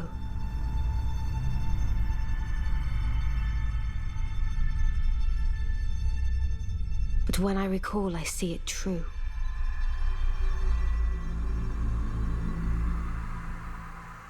On a night of wintry fog,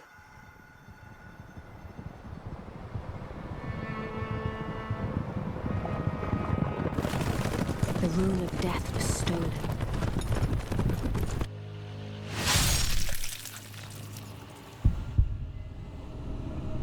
And the demigods began to fall. Starting with Godwyn the Golden.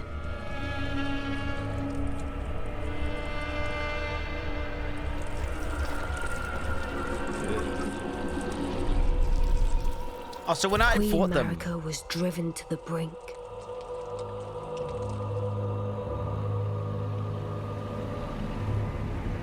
I'm fighting like a zombie version of them. I'm not even fighting them at full power. The shattering ensued, a war that wrought only darkness. What? The Elden Ring I didn't was fight Goblin. broken. But by whom? What? And why? Can we know who?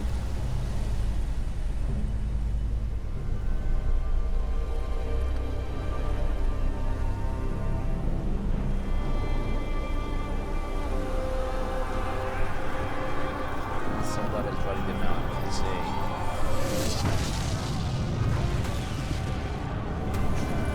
What could the demigods ever hope to win by warring?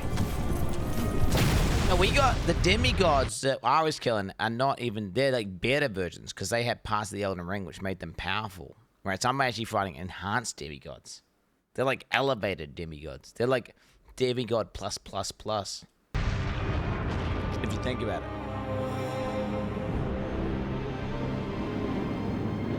Yeah.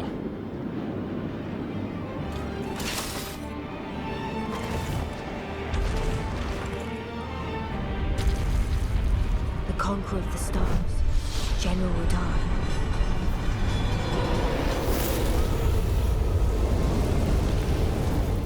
This is fucking Giga Jet. And the blade of Mikkel and Melania the Seventh.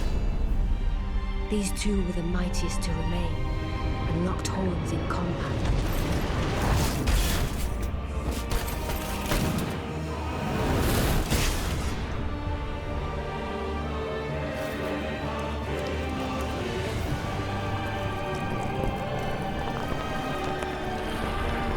But there would be no victor.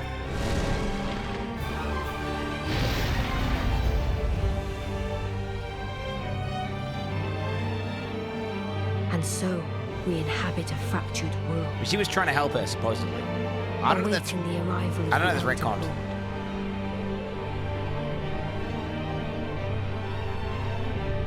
Elder. Unless, of course, thou shouldst take the crown. And she's just a random demigod that's just, she's just playing illusion mode, hiding. So Rani the Witch is like just hiding in the tower somewhere. And she's, yeah, because she's like Radahn's sister. I'll be honest. Dude, Rennala, the Queen of the Four Moons, got some good genetics. Like, all of these three are fucking Giga Chads. You know what I'm saying? All these three Giga Chads. Well, I feel like these ones are weaker and more pathetic. Mesmer's a bit of a bitch. Melania, what's she even do? She's some random firekeeper. Michaela, some sort of mind control cook. And Melania, do you know what? Melania is potent. Melania is potent. They're all, yeah. Pretty potent. She's not related. Okay, stop trying. What are you talking about? Rani the Witch is the daughter of Radagon and Rennala. And Radagon is just Queen Makira. What are you talking about, bro? Don't you know anything about this? Don't you know anything about Elden Ring lore, bro? You don't know about that? You don't know about that? Shit. Can you please get a clue, mate? Can you get a clue? Hey, boys, there it is. DLC, ethically destroyed, lore thoroughly understood. We looked at all of the other people killing the boss. Pretty poggy stuff. Some ethical kills. W to Forsen, by the way. I'm impressed with Forsen's kill. Truly, that was an impressive kill. Yeah.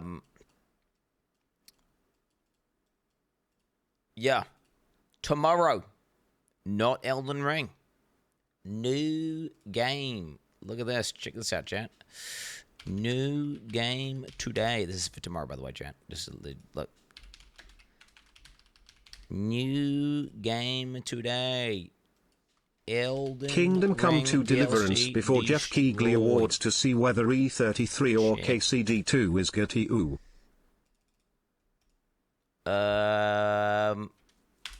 There it is. This will be for tomorrow. Yeah, so I will try pre-decide what I'm gonna play. So that way I can get into it ASAP. A lot of people are saying Dispatch. Even Abby's playing Dispatch. Do you know what I might do?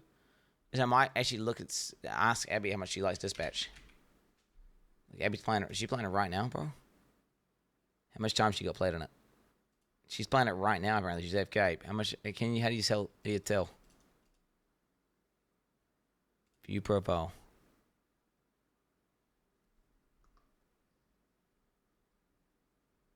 Dispatch. 23. 44 hours in the game, bro, already. 44 hours. What's all this shit you got in their profile, bro? You got like a golden border and shit? The fuck? Got a fucking golden border?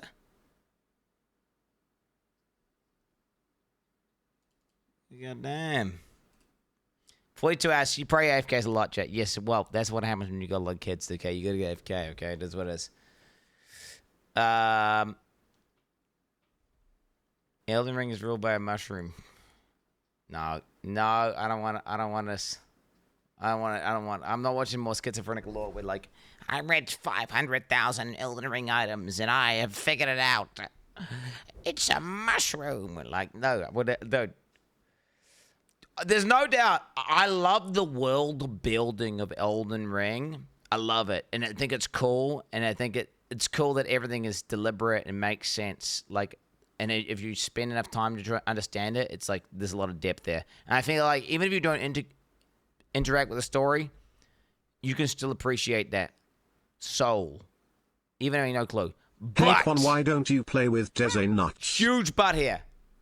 I am far more of a fan where they just raw dog tell you the story with dialogue. Call me a basic bitch.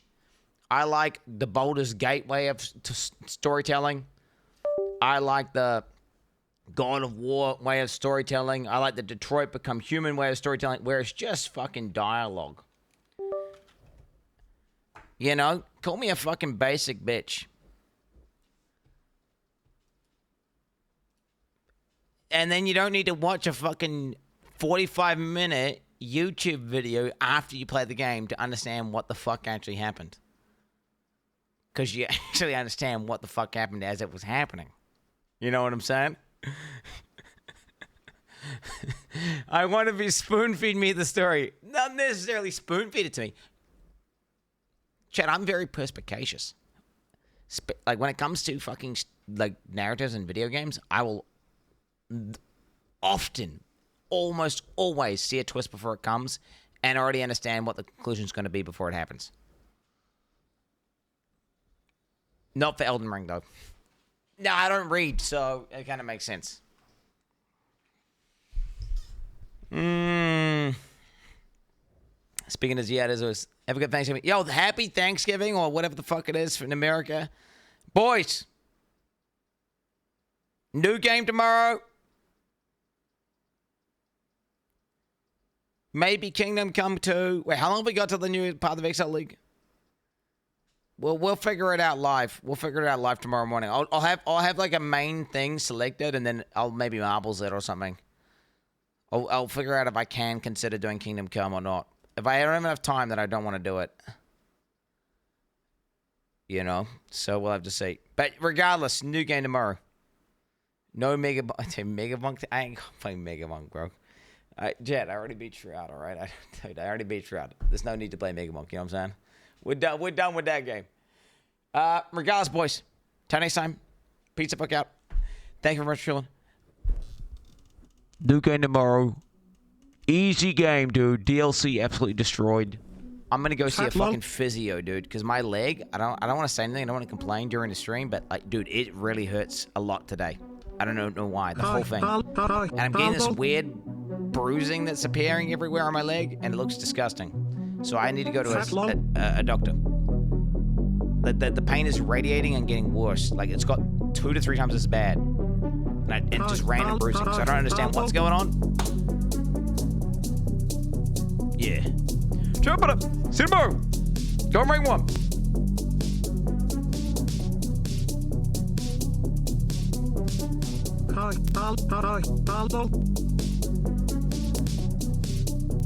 Holy shit. Look at the amount of sheep shit, bro. How am I going to wear my shoes to get down there?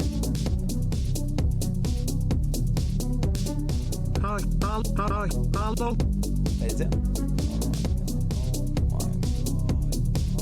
my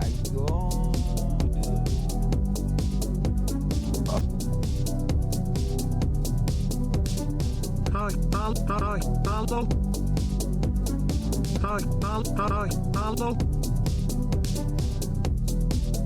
Fatlow.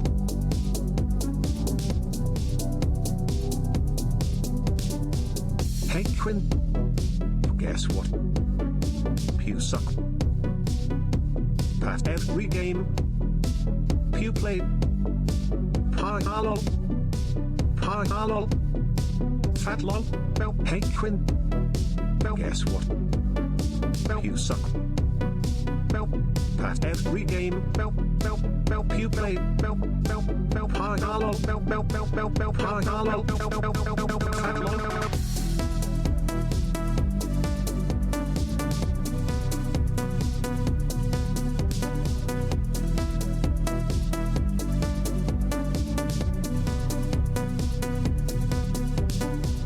Hey Quinn, guess what? You're the dog game. Just kidding. Dog tamer.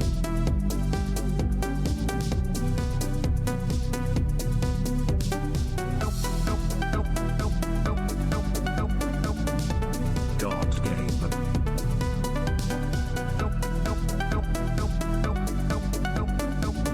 Dog tamer.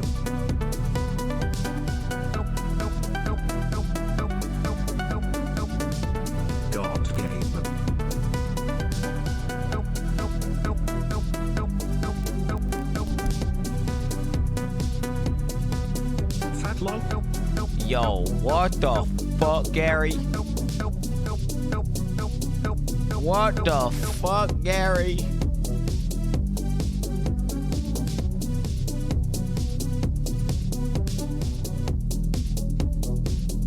It's time to overgear in all capitals is the new YouTube video.